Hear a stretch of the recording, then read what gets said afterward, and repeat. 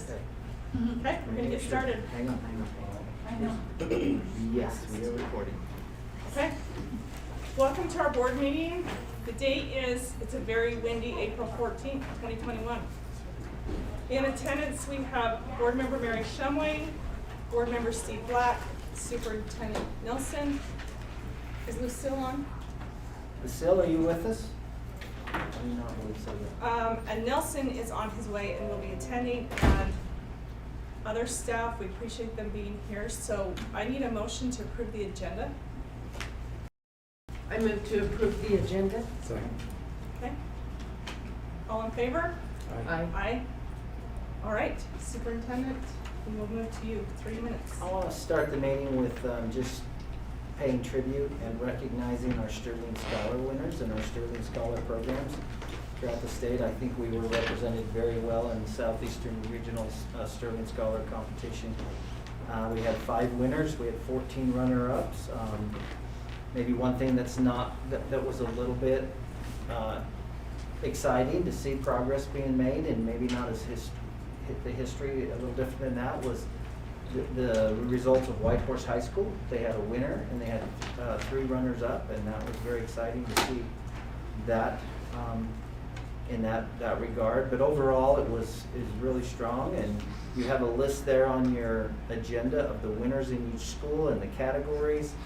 And I just wanted to, we talk a lot about the why of what we do is to empower.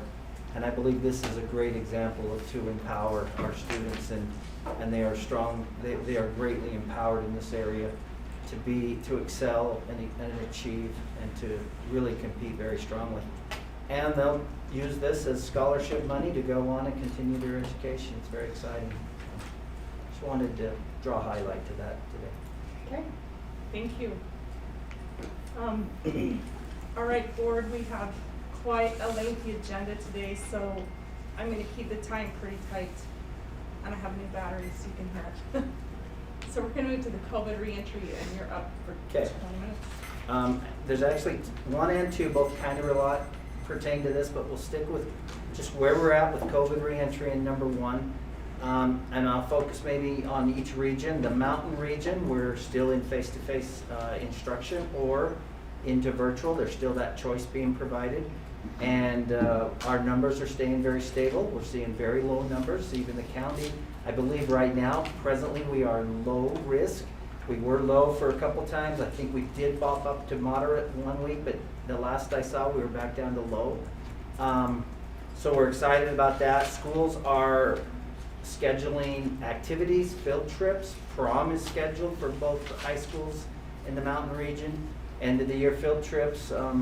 We are, of course, looking for any reasonable precautions and trying to be as smart about them as possible, but they are scheduled and they are planning, they are presently even happening now. So be aware of that, and we're excited about that. In our river region, students are still 100% virtual, and we'll talk a little bit more about that in number 2 as well, but they are still receiving their instruction through a virtual or packet type, some type of thing. We are bringing some kids to the school with small groups, with IEPs, and we're doing a lot of checking in with students and trying to monitor their academic progress. And there's a lot of work going around trying to make sure that there's as high a levels of learning happening as possible. So I'm happy with both of those reports. I think she just joined us if you want to just... Lucille. Lucille. Oh, great. We're glad you're here. Okay, well, Lucille's with us now. We are on number 1 of the agenda items. We've done the spotlight.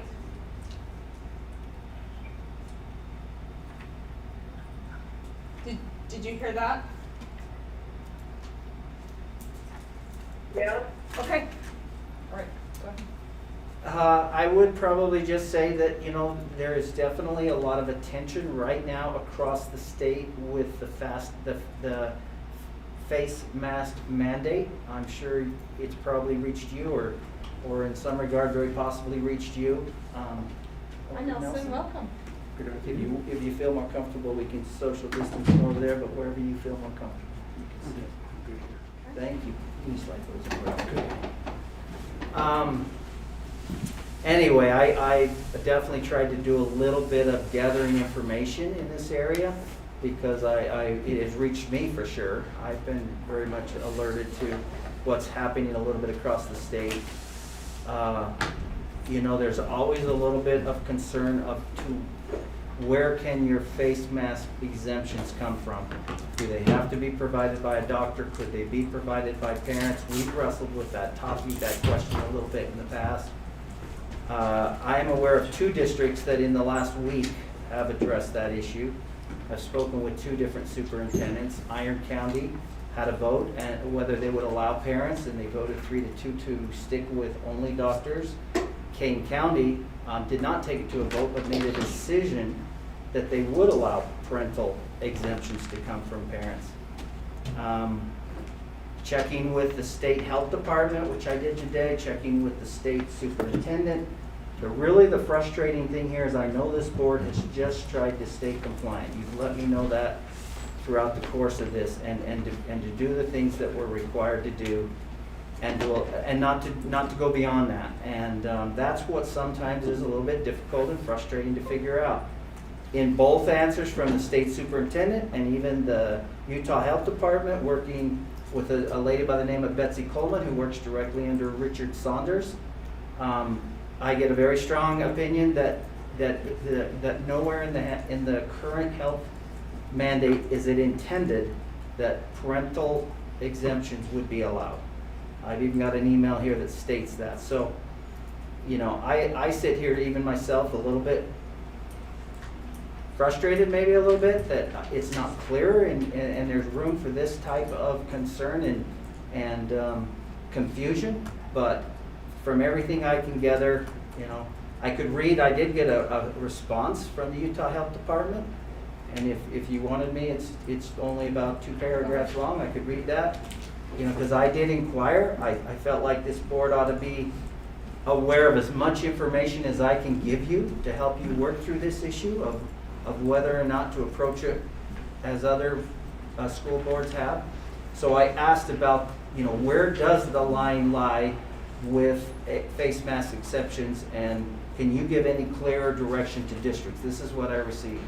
According to State Public Health Order 21-2, updated school face mask order, individuals with a medical condition, mental health condition, or intellectual or developmental disability that prevents the individual from wearing a face mask are exempt from the requirement to wear a face mask.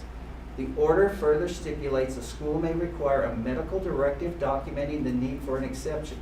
Conversely, the school can choose not to require any documentation of the individual medical condition. If the school chooses to require documentation, the order only allows for such documentation to be provided by certain types of medical providers. The order does not allow for parents to grant face mask exemptions. So, and I actually, if you'd like to. And that's written by who? Betsy Coleman in the state office health department that works directly with Richard Saunders. He was in a meeting. She was the one I was able to reach and receive information back from. But she's a person in an office. Yeah. You know, I just want to bring something to light to this conversation. And I read it again with some of the information you provided, which I'm grateful for. You know, when this first started, we were finishing spring break. I personally had several phone calls that said, we think you shouldn't start school again. And you were communicating with us saying, we're waiting to hear because the state has made it clear school boards do not have the authority to call off school because of a perceived health risk. School boards do not have that option. Well, just last week when this health, when the COVID restrictions changed, I watched this Salt Lake mayor at the press conference saying, I'm going to mandate that Salt Lake still wear masks everywhere, everybody. Where does the Salt Lake mayor get that authority to demand masks? Where is all this authority coming from? Whoever wrote this from the state, where's the authority from the person who wrote that? those are my questions. Just because somebody decides they're going to write something doesn't make them king or queen or rulers over all of us and what we have to do or cannot do. And I would like for us to really ask those questions and find out, just because that's written on a document doesn't mean it is the law of the land. And I don't know that I can answer all that, and that's a fair question. I do know that played out in the legislative session this session, Mhm. where there were many legislators that asked that very question. In fact, they decided we're going to write legislation that supersedes some of the health orders. And then there was a compromise kind of made, and that's actually where the June 15th end date came in. That's where the April 10th end of the statewide came in. I know there was a power play between whether the governor would sign the bill or not, and he agreed if certain things were in it, he would. And anyway, I just know that all played out. And so the question you're asking is part of the little tug of war that politically I think has been happening in this state for sure, but probably in most states across the country. Really, where does authority lie in in a pandemic, which I guess we don't have very often, so we don't answer this question very often. But it's been about 100 years since we had another one, and so I don't think we've done a very good job of really outlining where all that authority lies. So I am not sure. I'm just trying to provide the board with as much information as I can, because I know that you are in a situation that is very difficult, of how I know you have tried to be, as responsive and as respectful to all opinions, all voices, and yet still navigate what appears to be from the authorities that appear to have authority, which is the health department, from everything we gather. State health department and the governor and his task force have, up to this point, now the legislature just stepped in with some and another part of that legislation that was just passed, if you read it, and I don't know that I fully understand it, but there's at least three criteria that when it is met, the way I read the law, all of our type of precautions for COVID-19 will be removed. Masks, everything. June 12th? Even before June, if the criteria is met. You have to have a low transmission, you have to have a low rate of cases, and you have to have so many immunization shots. When that criteria is all met, all things are removed, even if it's before June 15th.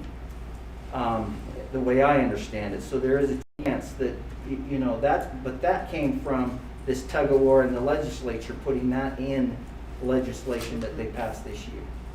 So anyway, I can't answer your question when push comes to shove, who literally has the authority. I can tell you who I believe has asserted themselves as having the authority, and that is the health department. State health department, in my mind, has assumed the role of authority. I think the legislative group this last year asserted some authority, and those two groups I think have played out in that role. But that's the only way. That's what I've seen thus far. Well, for instance, on this document that you provided, we have about, and I appreciate all this information that's been provided. It just has at the bottom of it, coronavirus.org. Let's see if I can, my mouse is, masks are still required in schools through the end of the year, is the title of this. But again, who has the authority to produce this document and send it all out?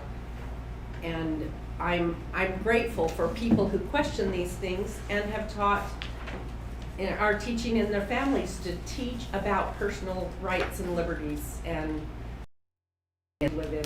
I think it's a very fitting and proper thing to do, to question where things come from when liberties are infringed upon. And so, who got to write this, and where did it come from? There's no signature on this. So why are we saying, okay, that's the law, that's what we have to do? It's not a law, it's not in code, it's not signed by the governor or.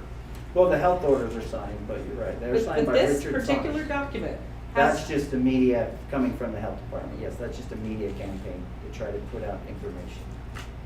To and answer so the question. it's, in our society, we ought to be looking at the differences between things that are a campaign, something to try to convince people, or something that is a real document that carries the kind of weight they're trying to carry. I don't see this as being anything that it's just a flyer, it's just a brochure. It's possibly propaganda. Well, this came out in response to the April 10th and the confusion that the health department felt would happen when in April 10th, the state mandate was lifted. But even the legislation that was passed by the legislators did not end the mask mandate in schools. Nobody signed their name to this, so Yeah, it's a little brochure, anybody can make one of these things. just a flyer. Yeah, it's just a flyer. There So- is a website at the bottom that you could research. There's a website, but who's really, responsible for this? Coronavirus.org. Who's at the head of coronavirus.org? Richard Saunders. Okay, so He is the director of the health department. Overseeing that department, which is overseeing that site. So, still, whatever that nobody's means. taken- whatever that means, yeah. Whatever that means. So, yeah, thank you for attaching all of these documents. Anything else on that? No, I think we're good there. Okay, moving on. Move to number So- 2. I So just want to recap, so the way it is currently at San Juan School District is parents cannot write their own child's, So unless the board gave a different direction, that the way it currently is in San Juan School District is, yes, we have been accepting only medical personnel face covering exemptions. So I would let the board be very clear that if you wanted to see a change in that, and would either make a motion and pass a motion to give me direction, or just give me direction, I would certainly honor any wish of the board. If you make no motion or no change, then we will continue to do that. I do believe that, though I do believe there's some discrepancy in the writing of some of these things, I am fairly confident that if we believe the authority does come down through the health department, and that's been questioned, and right? Who rightfully elected so them? possibly. But if we do believe in that authority, their intention, very much so, and they even claim legally that parents do not have the right to provide a medical exemption in this regard.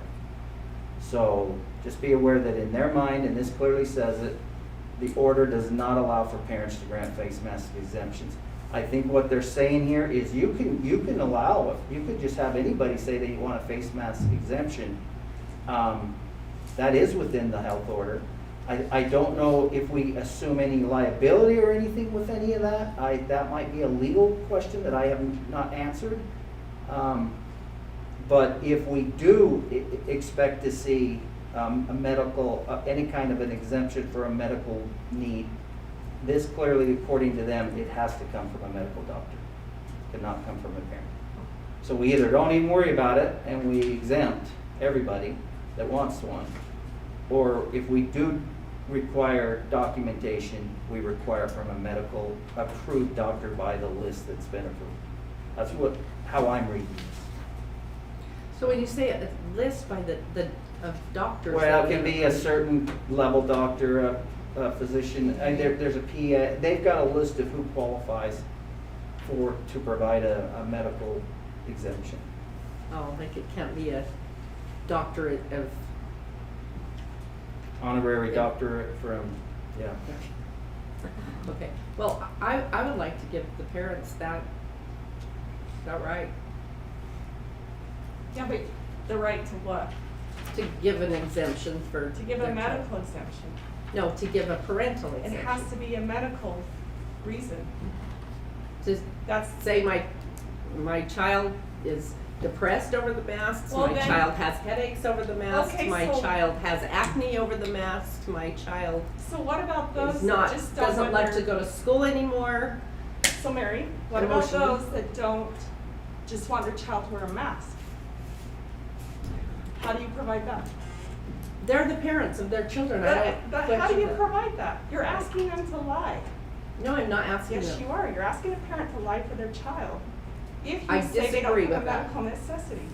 You can put words in my mouth, but Well, that's not what I'm saying. If those If I- kinds of things are happening at home, if the child is depressed, I don't wanna go to school, if the child is, that's what I'm saying, and I didn't say, I think the parents should lie, so their kids won't wear a mask. Well, I'm not saying Said I medical, should. no, I'm not saying medical, I understand the depression, I understand all the mental, I understand that completely. We can disagree, that's But how what I I'm feel. saying but is- I'm not gonna, No, what I'm saying is if you have a child that just, you don't want them to wear a mask because of their rights, how do you justify with that? I'm not asking anybody to justify that. Well, that's what that would do. If a child comes to school without a mask that doesn't have a medical Yeah. reason, when we're saying we're gonna follow the medical reasons. If there is a A medical parental.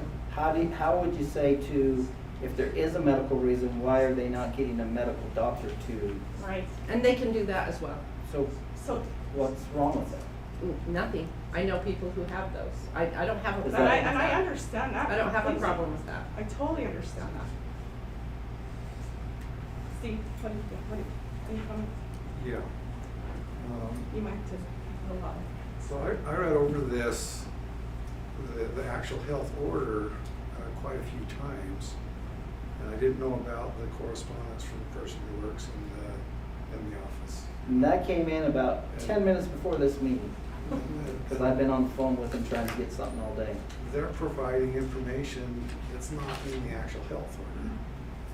And so I don't know what authority the extra information that's not actually in the health order is coming from. I do question that. You know, if it's somebody just offering their opinion about the health order. But the health order itself, it seems like the requirement to have a medical professional sign off on it is a step over and above what it's actually requiring, because it says the school may require the individual to get a signature from the doctor and everything.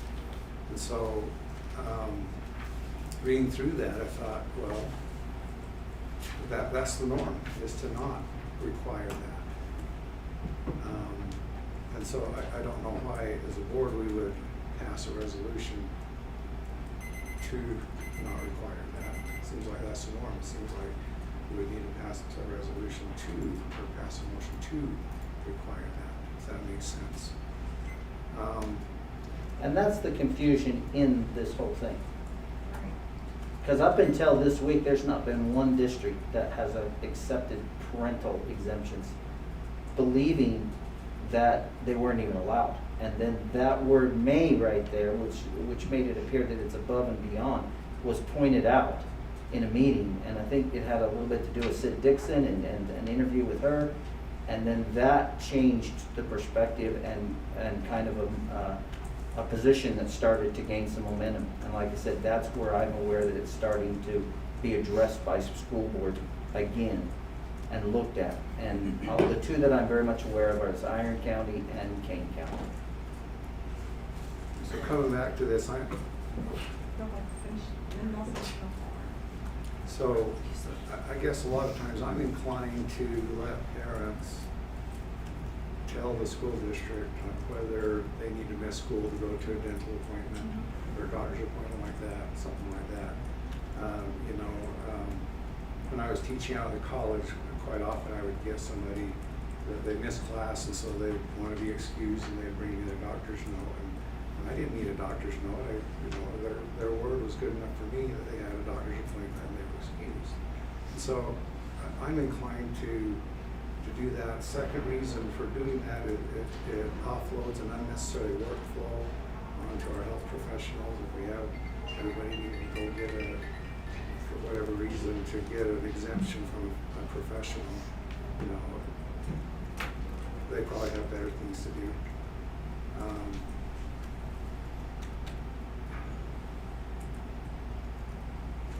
So, I don't know.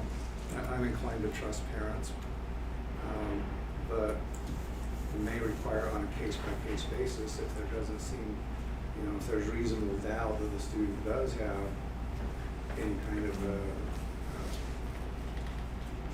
necessity to not wear a mask, then require it, but just for everybody, I don't know. The one concern I would definitely be concerned about is making sure that we don't put our schools in a place where they have to start trying to guess between medical advice one way or the other or legitimacy. If they have to start deciding where an exemption boundaries like there, and the law is very clear, and I was told this very clearly, that if there is doubt, you can still require a parental, the school district does have the right to require a doctor's exemption.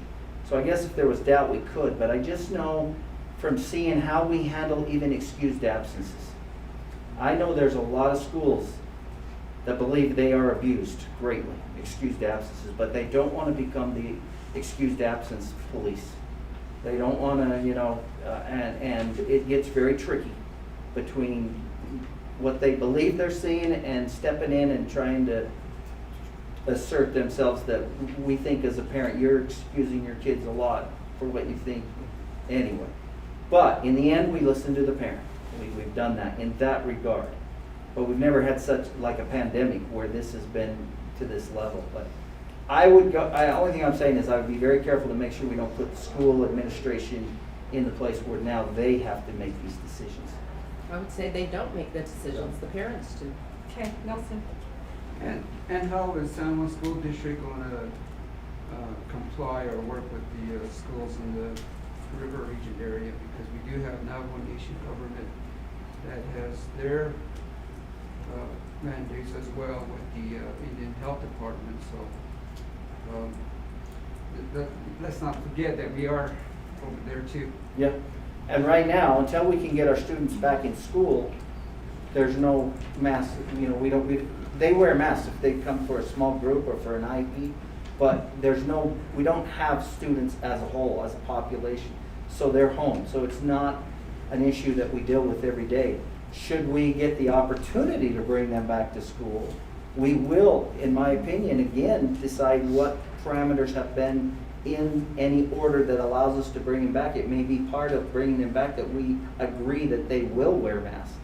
The thing we're wrestling with here is there or is there not in the present health order room for the parents to make the decision? And that's what we're wrestling with, in my opinion, here. I don't think the Navajo Nation, they'll probably be very bold if they do allow kids to come back to school, that they want to see masks. And I'm assuming that, of course, the board can decide, but I'm assuming that we will follow that directive. But presently, it's not an issue because they're not in school. Well, the day might come. I hope so. And that's number 2, we'll talk about that. So, if I'm guessing, you're leaning more towards parental choice based on medical necessity, not just no masks, correct? Right. But Mary, you're leaning more on no masks, am I correct? No, just exactly medical what Steve exception. said. Just Just medical allowing exception. parents to provide exemptions themselves. The medical He exemption. explained it much better than I did, but that's what I was Okay, go ahead. saying as well. The exemption is from a certain paragraph. An individual with a medical condition, a mental health condition, or intellectual or developmental disability that prevents the individual from wearing a face mask. That's And what it is. Yeah. Now, if we find out that we have students of that kind that we didn't know about, we need to provide the best education for them too, and maybe change their education pathway a bit too. And I don't know, Board, I don't know if we accept any extra liability. I don't know if it's of any concern to even look into this legally. Should there be an outbreak in a school, a student ends up in the hospital, a staff member ends up in the hospital, are we accepting any liability if we are not following as recommended by what is classified the authorities in the state? I know there's question about that, but still I think they are classified, the health department, as the authorities. I don't know. I don't know any of the answers to any of those. If the board wanted to look into that, I would. If it's not a concern, then I don't need to. The other thing to be aware of, that if we go that way, if the board was to elect to go that way, parents we'd need a form that really lined out some things that are very clear. One being that in the event there is a positive case in the school, and most parents know this, but they need to be reminded, because we haven't had a lot of positive cases for quite a while. When they do contact tracing, if you are not wearing a mask, you are guaranteed 14 days of quarantine. So if prom was within that time frame, if state track, they would have to know that they are possibly, if that did happen, that they could be at a higher risk to lose some of that. Okay, Matt? I just want to discuss a little bit possible risk. And on this, I'm not arguing one way or the other which way the board should go. But I do think the board should be explicit in the direction they are going. You have the health order, which has the exemption, which states the medical purpose. It is ambiguous with the word may. You have the intent being of that health order being explained in an email coming out of that office, explicitly stating the order does not allow parents to grant a face mask exemption. So if we allow parents to, that's great. I mean, if that's really where we want to go, that's where we should go. But I want to be clear that in doing so, we would be exposing ourselves to any liability or litigation. I mean, it's just unknown. I'm not saying anything would come from it. It might not. But you definitely would be going counter to the intent of that health order, which you have the health order and our best and most accurate information as to the intent of that health order, which is a statement out of their office. So you would be going counter to that intent, which means you would open yourself up to whatever you opened yourself up to. It might not be anything. It might not be worth even considering. I just want you to be aware of that logical process. So the other thing is, if we do allow the parents that exemption on medical, how does that form look? Is it a form that's filled out? I mean, how does that look? I'll be honest. Do you just come without your face mask and you say, I think as I read this, and I actually think this is gonna go statewide, is what I was told. It will be declared, but I almost think the option is to not require documentation of any kind. Kids that don't wanna wear masks, don't wear masks. Because this is clear, parents, I don't know. Maybe that is a good middle ground, is to have parents, but this clearly, how I read this is we don't have to even have documentation for an exemption. Somebody declares they want an exemption, they have an exemption. I guess they don't wear a mask. What I've heard parents say to me is that I've told my child, if the mask bothers you, if you like to wear masks, mask is fine. I honestly haven't seen a parent or had a parent talk to me in any way that says, I don't want my child to wear a mask anymore. It's all from the information and the behavior and things they're getting from their child and their dislike of school. Kids are people too, and they're getting weary of this. It's been over a year, and there's concern, deep concern with parents with their children and how just their behavior, their lack of love for life, and especially school. And that's the last thing I want for our children, is to dislike school. There's enough things that, you have to be there, you have to do what, you've got to do your assignments. There's enough things to dislike anyway, just as we all do, even adults. There's things about our jobs we like, there's things we dislike. But the masks are people are getting very wary of them. And I believe the parents are just listening to and watching their children and their behavior, and that's why they're so concerned at this point. It's been a long, long time. And I'm really happy if I see that it ends and nothing else comes up. But we haven't gotten to that point yet, even though it's supposed to end no later than June 12th. June 15th. Then who's to say we don't get another health order? This has happened over and over again. I'm weary. One thing one other thing to note, Wait, what? in our school district, when employees miss a day of work for a health reason, is there documentation that's ever asked for or required from a medical professional? Or are they on their own? Do we trust the employees? Once they have 10 days, they have to provide documentation, Or if they are over 3 consecutive days. or 3 consecutive. Or if you're qualified. So we do get it in Oh, yes. 3 Yes. consecutive days, 4th day, they've got to 3 Mhm. consecutive provide days, it. we have it done. So over 3, so. And really, I think that's another thing that really you need to put a little thought into. Does this include staff? Does this not include staff? We've talked a lot about students. Staff will come up very quickly. And my only concern again there is if we have a positive case in a school and we lose a teacher for 14 days, we lost a lot of education. We love our substitutes, but we like our teachers in the teaching. They are definitely the higher level of learning. So just be aware that that would be my concern about just the fact that they were possibly exposed. Now they're 14 days quarantined, and I really see a lot of possible educational loss that way. But be aware that that needs to factor into any decision you make as well. Does it include staff? Does it not include staff? Because that question will come up very quickly. So we don't really have a motion for this, so we just have to give direction. Well, you could make yeah, there's an action, There- well, there's COVID-19, so yeah, down towards the Oh, bottom. yes, So okay. you could put a motion in there. We've got 5 weeks, is it 5 weeks left of school is all?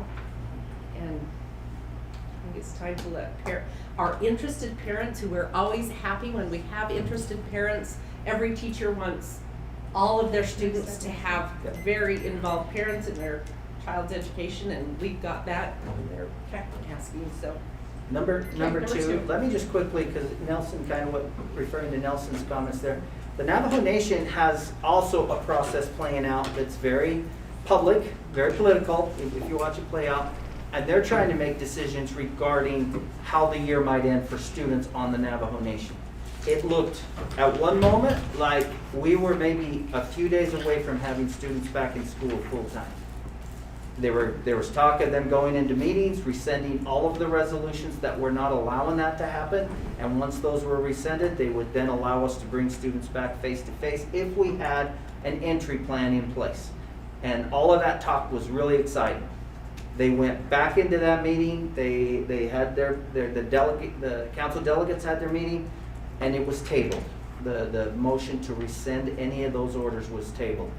And it was tabled possibly until June. If that's the case, it will not, we would have no chance of bringing kids back in person. However, it's a moving process. It's always changing. There's still always a chance that the council delegates will come back together and even at a very very short notice, rescind those orders and allow districts to build plans to bring students back.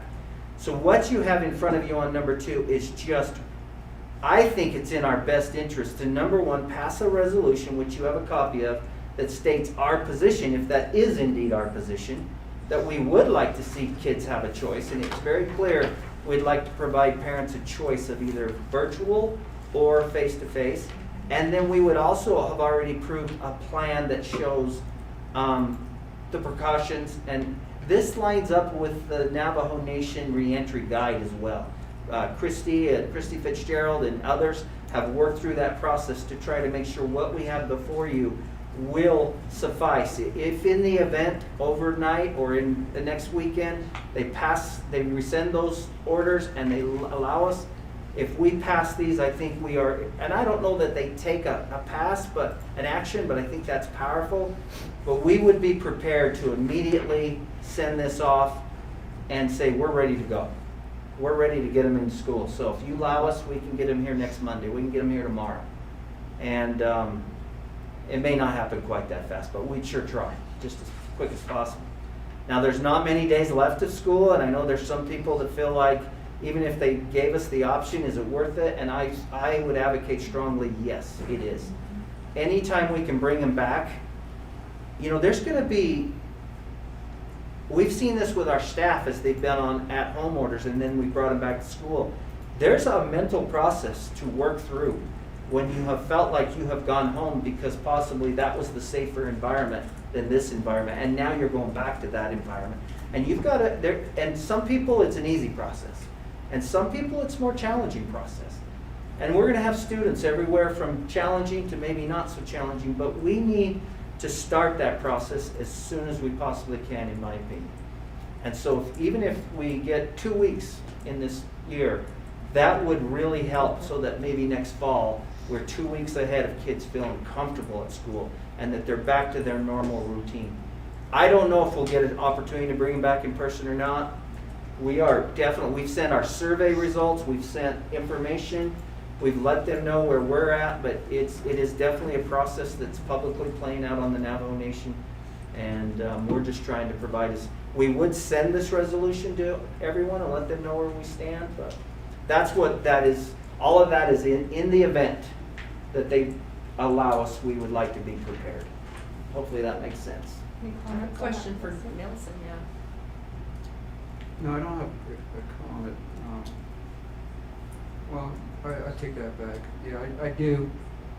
I was so optimistic that they would pass this. However, a representative from within our region had motioned to table this idea. Like everybody else, I would like to see our students get back in school. I fear that they are getting further behind, and it's going to take them that much longer to get caught up if they need to. So I do agree with some of the comments that you've been talking about on the mask. Some I don't. I want to, but for our Navajo students to approach this in the safest way, day-to-day attendance in school. So I hope it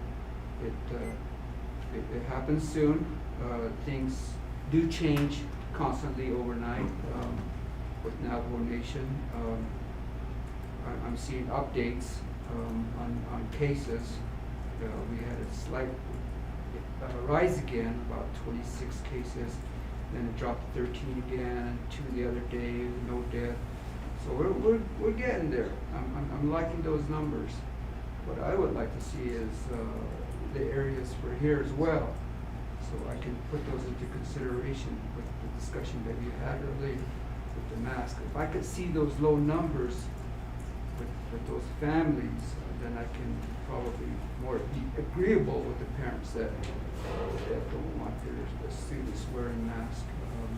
I have a grandson in Albuquerque Public School that's back in school his second week, and they're wearing masks and doing all the safety precautions, so he's liking it. So I really would like to see our students get back in school despite the lack of internet that we've had and some issues that we've had. So I'm there. It's been over a year I've been gone, but I remember the day when I got that phone call from superintendent when we had that meeting at Navajo Mountain. It was a couple of days or a day later when we got that notice with this COVID. I don't know about you guys, but my head was cranking, and we were there. We walked through that meeting. It seemed like we missed a bullet there, and how many bullets have I missed from that day up to over a year now, and we're still tiptoeing down. So yeah, anyway, make that short.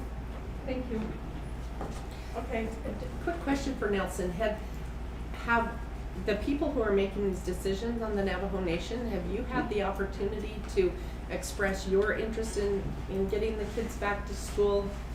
And are they interacting with you and Lucille?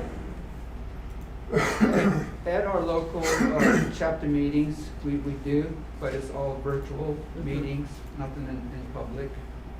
But as far as at the Navajo Nation Winter Rock level, their meetings are the same virtual as well.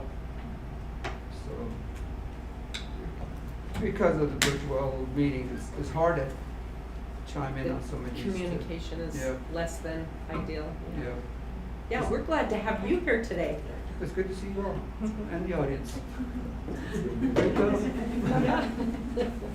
Okay, Matt, 3, 4, 5, and 6. Okay, first I'd be remiss if I didn't say hi to Nilton, because it is good to see you again, and I like that shirt. Thank you. Looking at these policies, these are the same policies you guys had a chance to look at last board meeting. The first two policies are just taking out a paragraph, a clause that invites conflict, invites confusion. So just talking about 2310 and 2410, as you guys have had a chance to review those, do you have any questions or concerns? The recommendation is that we take that paragraph out. Can I start? Okay, so one thing, this is just housekeeping kind of stuff, that I don't love is having, if I understand this right, they're the exact same documents twice, only one shows the change and the other one doesn't show the change. Is that right? So you have a clean version, Uh-huh. and then you have a version that shows at how the document has been edited. So the difference of these two documents is the red that you see on the second document. And that's what I thought, and I'm just wondering why. I mean, I just think, are they really identical? We have to, if you're if we have one document, we don't have to wonder if they're identical documents with part of it crossed out. Why isn't just crossing showing what will disappear, the proposed? So it was probably I would maybe I three prefer that. maybe 3 years ago that the board requested that they have a clean and a a red. dirty. So Okay, I misunderstood that now. that's why we've done that way Do for you the guys last like few years. having two different documents with one having? I like seeing both, but we can do whatever. Because then it tells you I how like it having was, one. and then when you see how it is, then you can see why they're making the change. I think what Mary's saying is she doesn't want to see a clean version. She just wants to see the edited version. Exactly. But So there you are. wouldn't have to look at the clean version. I actually go back and forth. And I think when the board requested that last time, it was because when you get into, like in this situation, it's really easy to have that one piece that's edited, but when you get into a policy that has substantial changes, it can be very difficult to read the edited version. So they wanted a clean version to read it, and the edited to see what was being changed. If in the event that those two documents are different,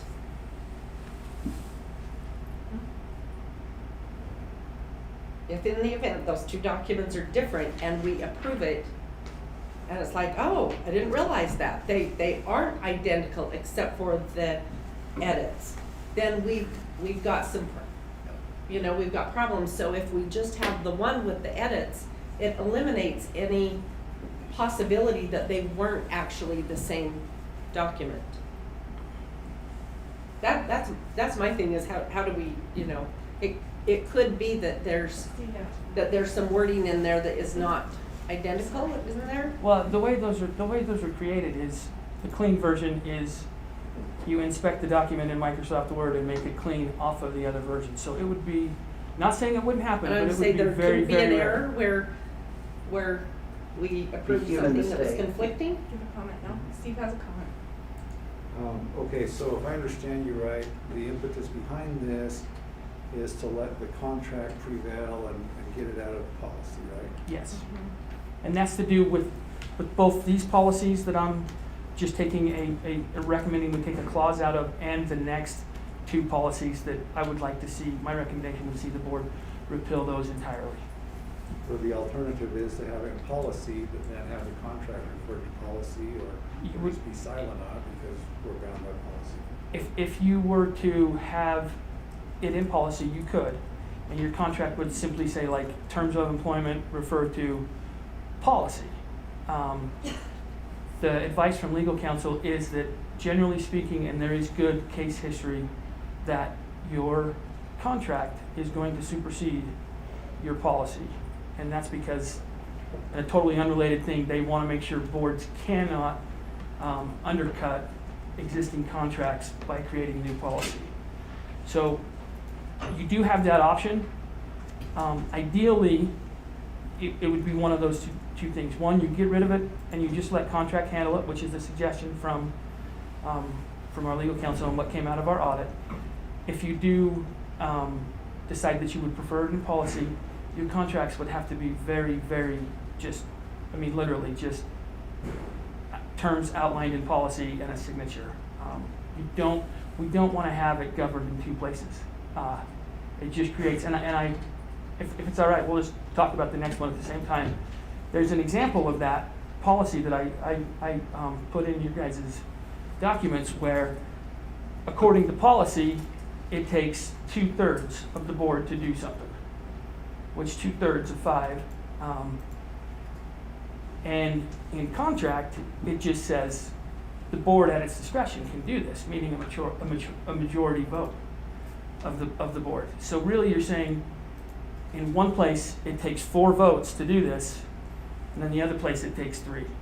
So if there was ever a situation we got into where that was being contested, that ambiguity would come against us in that situation, because we've created both documents and they are ambiguous. So kind of circling back around to your original question, yes, the idea is to have these employment contracts governed by contract and not in policy. And that's advice from legal. And that is advice that came out of our audit that we've been working on for the last, you guys know, a couple of years. All And right. that's those 3. Questions about those? Nelson has a question. I like seeing it the way you're doing it now, the clean and the before. We talked about that last month. Remember, there was a whole page that Mm-hmm. we got rid of. I like seeing the before and the after, so that way I can always go back to the after if I need to, and remind myself what it was and what it is now. So the other question is, because I lost that phone connection last Yeah, meeting. sorry. The other ones that you brought to the board meetings, I'm assuming they passed. Those changes, or We didn't have any No. policies passed last time. These are the 4. These are all, okay, so these are the Those same, are these are same them. ones. and But I only see the 2. That's why I'm asking. so the action item to reduce redundancy and duplicity, the action item for 2320 and 2420, action item 5 are combined. They were individually brought to you. And in order to slim down the agenda and not be as redundant, not have you reading the same thing twice, they were combined into one action item. Okay, so if we only should, and I agree that makes sense to have it in one place or another, but that the contract supersedes policy, it makes a lot more sense for me to have it in policy, even if this contract is currently superseding policy, because that is publicly available all the time. It makes us more transparent to have things that the public can look up, that is looked up. The contracts are a little bit, more under lock and key. They're not readily available as much as policy is. And policy then helps guide a board, which sounds like we didn't do very well this last time around when we approved contracts to make sure that they actually fit in with our policy. But ideally, that's what boards would do, is go to policy and make sure that we are within policy. And that includes sometimes we look at something we're working on, and if it doesn't go with go hand in hand with policy, sometimes we realize the need to make updates to our policy. But with policy, not having it in policy concerns me. So We're just not as transparent to the public when we take things out of policy and put it in a So- document that isn't. quite frankly, yes, I understand the transparency issue. The contracts are public documents. They can be requested at any time. Just from a straight management point of view, both in my opinion, and I've run this by the superintendent and I've run it by legal counsel and talked to other districts in the state, it is more advantageous for the board to take it out of policy and manage it with a contract. That is the advice that we're getting unanimously. As a matter of fact, you all know Joan, she said, I can't think of another district that has this. This is so unusual. I can't believe we've never caught it before. This is crazy, because it's not just, we messed up this last time. It's been this way for, a decade. And we haven't had a conflict come up. And maybe we won't have a conflict come up. But in the interest of being most advantageous to the board, to the district, to reducing conflict and ambiguity, recommendation is that it be in contract. And it reduces risk of error, correct? Correct. It reduces our liability. Well, if we don't have a policy to follow, then we don't Well, any you can error, say but if a refer to the policy contract. guides a board But your in contract is your policy. Your contract ends up being your binding. whatever we or the superintendent or business administrator creates That ends up being your From- guide. from, so when we don't have anything to guide in that policy. But your So contract let is me your just guide. ask, Am I correct in that? so what we're trying to strike is at the board, at the meeting of the board in January of the final year of the contract, the board shall indicate whether or not the work of the in this case, it's superintendent, is satisfactory and whether it is in their intent to renew his or her contract. The superintendent shall indicate at that time his or her intention in regard to continuing in this position. The board may, by 2/3 majority vote, choose not to renew the contract end of the contract period. So is all you're saying there is that should be in the contract and shouldn't be in policy, but that's state statute, information. And because it's state statute, it doesn't need to be redundant in policy, and it can be covered by outlined in the terms of the contract. That's the advice we're giving. Okay, so we still follow state policy. Yes. We're not trying to get rid of this, it just No, doesn't. we still follow the entire statute, all those guidelines. This just says, get it out of policy so you don't have it in two places where you can get confusion. Do we have other things that are mandated by the state? I mean, I know we do, so help me understand this. The state mandates all kinds of things that we have to put into policy in our district. I mean, So that's common, it's what this- we do all the time. The state will require you to have a policy, but they certainly don't require you to have a policy corresponding with everything in statute. Your policy book would be unmanageable. But there are specific things where you are required, a bullying and hazing, you're required to have a policy to address, Right. to meet and basically the policy is telling the state how we're gonna meet that legislative requirement. Does that answer your question? Okay, Kinda. we're out of time. Yes. Last time we didn't talk about number 6, which is 4131. And there's a line in that where it talks about prorating the cost of insurance for employees. With the Affordable Care Act and the requirements that came into play and having to tie your minimum essential coverage to the poverty line and different things of that nature, it contradicts that one line. So here what we're asking is to just take that line out and let, state rule, state law, the business administrator, the superintendent, the Utah school boards kind of help us to calculate how we do premiums, Okay. not prorate it. Okay, thanks. Aaron, we're gonna let you give yours really quickly and then we'll have our presentation. Okay, Is that I'm all gonna right? have Chris give ours, and Yep. Oh, Chris, okay. look, my name's on there, but Chris is the man that knows. All right, Chris, What do you want to know? you're up to get 3 minutes, whatever you'd like. I'm to faster say. than that. Okay. We are running ahead. We've got some growing pains as we're starting to light things up. It's a lot different from installing. When you're trying to turn things on and get them working, there's a little bit more growing pains.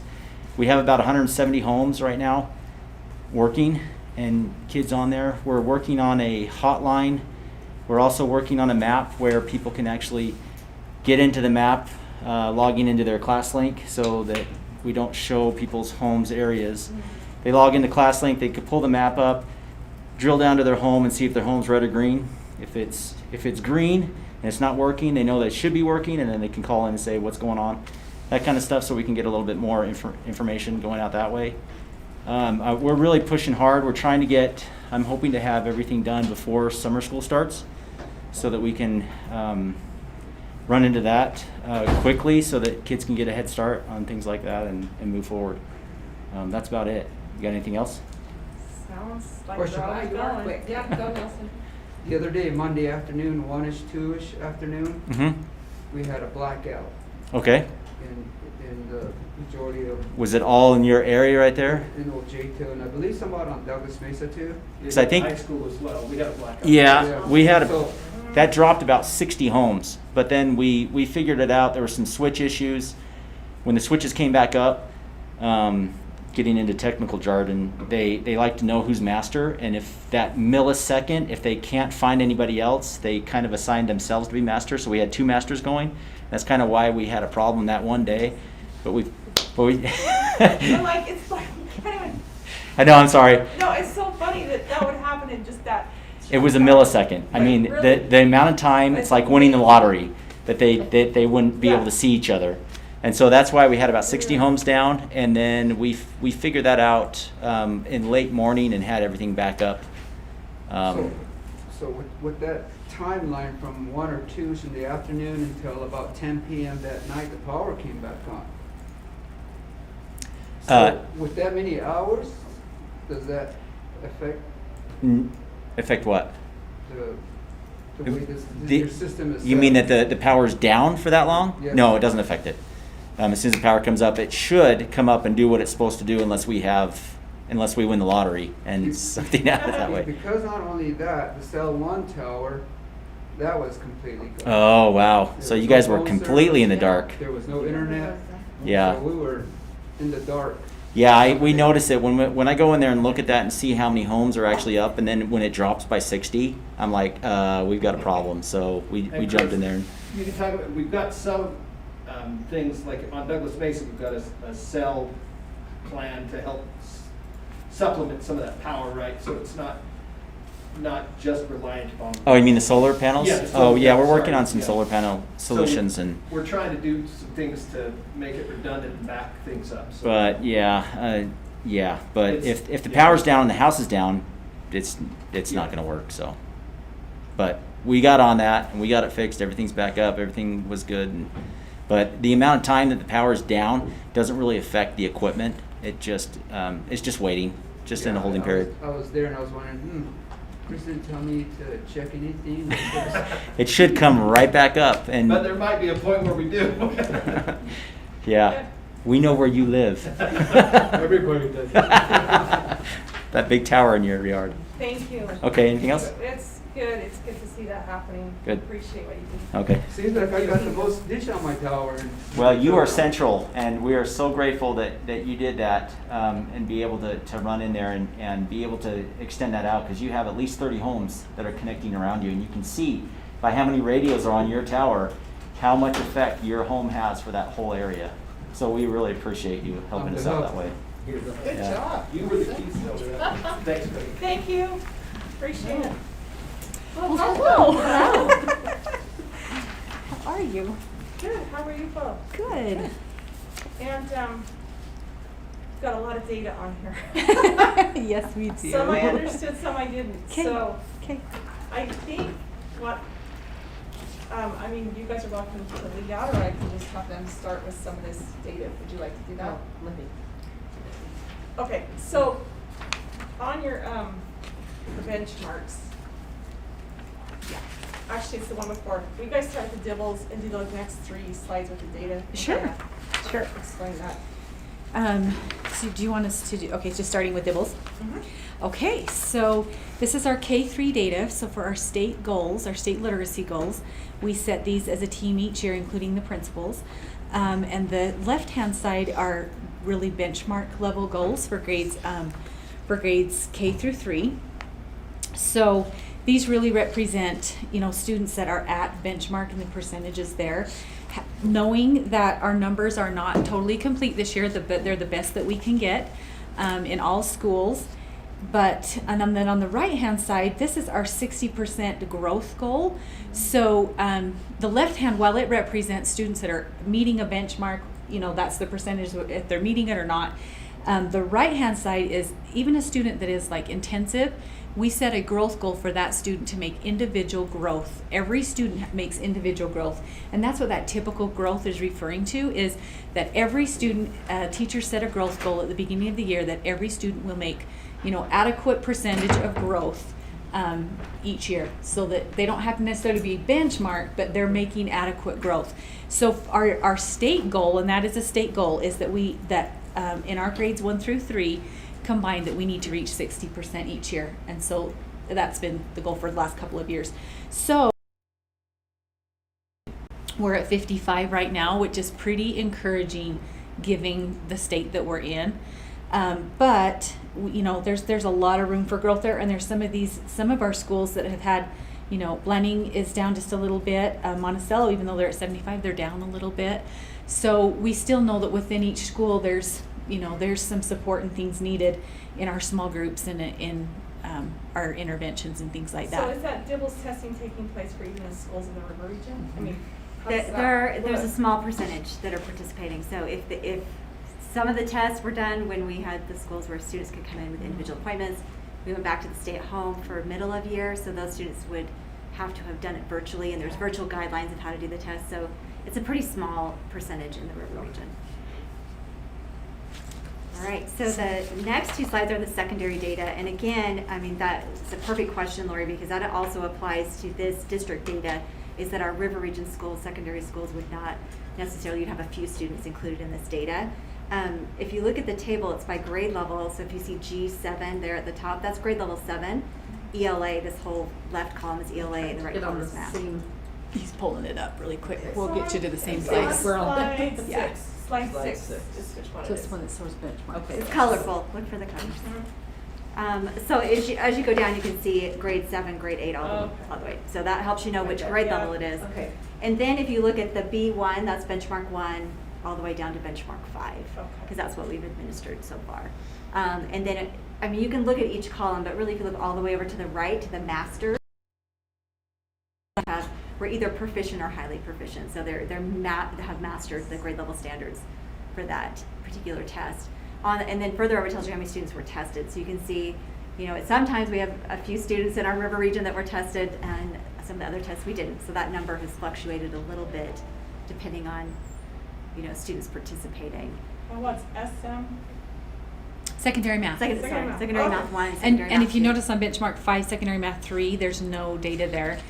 They do have the option to give the ACT in place of benchmark 5. Okay. And keeping in mind, I think it's really important that with the benchmark data that this is really just another formative assessment process that we built in the teachers have built in so that they can monitor progress along the way, so that we don't get at our end of year summative and have surprises. That's really the purpose of the benchmark piece. Got it. And if you look at this data compared to last year, I mean, it's not a perfect match because, you know, we're looking, but if we drill it down by school, we are seeing some, you know, areas where we are seeing growth. So that's really exciting considering the circumstances of this year. Particular ARL in 7th grade, we've seen some great growth on some of their benchmark tests. And some of them have dropped, and I mean, that would be expected depending on the circumstances of each particular school or that particular grade level. So, I mean, I think that that's a positive to highlight, that there has been some growth even with everything else going on. So, okay, so any questions on that slide before I go to the next one? So the next slide is a different assessment. It's the Evaluate assessment, and this is Whitehorse High School. And we will be using this assessment also at Navajo Mountain. Well, all the river region schools will use this assessment, even elementary. So this is looking at their data and the increase and decrease. You can see on the right side that little pie chart shows participation. So it's low, so it's not a huge amount, but we did have some students that participated, and they could do this online at home or at school if they had internet at home. And then this tells you the percent correct of questions, percent correct. And then what we really look at is that box in the middle, so that growth. So you can see from the last time they took that test for those same standards, because they take the test each month with the standards rotating by month. So if you look at every other month, it's the same standards from the beginning of the year. So what we want to see is that green box We want it to be green, not red, because that's showing your growth in that time frame. So that's about 60 days when they are tested again on those standards. And it's tested on all the standards. So some of these standards they're testing on they haven't even had instruction on that yet. So again, if the teachers using this data in their instruction and how they design their instruction, that's why we would continue to see that growth throughout the year. Okay, did you have a question? So one of the things, when we go to your challenges and celebrations, I think, and we talked about this, but improved parent relationships. Have you found that extremely successful, key? I mean, and will that continue? I would say for the river region, yes. I mean, the mountain region might be a little bit different, but the river region has been such a crucial component to continue learning with a lot of our students not having reliable internet. That parent has been a key factor, or the guardian, family members, whoever the student is living with, and is supporting them with their education. I mean, that has been so crucial to have that relationship.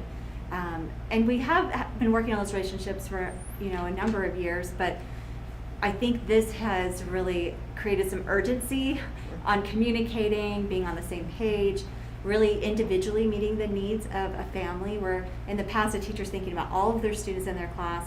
With this type of learning, they've had to individually work with each individual family and that student of how to meet their needs and how to better communicate with them. And I think it's really opened the door to understand our families better. And the parents, and I shouldn't say parents, I should say any family member that's working with the student and supporting them, I think have really gotten to know the school staff better, the teachers better. They've had to be able to have their needs met. Because I've actually had people in Monticello ask me about the schools in the river region, and I said, I think COVID's not a good thing, but there's have been some things that have come out that have been beneficial, and I have said I feel that's one of those that has benefited down there, that they feel that need to really be more involved, I guess, and it goes for any parent in any school, that hopefully they'll see that need. But one last question and Julie, this is your school, so LaSalle. Yeah. Option 2, what was my question on that? They're 100% in option 2? No, they should, no. Is that correct or not correct? 7%, that should be, they're in option 1. Okay. They should be in option 1, yep. So they're all in option 1? They're That's all my option 1. She doesn't have understanding, any, right? we Did don't I have read any that wrong? option 2, no. That's in the wrong column, yep. Okay. I just That's thought in the wrong that- column. That suddenly happened. They should only have one data and it should be in the first column. Yep. Okay, and then with the option 3, I mean, that to me is such a huge concern, I'm sure for every one of us, that how do we fix that? But I am amazed a little bit at how many especially Monticello High School who are on the option 3. Have gone to option 3. They're in option 3, is that right? Yeah, Because, yeah, like, and actually our 36. numbers have gone down. I mean, Oh, throughout really? the year, Again? yeah, have gone This is significantly down. But yeah, we do have quite a few at Monticello High School. But I will say that, I mean, just coming back to the parent involvement and stuff with option 3, that has been a significant area of growth in our mountain region, is the communication and working through learning plans with parents and working through helping students set up schedules to be an online learner and know what online learning, can look like at home and to help them be successful. That has been a really important piece. And then our option 3 students are really our parents are reaching out more, and I think that it's been really tough this year because even some of our option 3s are White Mesa and South. Sure. For ARL and San Juan High, and that's been really tricky, but we are getting some parents that are reaching out now and having conversations through email mostly, and we're able to send some things that aren't just virtual, that are from a textbook at the school that we can help, pencil paper learning and that kind of a thing. So, but our numbers have gone down. We still have over around 150 students that are in option 3. We have put out a survey for option 3. All option 3 parents have received a survey for several weeks now, just kind of looking at what they would like the projections to be for next year, and it's really pretty split. for, you know, the parents who are planning to send their, it's about 50-50, or who would like to send their students back face-to-face, and who will continue to look for an online option. But it's pretty Okay, so minimal. 50, It's around 50 from option 3? Yeah, from our option 3 group, and for the most part, it's around about 50 students, between 25 and 50 students that we would be looking at that are pretty much for sures that want an online option. So it's pretty minimal compared to the total number of students we've had in option 3. And even now, every week we're having students come back to Planning Elementary Nice. from being, you know, option 3. And most of those students, I have to say, are students that their families have had significant impact from COVID, that have just stayed away because of that. I mean, even several of our parents of those children are Native, and they have, you know, they've had family members close to them, and the parents have even had to stop working during COVID and are now having to go back to work as it's back to work. So they're bringing their kids back to school. Nelson, do you have a question? Yeah, back to the challenges, I guess. The 100% virtual learning with lack of reliable internet. With a few weeks left of school, I guess it seems to be what it looks like. To continue with the internet services, are we going to be, I don't know, okay, great, or what's the expectation for our kids with Good it question. right now? I know, like Chris said earlier, we've got our internet up and going now, but I still worry like days like today, and you live in Montana. Yeah. Valley, and Lack of boy, power really it interrupts is your blowing life. hard and And not work. blasting, and Is the power out down there? not It was. today, Oh, it was. Yeah, but you know what I'm saying. I know what you're saying. Yeah. Yeah, I mean, I think it's, there's multiple layers to that. One, we still have students that are being added on, right? So they don't have access, but we do have students have access. But what we have seen is we haven't seen necessarily an increase in students joining, you know, the broadcast sessions. So that's a concern.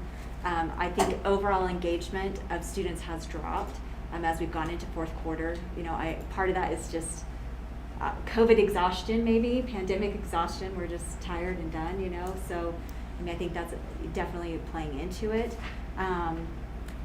But yeah, it's a challenge. I mean, our schools are putting out as many incentives as they can for students to engage in learning, but it continues to be a challenge to get students engaging both virtually and through any other form that we've been doing learning through packets or anything else. So I think we're just seeing a drop overall fourth quarter from, you know, the rest of the quarters this school year. So our hope is, though, when we think about, you know, that land project and having that internet access, is we are working on some remediation programs, some back to learning programs that could occur in the summer and could occur virtually. So as we really look at that land project, I think our hope is that all the students that could possibly have it will have it to start June 7th when we start rolling out, you know, some of those programs. And if you look at which slide is it that it's on there, it talks about some of our plans moving forward, slide 10, I believe. You know, that's really crucial that that land project is part of that, because we will not be able to meet those needs without that. The expectation is clearly our internet situation with our River Region students. There'll still be days and times when it goes out. We haven't even been blaming myself. I have many times in my district office, in my office up here, that, not many times, but there's times it goes out.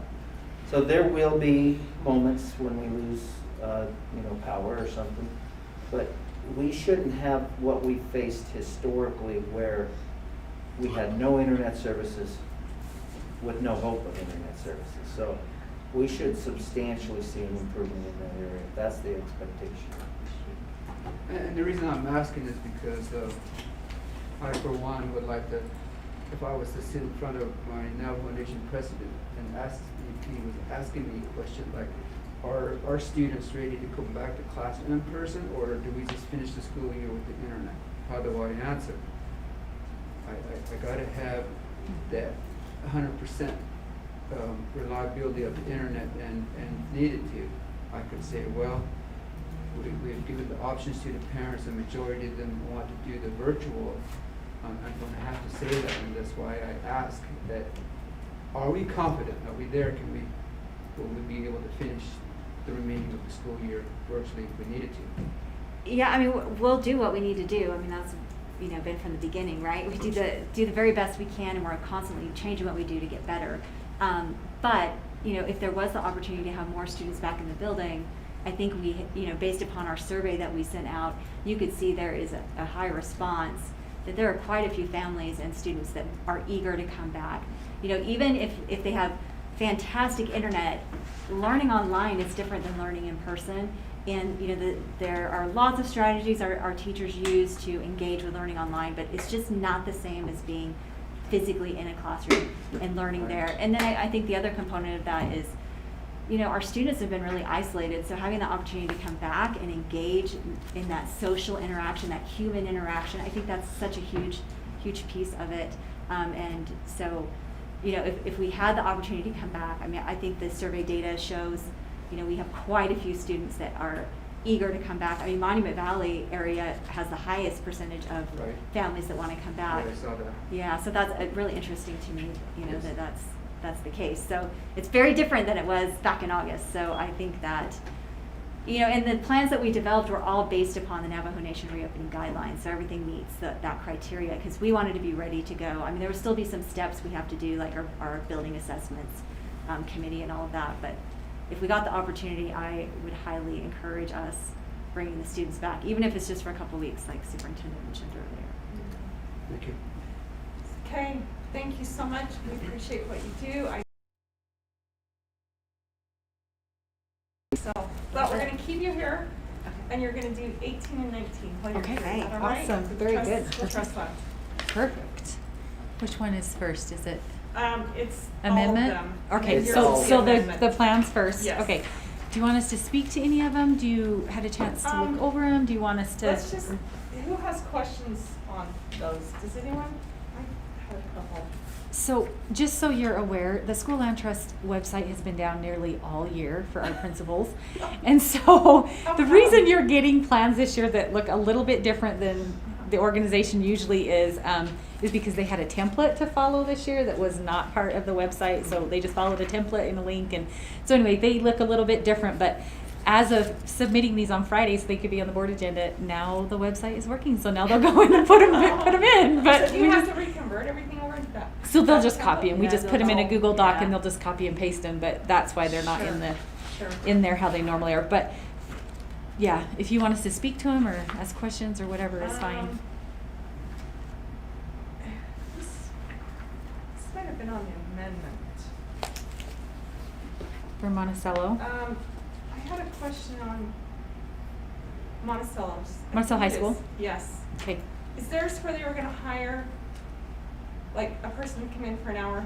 So on their amendment originally on goal number 3, they originally were going to hire a licensed math teacher. Is that what you're talking about, to come in and work after No, school? Oh, I think it's, I thought I wrote it down. I know where it is. No, I don't. It's the agenda I threw in the trash right before I left. oh, But here's the other one. So, okay, it's MHS's. okay. It is goal, I just printed out the last page. Is it their So- amendment or their plan? Their plan. So it Okay. must be their last goal on that. Okay. So is this amendment from, or is this plan from last year, have they created? It is similar to last year's, but they are, so the goal number 2 is an intervention teacher support. So during their 4th hour, this is the 7th and 8th grade support. So it's 3 intervention teachers that support basically RTI for 4th hour for Monticello High School. And I'm glad you brought that up, because Monticello High School, depending on what happens with the scheduling and everything next year, Yes. this entire plan may need to be redone. I mean, they may Sure. have to amend, because if intervention is already built in, we may have to relook at this, and that's like $45,000 of So their.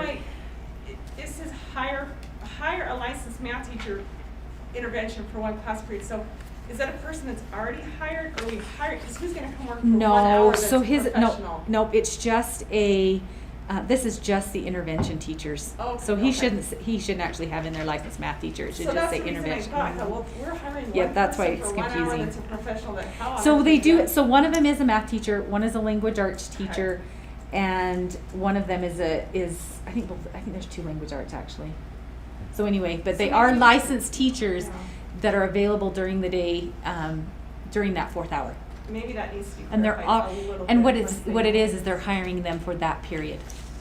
Okay. So 'Cause the way for it reads 4th from hour, just okay, I can my have him adjust that. perspective, it's like Good you're to know. hiring a teacher Perfect, to yep. come in, so, okay. And maybe Come in. yeah, for that class period. Perfect. The only thought I had as I was reading through these, I was looking at the goals, making sure that they were measurable and, there was a specific goal and things like that. And it looked like they were well vetted, so thank you on that. I did notice a lot of the, like what Lori was talking about, we're gonna hire somebody to come in for a few hours and pay them $5,000 for a year, just over and over and over again. That was kind of the theme of it, and I just wondering if we have that kind of supply out there in communities to supply that. So need. I have a great answer for my region. I can say that we have additional funding that supplements that. So typically, this is picking up a portion of their duties, and then we have them doing other duties, and we use Title I at-risk funding, depending on what the duties are, or TSSA. So a lot of times we're braiding different programs. We have similar goals across our school, and so we braid those funds, so that person really gets picked up for 32.5 hours, and we're just paying a portion of it from school interest. Could we clarify that they're already hired? And most of these most of these All of are them. rollover Not always, from but- yeah. In the river region, all of them are. There very aren't very many replaced. new ones in the plan this year in the mountain region that are hiring someone brand new. Like, I would mean, you it's, like the to position They're has been already there. a portion of Yes. what they're making Yes, comes from trust funds. yes. And then some of them, Combined. when it'll say like they're working 3.25 hours, in that position, they may be also braided with another position, maybe it's a math interventionist and a reading interventionist position that makes them 6.5 or something like that a day. Thank you. Yeah. I have a question with the community councils. Community councils were set up so that, and it has to be on the heavy end, parents, Mm-hmm. the heavy end, so that parents can help decide what they would like their schools to look like. And, in the past, typically, it's been talked about in school board, and I've been served on school community councils and things where sometimes, I don't know if it's a rut or just, or need, but a lot of time that comes from the principal, just giving that information to the community council. This is where we need this, because, and a lot of this it is intervention stuff. And this question is for both of you, do you believe that parents are spending the time to actually drive where they want this spent, the money spent? Or, because it's intervention, a lot of times what we really need in schools, and I had a conversation with a parent today about, and it's often, we know we've got an end who, a student population who gets finished with their work and they need more, they need that more, not necessarily instruction, but more things to do in the classroom. And so we don't often find that, well, I don't say we don't often find it, but it's not here in our So I will say it looks different from school to school as far as how well trained the administrator is in really bringing that council together and really helping them understand their roles and responsibilities. I mean, it starts with that. Mhm. The rule is there should be 2 more parent representatives than there are licensed employees on the committee. So that's generally what it is. But then it really boils down to, I mean, the administrators really have to help, and the chair really has to help educate those parents and really get them involved in the school. And then that's another reason that School Land Trust focuses so heavily on data, that we use our school data to have all of the discussions around what our academic goals need to be, because parents aren't in the classrooms all of the time. But I do think that that's a really important piece that you bring up, that we need to continue to encourage and open the door and invite them. If we're having discussions around data, invite them to come and see what intervention looks like, invite them to come and see what tier 1 looks like, and some of the language we use, come and see what it really looks like to help make a better educated decision, and not just roll over a goal just to roll over a goal. Well, and for instance, where it's been explained that this is part of somebody's income, that's really hard to change that the next year and say, if that person can't do extensions or something that maybe they would want, the school would want to go, or community council want to go a different direction, then, well, this But- person depends on that The portion good thing though of is their the income. trust land fund is probably the fund that has increased in value, double the speed of any other fund, so. Because of the way so it's set up if to they have- to make money Yeah, rather so if than, they have obligated some money to salary and now they need additional money, this has been the one fund that has grown substantially in amount, so they should have additional money to work with that Yeah. isn't obligated. well, and council shouldn't feel compelled that they have to Exactly. keep somebody They employed don't- Yep. to do that, so anyway, and But- Yeah, so my response to that would be, oftentimes with the school community council is that if they're seeing that measure, they're meeting that measure and keep increasing that every year, they want to continue with what they're doing because they're seeing that it's effective and we're getting growth, right? So that's a big part of it, is looking at that data and is this system really working or not? But I will give you an example. You know, we had the kindergarten aid that's in the school land trust plan for TES. That came directly from parents saying, we see some issues that are happening here. There's not enough support for the size of kindergarten with, you know, all the complications of, you know, kindergartners coming in. So that specifically started out from parent concerns. And I mean, there's multiple parents who came in and said, this is what we want. And so, you know, that plan changed based upon that. So I do think that parents do bring in concerns, and, you know, that sometimes just goes straight to the principal. The parent brings it into the principal and they bring it to SEC, but oftentimes the parent comes to SEC and shares that as well. But again, if the system's working and they're getting growth, a lot of parents are like, keep it going. And to the thought of intervention, if you look at that plan, again, I'll refer to TES, you know, they've set that up for teachers' improvement, collaboration, looking at data. So that's not just intervention, that's looking at every student in the class. So having that, you know, STEAM, you know, computers, PE, all of those things you could consider as an extension for students, but as well as the purpose of that is to support teachers being able to collaborate and meet the needs of students wherever they're at. So whether that's providing them additional extensions or intervention. So, I mean, you have to look at maybe each plan and what that might look like. okay, thank you. Yeah, and both of you, the oversight that you have on that and the work that you're doing is really appreciated in all our These schools. are- It's great. Yeah, this is an easier process than when I first got here, so thank you. All right, thank you very much, Yes. appreciate Any it. Oh, questions? yes, sorry, Nelson. One of these, I can't remember which school it was, maybe it was TES, was requesting for an extension. Am I correct, or was that? An extension, Like a date extension? I don't think any of the schools were requesting an extension on time. There's an amendment. But we do have an amendment for Monticello High School. Yeah, that would come with an amendment. Maybe it's something else I see. Lucille, did you have any comments?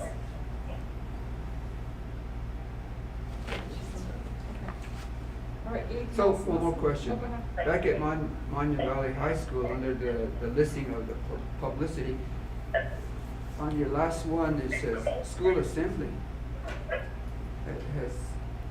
Has that been going on? Well, this is for next year, so consider that this For the plan coming is, school year. yeah, so the plan would be to share, Okay. you know, some of this. And what that might look like is sharing the successes that have come from this plan and celebrating that with the students.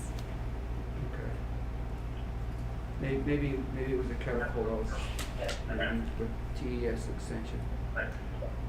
It probably is, I know that a couple of the plans have Catapult Evaluate as a measure. And so that might be what you're referring to, because I'm it's a wondering testing if he's assessment looking- platform. I think he's looking at turnaround school data in Oh, our yeah, presentation. that's what you're, Yeah. because it says extension on there. Yes, So we can- they requested an extension for If- TES in Navajo Mountain. Yeah, so this year they could present data to the state school board like Whitehorse did to get out of turnaround. But both TES and Navajo Mountain, I mean, with the how turnaround, I mean, we haven't been able to implement turnaround at the level that we would like to have progress. So instead of requesting from the state school board and presenting data, first off, they don't have the data to present because of the situation, you know, how learning has been and what we've been able to do.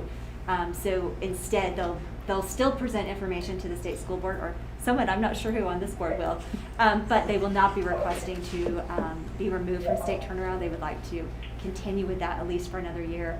and with the hopes that the state will continue to finance their consultants, which we're pretty sure that's gonna happen, so that they can really continue and wrap up that work of turnaround. Okay, thank you. Okay? Are we good with the amendment too?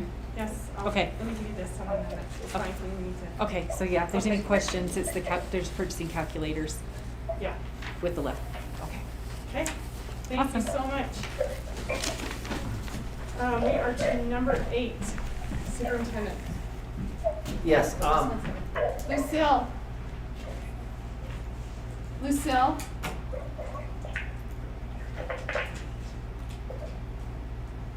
Lucille? Just a lot of background noise. I think it's, okay, go ahead. board, Oh, are you there? I'm here. You just, sorry, you've got a lot of background noise. Are you in a place where you can shut the door? Can you hear us? Or unless you want to I was mute? on mute, and I just unmuted, that's what it is. Oh, okay. Thank you.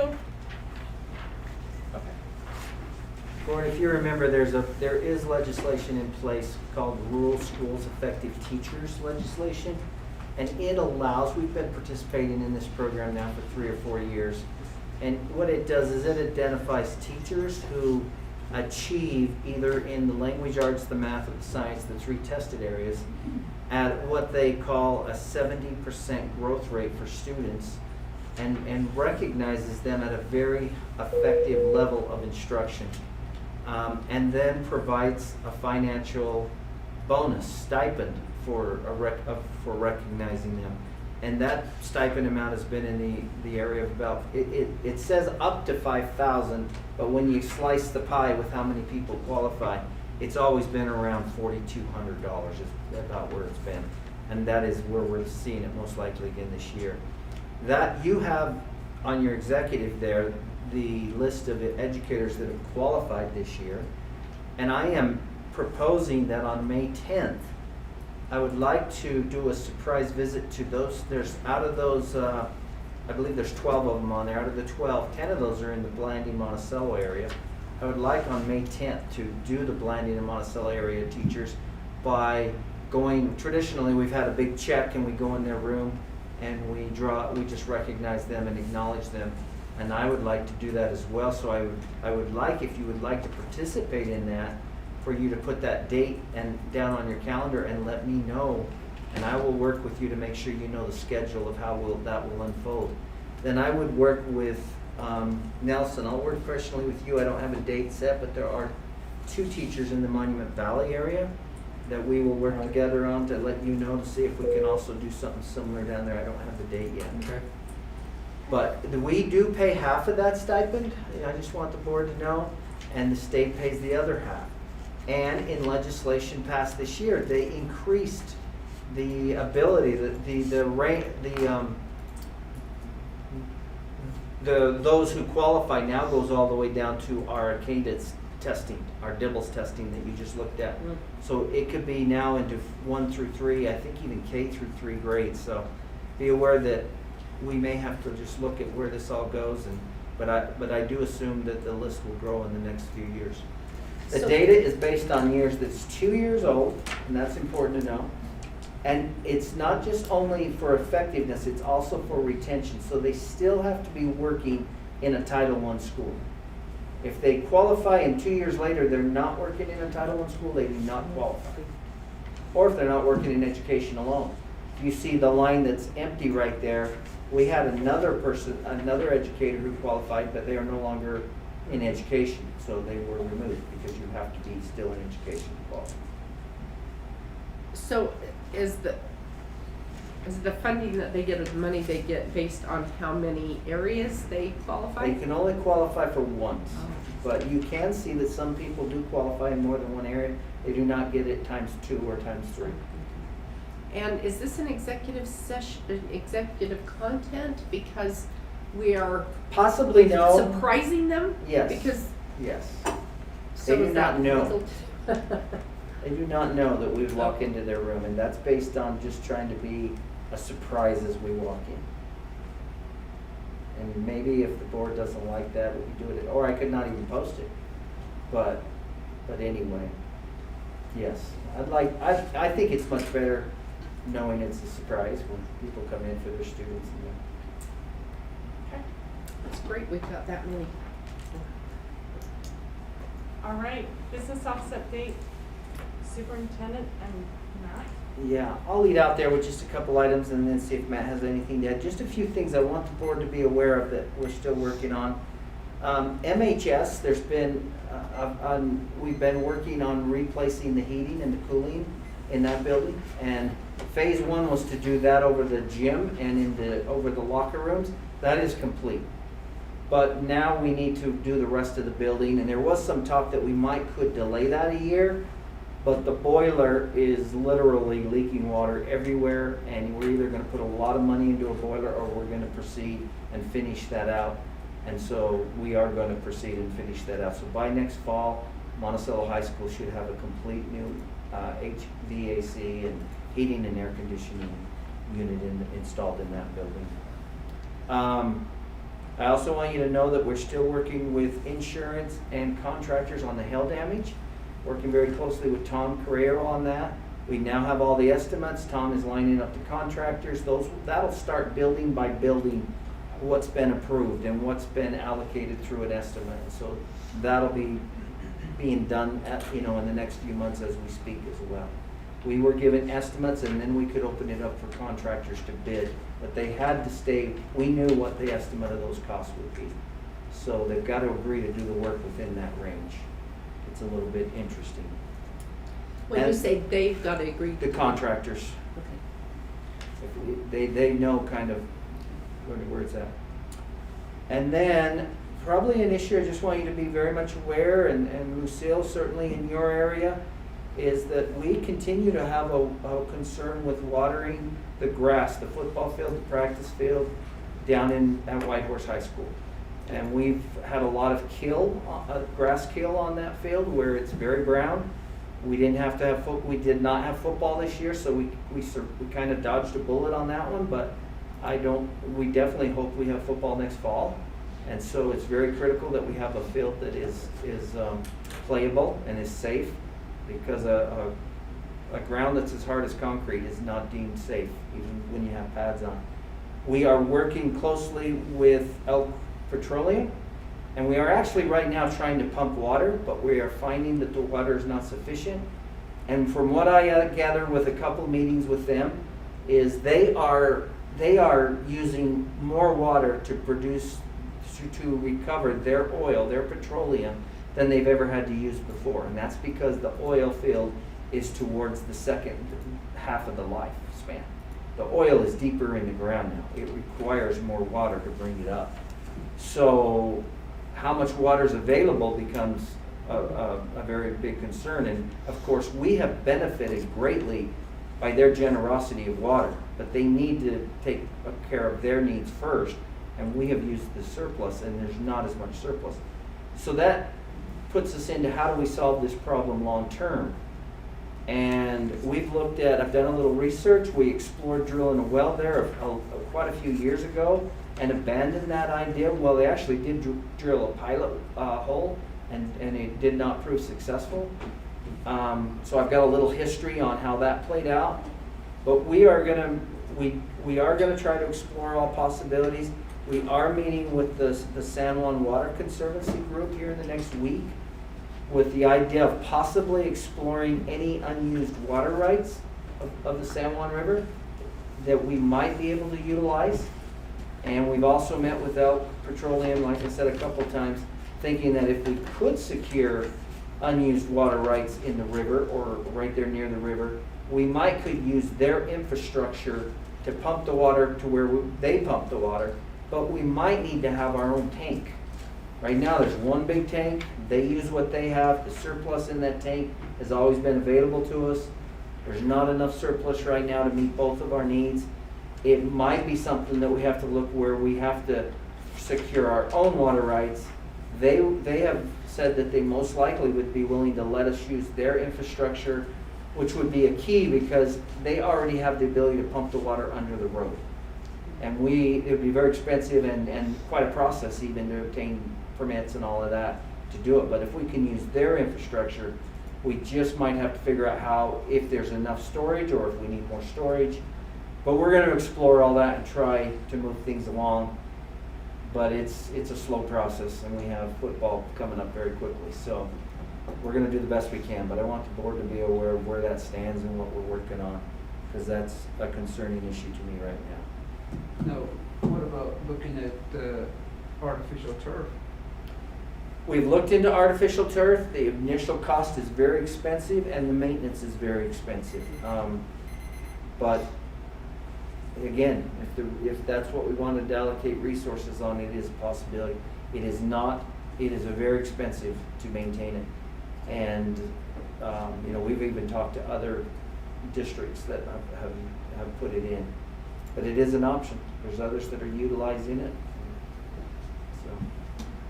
Is that uprise the field goal, is that within regulations as well, at White Horse? It seems to me like it's not. The Field goal. Goalposts Yes. at the end of each field. Are they within regulations? Yeah, are they up to code, are they safe? I believe they are. Yes, I have not heard they were not. I just know our ground is very hard, but I have not heard that the field goal posts are out of compliance in any way. Have you heard something on that? No, I'm just wondering. Yeah. Okay. Anything to add to that, From you, Matt? No, I mean, there's a number of things going on, but if you have questions or concerns or anything with the business office day to day, just reach out. Y'all have my cell phone. We don't need to go over them. Okay, thank you. All right, we're gonna turn to our superintendent. It's I- 10, 11. Yeah, and 12. 12. And 12. Just be aware, we are getting a lot of requests for student surveys. We've just finished two student surveys. Well, we haven't finished them in all schools. Some schools were already started and some completely stopped them. But we have, prior to this year, always approved 2 student surveys, that being the SHARP survey on the years that they administer it, and the Alvea survey. We've done that every year. That's a behavior survey where kids are asked about bullying and do they feel safe and those kind of things. And SHARP survey, I think you've seen the data on that, ask them a number of questions in similar ways. That came up this year with some concern. The SHARP survey did put in some new questions, and we looked at that, and I've come to the conclusion that I'm going to recommend a practice that when parents opt into student surveys, they always have the questions to see. So that's going to go. But beyond that, we are still getting a number of, on one hand, you can say they're very quality requests for student surveys. You have 3 of them there, and it's been our practice that the board approve any student survey because you oversee curriculum in the classroom.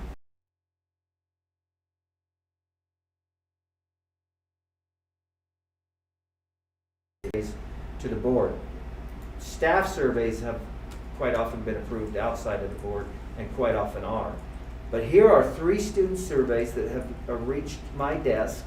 They are each a little different. You have Safe UT, it's a great organization. It's been powerful in really helping students and providing support and mental support, for students at very critical times. It's been a great thing. It's a skin cancer type study, and just looking at how we are dealing with that. And then you have a climate student survey, and the USBE climate student survey is now required by new law. So I want you to be aware there's a difference between the 3 of them on here. 2 of them are a request.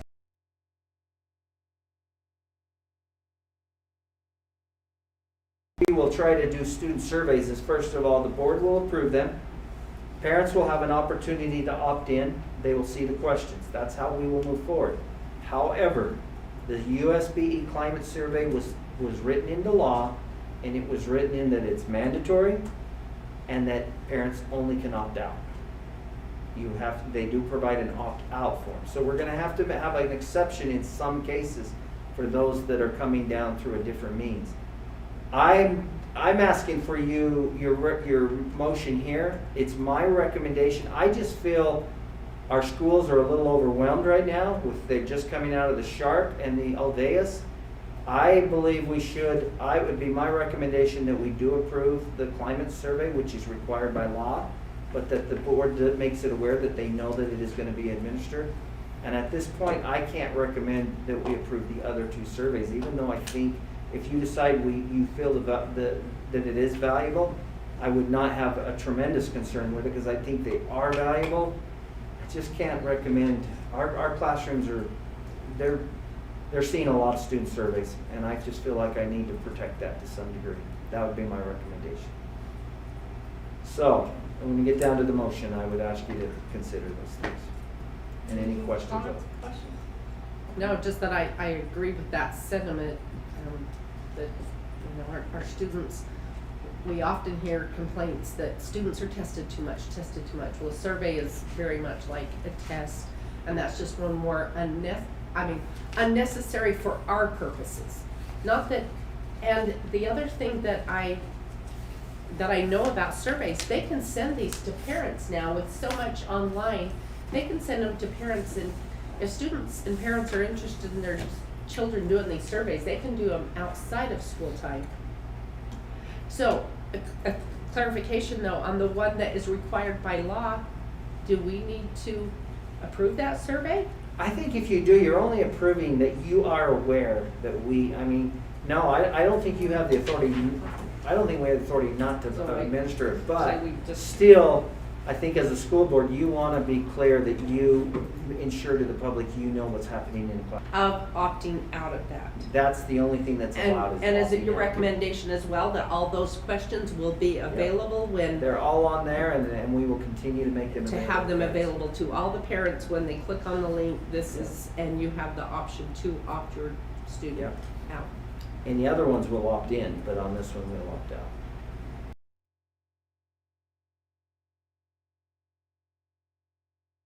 Yeah, this is, we had some discussion on this in our last meeting, and then even we've discussed this a little, that I threw this out in an email to all school boards to see if you had concern.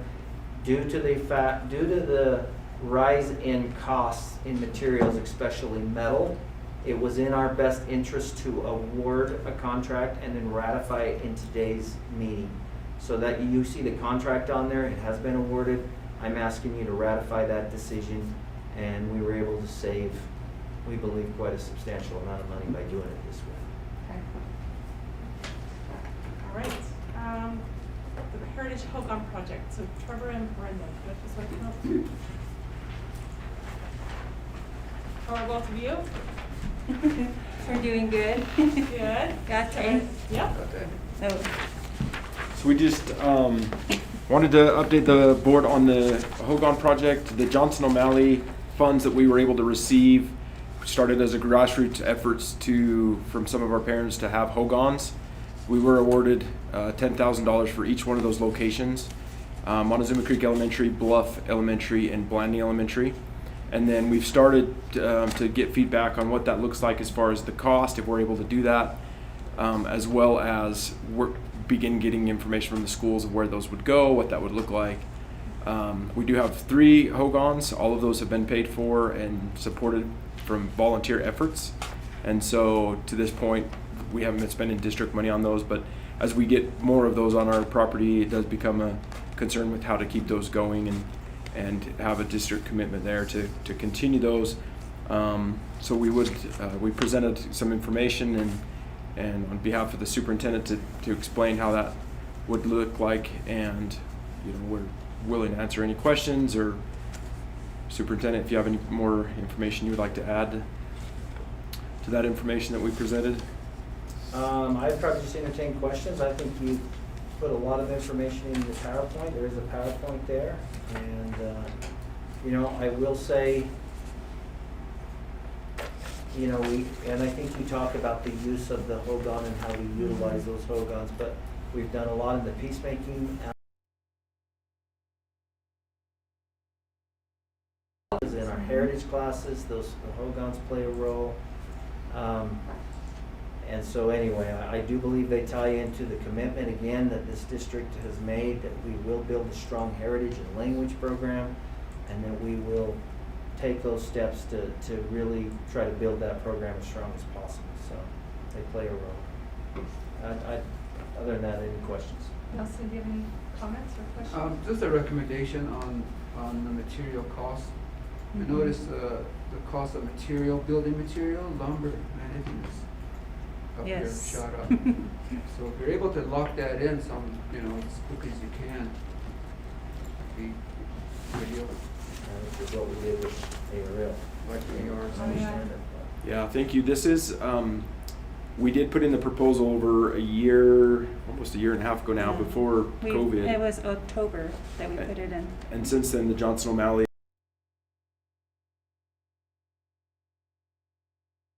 so they are now awarding those funds and allowing us to expend those. And so we didn't have the option until just recently to move ahead on that. But we appreciate the feedback, and we'd look at each school, what the best fit is, their location, their size that they're requesting, in order to get a recommendation on whether it's a roundhouse, octagon, or a hogan in each one of those locations. What was the total amount that was? So when we initially met with the IEC, we looked at previous costs as an estimate of other projects that the school district has already completed. So we looked at Whitehorse High School, and then we also looked at the hogans that were built in Monument Valley. So based on that, then we projected an estimate to build those hogans and the structures. So that's where we came up with 10,000. So we probably could have asked for a little bit more, and it would have been approved. But we just went based on our previous estimate. And then we also asked for an extension so that we can have a little bit more time to build the structures. I did notice Kayenta Unified School District had, I can't remember, X amount of $1,000, and they're using theirs for student opticals, I think it was. Yeah. Yeah. And I think the concern that we have is that the upkeep of the structures over time, because we have a lot of funding that comes from grants and things like that, so we would like to have school board support and helping us maintain those structures so that it can continue to be safe for students and guests and stakeholders to utilize the structures. Anything else, Nelson? One more. Your dirt-covered hogan will probably need maintenance more often than your octagon ones, because the dirt will erode as the months go by. So, Yeah. and then again, you're gonna have to find a person with a trade to work with shovel how to repad that. Yes. There's your man, he knows. No. Volunteer. There you go, he already knows what to do it. That's it. Two things. One, I'm interested in the fiscal impact. It sounds like there might be some funds eventually, maybe, but there's no dollar amounts given. Any idea at all on what we'd be committing to for upkeep and maintenance in the future years? Or? So I've been working with the hogans for the past 5 or so years, and in that time we've had volunteers that have packed the dirt and have volunteered hours to do that. We've had some maintenance on stoves, making sure the stoves that are in them are maintained. It's all been volunteer work. Whitehorse High School currently has been in need of a new door, so through grant funding we were able to replace the door for around $800 for the door. And a couple $100 for maintenance on the brand new door, and that is the only maintenance to this point that I've been involved with. But the dirt is an issue. On the roundhouses, the wood can be treated, and they are less maintenance. We've been told that is a less, an easier way to go for maintenance. But still, they are on our property. If they're vandalized in any way, we would have to, just like the rest of the school, we would have to, if there's spray paint, we would have to have it repaired. If there's a broken door or somebody broke in, it's the same. That, to this point, has all been covered by volunteer hours and donations to keep them going. Okay, then my second item is a concern about Landing Elementary. We're confined within a block there, and that's the next school on the docket, hopefully, to to be, you know, maybe torn down and rebuilt on that block and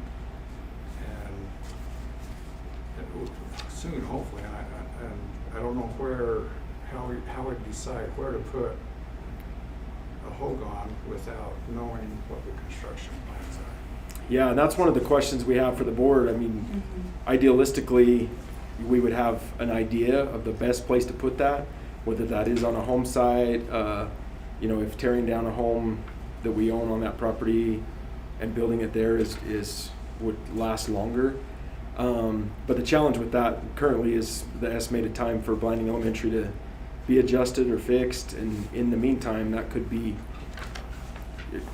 you know, years and years and years of use in a Hogan before we would know what the long-term plan is. But we would like to find a place that is accessible to students, that it's easy to get in and out of, that it's safe, it's fenced in, it would be protected that way, and then hopefully a spot that would be able to be there for a long period of time.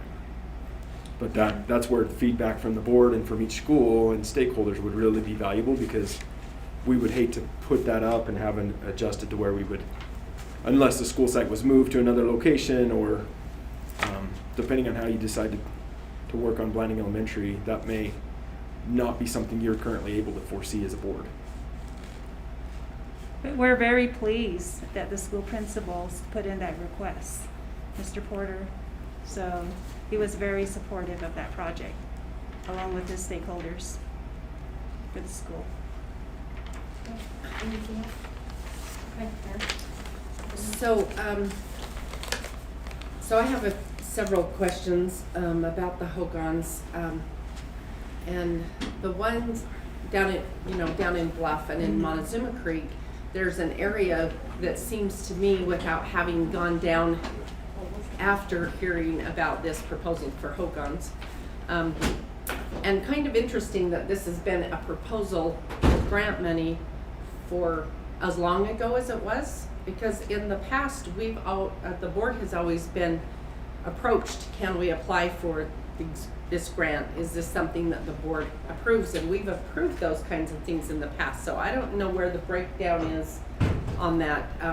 We've always had at least practice, if not policy, that the board approved all grants before they were sought after, because a lot of times it costs a school district additional money to implement the grants. And so just because somebody wants to do something within our district or in our schools doesn't mean that it is in the best overall interest of San Juan School District, because of expenses and other things that might be incurred. We have to, remember and understand that there is the money that we get for funding each year, there's a limit to that, and there's a lot of need and requests and a lot of things that people are wanting. We're just talking, how are we going to water the football field down in Montezuma Creek, and maybe we're going to have to go to extra expense. Not maybe, it looks like we will have extra expense. Maybe it'll be a lot of extra expense for watering or for turf possibly, those types of things. So there's always a need. Everybody has a need to spend more money. So our job is to be very careful that way. And so in Blanding Elementary, we have a block. It's either landscaped already with sprinklers and grass, or we have asphalt, playground equipment, parking. There isn't an obvious spot.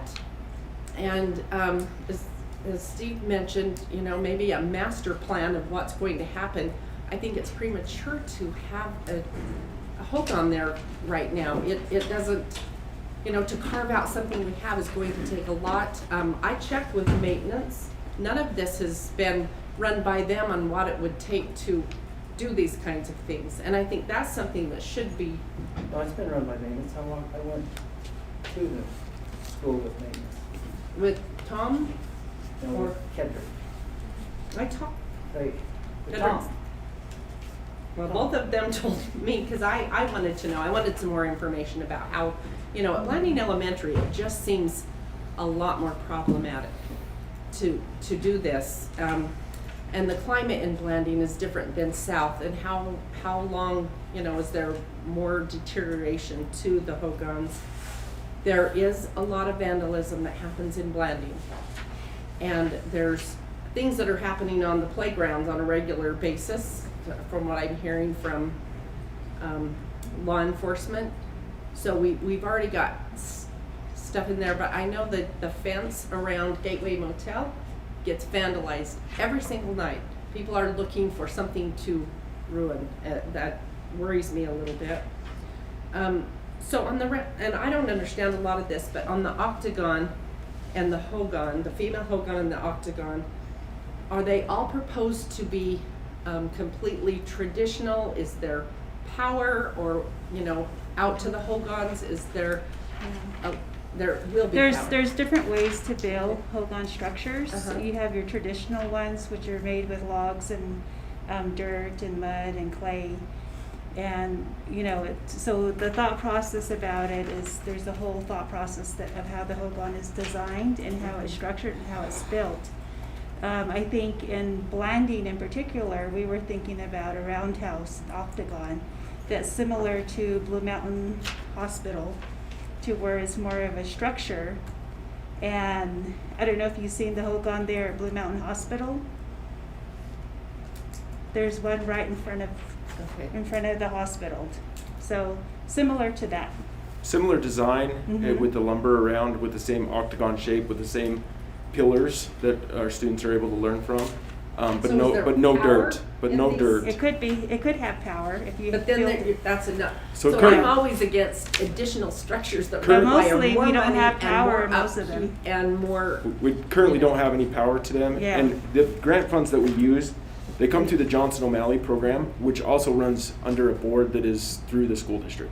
So if the school board was 2/3 Native American, we could use that as the Johnson O'Malley committee. Mhm. But because it's not, we have to run that own committee through them, which it is grant funding, but it is also through stakeholders, through the schools, through our administrators, through the board, the Johnson O'Malley board in our district, which is very similar to that. So they do make similar decisions as you do with grant funding. And so other than paying for the actual structures, there's currently hasn't been any district funds that have been spent towards the Hogans. But it sounds like there may need to be that in the future. I looked at how many students are, and thank you for including that. It looked like there's about 1/4 of the students at Blanding Elementary who participate in heritage language this year. But I'm just wondering, can we use, so I know that Whitehorse High School, their Hogan cost $12,000, and that was before materials went up. So would it be an option to use all of the funding right now to put 2 Hogans in, one at Bluff and one at Montezuma Creek? So in changing So the you're Because of just this saying- finite block yeah. where we would have to tear things out. So at you don't Blanding see Elementary. Blanding Elementary as a good school to have a traditional Hogan? Is that what you're saying? I really don't. So one of the challenges is that comes through stakeholders, that comes through our families, that comes through our students. Those requests come from just like the requests that come to you, of this is how we can best fit and serve, our students. And it is just 1/4 of students currently attending there, but that is also traditionally for them, that's our heritage language program. That's what we've developed. We've been very proactive in serving those students, welcoming peacemaking into our schools and developing those. And so that's come through that And same then- process. And can that be taught outside of a Hogan or no? I mean, is it required? Are the things that are taught in a Hogan, cannot be taught outside of a Hogan? I mean, we just have this finite block. I have a hard time seeing sprinkling systems torn up, the grass torn up, the asphalt, the playground, a home, whatever it is. I think I worry about that extra expense tearing up something that is already in place Okay. and in good. So with that being said, you obviously have the grant money. Is there any way you could come back with a little bit more information on Blanding, like maybe some proposed, since it's kind of up in the air, you've already got the money to I mean, maybe that just needs a little bit of exploration about what would be the most feasible, instead of just totally shutting that idea down, because the money is there allocated for that. Well, and not only that, but the school principal Sure. is made the initial contact and wanted Right. to go forth with that and thought that would be a valuable resource for the school and the students that they serve. So if you're feeling that, and obviously you're feeling there's a need for that, maybe that's, I think that is an action item, is it? Did I remember right? So I know that No. something like that doesn't have to go through the So- school community council, but principals, I No, mean, it's not, is it? the district owns the property. I don't remember. It's And not, the so- district makes those decisions, not any school principal at any, if a principal wants something at Monticello High School, it's still the district property. It still belongs to taxpayers. It still belongs, and so we have never worked in such a way that if a principal wants to do something, they get to do something with the land and the facilities and those kinds of things. It's a bigger process than that, because all employees change and go throughout the years, whether they spend 30 years at a particular position. Eventually they don't, or sometimes it's a few years, but just because an employee wants something doesn't change that it's district property. Right, but I'm feeling like that would have to be something that's voted on as a board, and how we collectively feel about that particular piece of this project, because the money is allocated, and if you're feeling that that's a need, I feel that that's something that, would you like to speak to that? Well, I do. Yes, Cover go all ahead. of the expenses. And I think there's a bigger issue here that I Right. think at some point we really need to wrestle with and really determine, this district made a commitment to build a heritage language program. If you go back and we could maybe spend some time going back and reviewing the history of our district and where we've come from, and we made a strong commitment through our consent decree to do this, and we put it in paper what that meant to some degree. Not everything was spelled out exactly in details, and that's why I think there's a bigger issue here where we're going to have to really define some of that commitment, because in my mind, we're pushing 57 to 59% of our students are Native American students. Now, a small percentage of that is Ute Mountain Ute, and then the larger percentage is Dene Navajo students. And we are seeing tremendous things in those heritage language programs. They're growing, they're developing, and we're going to have to say, what does that mean? Does that mean that we've defined it as it doesn't grow beyond this point? It can grow beyond this point. These Hogans have been used in the other schools as a way to grow and develop in another cultural way, where they take some of the programs discipline, some of the counseling programs, and they embed them into a more of a cultural setting. And it has been successful in those students seeing the world in a more cultural, sensitive and correct way. And this is a large percentage of our students. We're not talking about the minority, we're talking about the majority.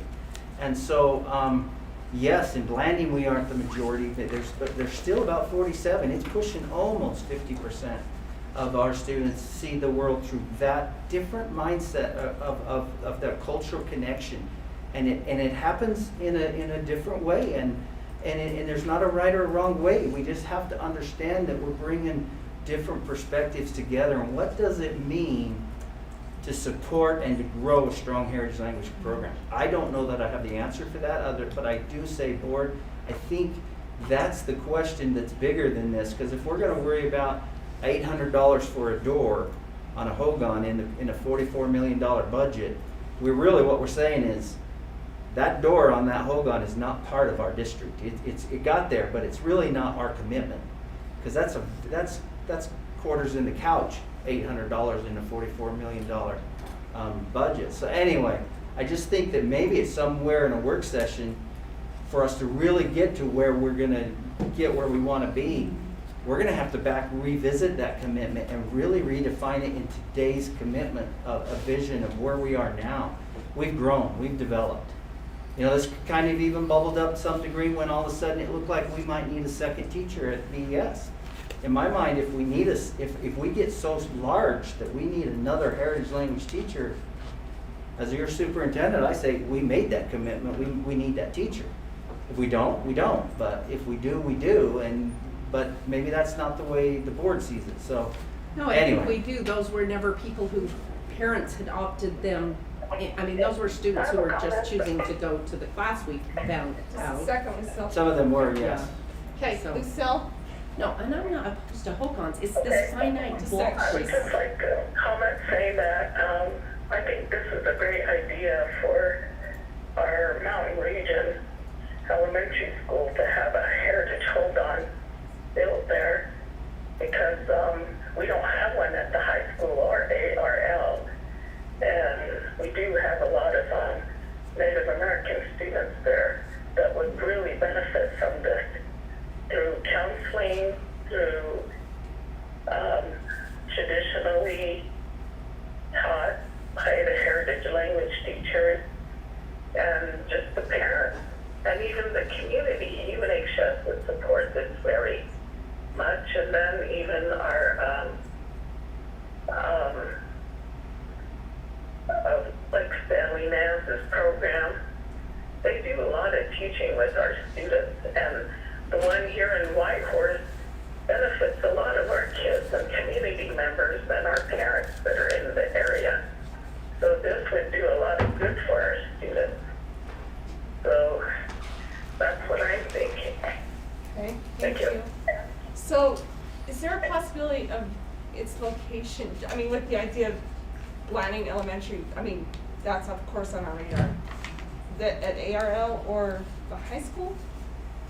Is that a I was gonna possibility? say either one of them have more space than what Landing Elementary has. I'm just saying the research hasn't been done with buildings and grounds either to say, you know, what's this like for, like, So, Yes, there's a possibility, there's a place right over here by the Okay. tennis court of dirt that could be, but BES is the one that wrote the grant. Oh, that's Yeah. true. They're the ones So- requesting, they have a high I number. think something that I would like to present to the board, just for you to think about, is if you're not familiar with Navajo culture and the Navajo people, building a structure might seem something that is like so foreign. Like, why would we want to build a structure like this on a school site? But building a Hogan structure, Hawan Namaze, when you build that, you're building partnerships with your families and your students, and you're building your programs.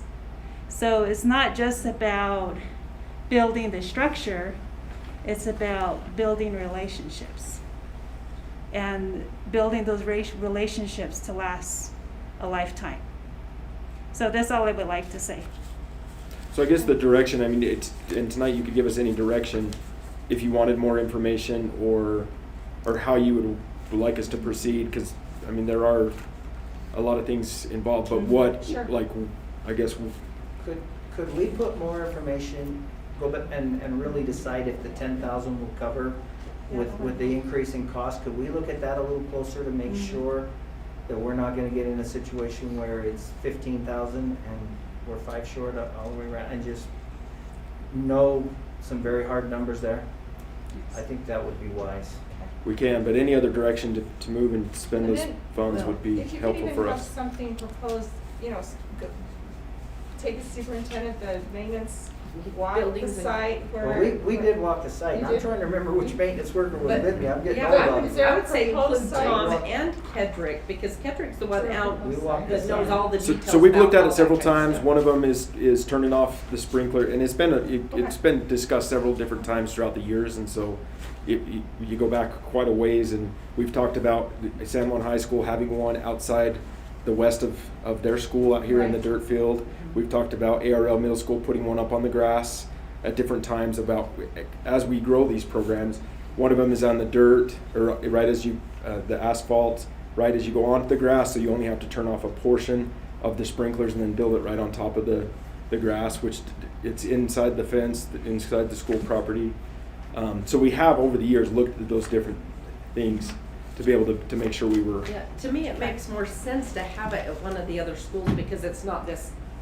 So if we were to rebuild Blanding Elementary, the way I remember when Clayton was here, he told us there's not even enough room on that block right now for all the things that are required from elementary schools and the playground and things. We are already limited and have not enough space to carve some of that out and add a Hogan right now without having planned a new, structure there. I just think that those other two facilities in Blanding are possibly a better fit for it. So, because so the challenge these with that buildings would, do not belong, or the grounds do not belong to any of Okay. our employees. the challenge with that with Blinding Elementary, I mean, it really is giving direction of what that would look like.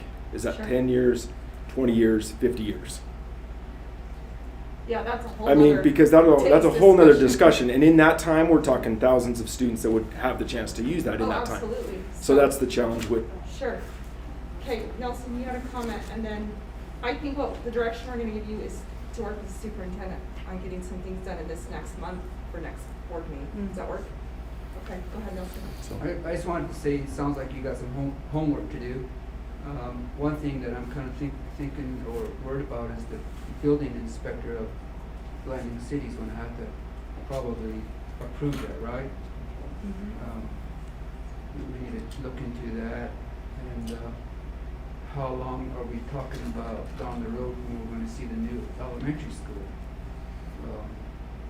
Maybe if you can take some photos and bring it to us again at the next presentation of these locations, possible options.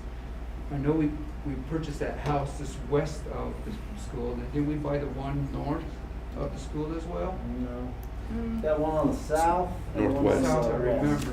Yeah, I remember. And I do have an estimate of what it would cost to demolish and clear that one on the west. But- It's right at $50,000. To me, there's plenty of land. Just not Yeah, there at and- the elementary. And it's for heritage language, like superintendent said. We need to address this. We don't want to go down that road again. Yeah, I'm not Legality stuff. opposed to providing So- heritage, but where to put a Hogan on that block is a concern to tear out perfectly good, So, just a thought. Heritage language classes can be held outdoors and indoor, but we have 4 seasons, remember? Do we have math classes outdoor all day long, every day in our district? No, we have school buildings. Same concept. It's a home. It's a teaching place. It's where the first parent is the teacher of the child. We talked about that. We educated MHS, so the architect, when we did the school in TES. You were on the board. Yeah, so it's a teaching thing, it's not a structure. There's a lot of meanings to it. I can understand where Ms. Whitehorse is coming with this. And it's just not because one principal requested, it's the students, it's their parents, the educators, and the principal is in support of it. I'm in support of it. Thank you. Thank you. Erin, did you have a comment? In 6th grade, I went on a field trip to Monument Valley and went through a Hogan. I learned how to walk in the Hogan. I learned how to respect those things. I worry about taking kindergartners across town to be taught in a Hogan. I think that's impractical, and I think Hogans are more important than grass or sprinkling systems. That's all. All right, we are gonna take, thank you. Yes, thank Thank you for you. your Thank you. time. Thank And you. we will see you next Have a good month. evening. Thank you.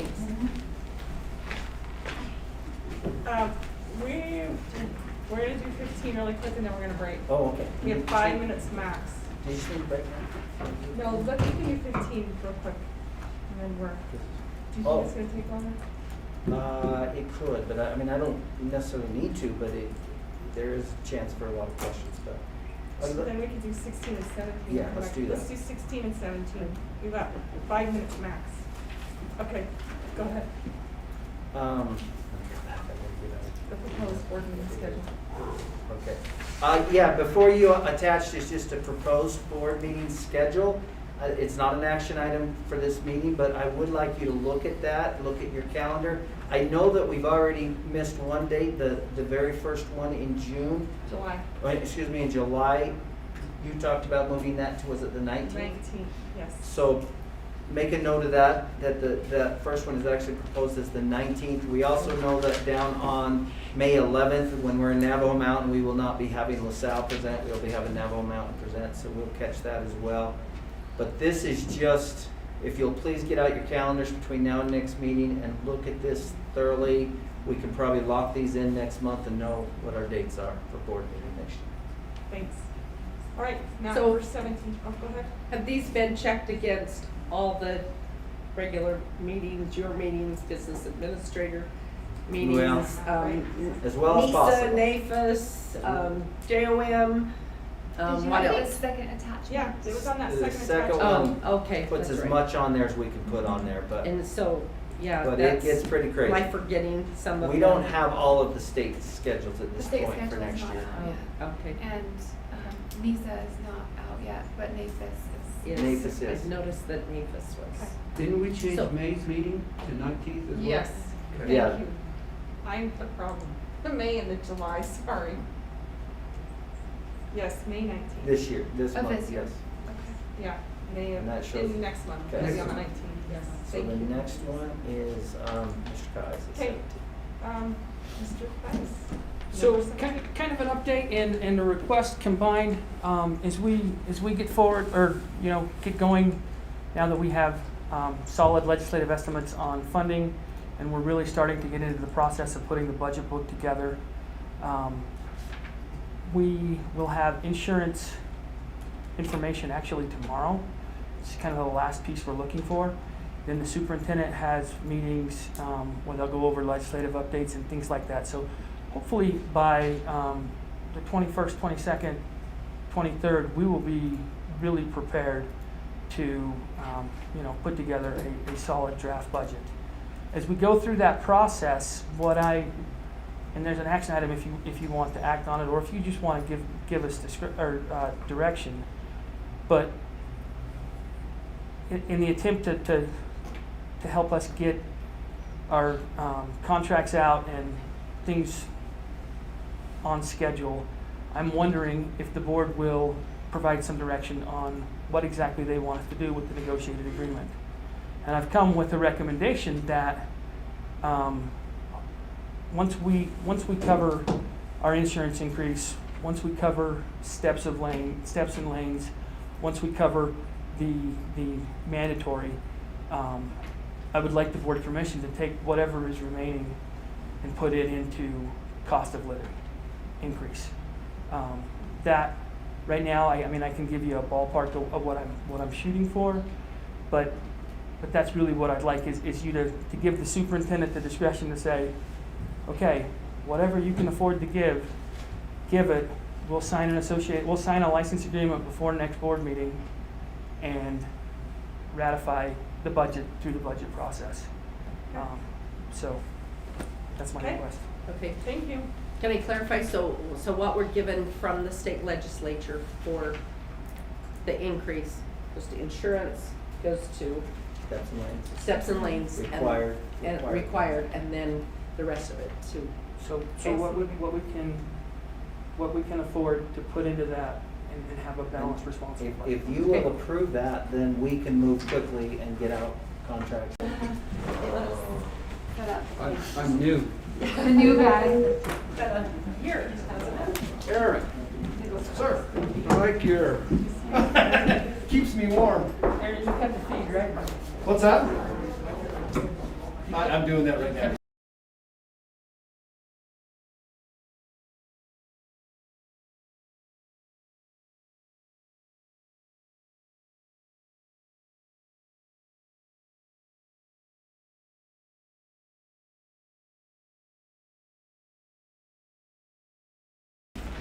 You get the center.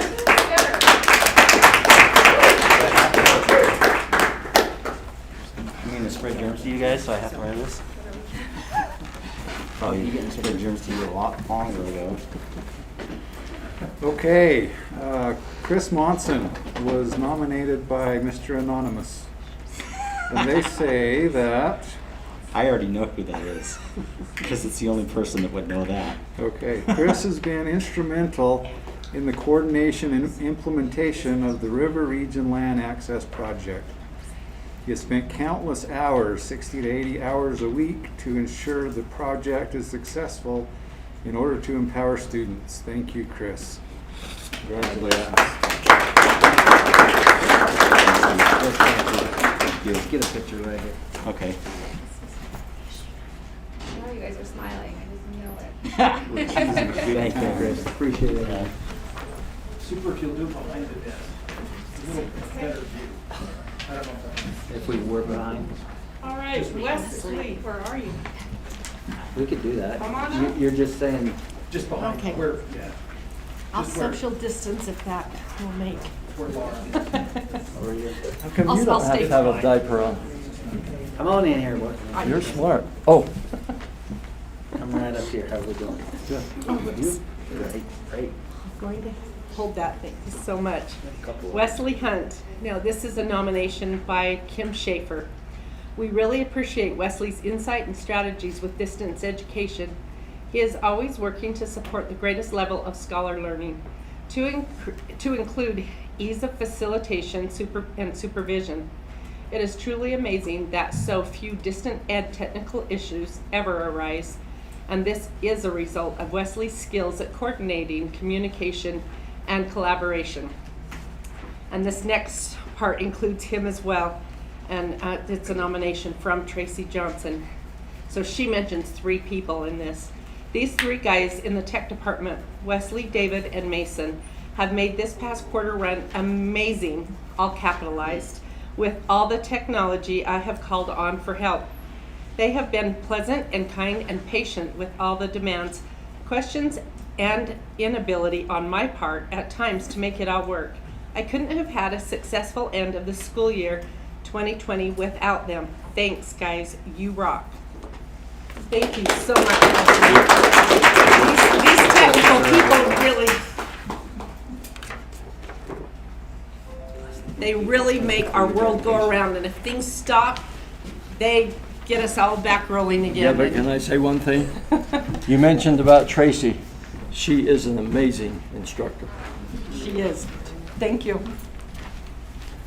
Just a quick note, these gentlemen have worked on this land project to get internet down on the reservation.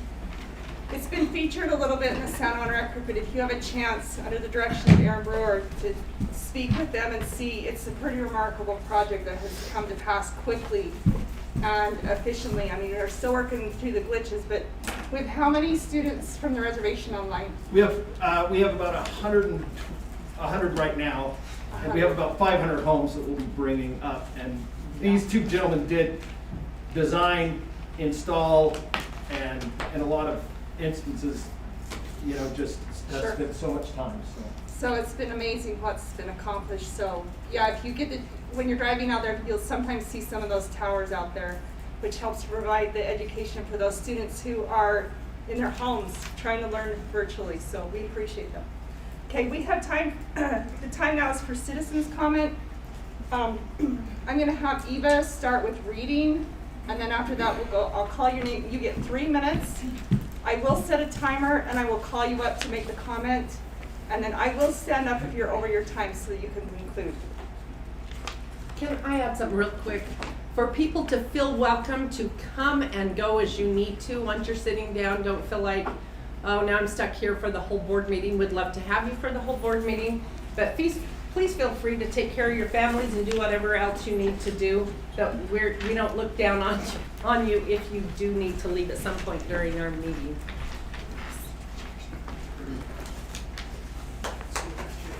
Okay, you ready? Okay, the first electronic comment is from Paul Murdoch. He is a parent, former principal at Alberta Lyman, and currently director of assessment and special education programs at the district office. He says, in my role as principal of ARL, I started this school year by having multiple conversations with parents about the safety measures the school was taking to keep their children safe. As a result of these conversations, parents chose to either keep their child home or send their child to school. There is a large number of students in our mountain schools who are attending because we implemented safety measures based on state guidance to keep their children safe. As we cannot foresee the effect of opening up mask exemptions to parents without consulting a physician or other medical professional, there is potential for large numbers of students to stop wearing masks. If so, based on my conversations with parents, I imagine there will be several families who no longer feel our schools can keep their children safe if masks are no longer mandated. I am advocating that we finish out the year following the state guidelines and recommendations. As the board members make their decision this evening, I think a few things must be considered. Can we continue to guarantee the safety of all students if many students no longer wear masks at school? Do the schools have systems in place to allow parents to quickly move their children to virtual or online if they feel it is necessary? Can we guarantee the safety of our teachers and all staff if they are in schools where students are no longer wearing masks? Lastly, COVID-19 will pass. State statute prohibits mask mandates in schools after June 15th. Hopefully we are in a better position with the pandemic next year where none of this will have to be worried about and all of us can experience a normal mask-free year. Thank you, Paul Murdoch. Can everybody hear? Can you guys hear on the back row? Not totally. Do you want me to turn around? Turn this way maybe and Make sure talk. you still be Will that recorded. help? You have to be recorded though. But probably like that one. Like this? Okay. Start over. The next comment is from Sarah Gosney. She's a San Juan School District employee and parent. She states, masks do not just protect the person wearing them, they protect everyone. This is a quote directly from the governor's address regarding the lifting of the mask mandate. The quote from the governor's address says, "Today is April 10th and we would like to take this opportunity to set a few things straight when it comes to face masks. According to House Bill 294, the statewide mask mandate ends today with 2 exemptions. Masks are still required for large gatherings of 50 or more guests, and masks are still required in K-12 schools. Public health officials asked the legislature, and the legislature agreed to keep a mask requirement in place for the following reasons. 1, no vaccine is currently authorized for anyone younger than 16. 2, not every adult in the school setting has been vaccinated. 3, children can get sick from COVID and have long-term effects. And 4, children can get COVID, not feel sick, and transmit the illness to people at home who are not vaccinated yet." This states very clearly that masks should still be required at schools, and I would advocate that the board support this mandate. I appreciate the work of our teachers and school staff to keep our kids safe and hope it continues going forward. Signed, Sarah Gosney.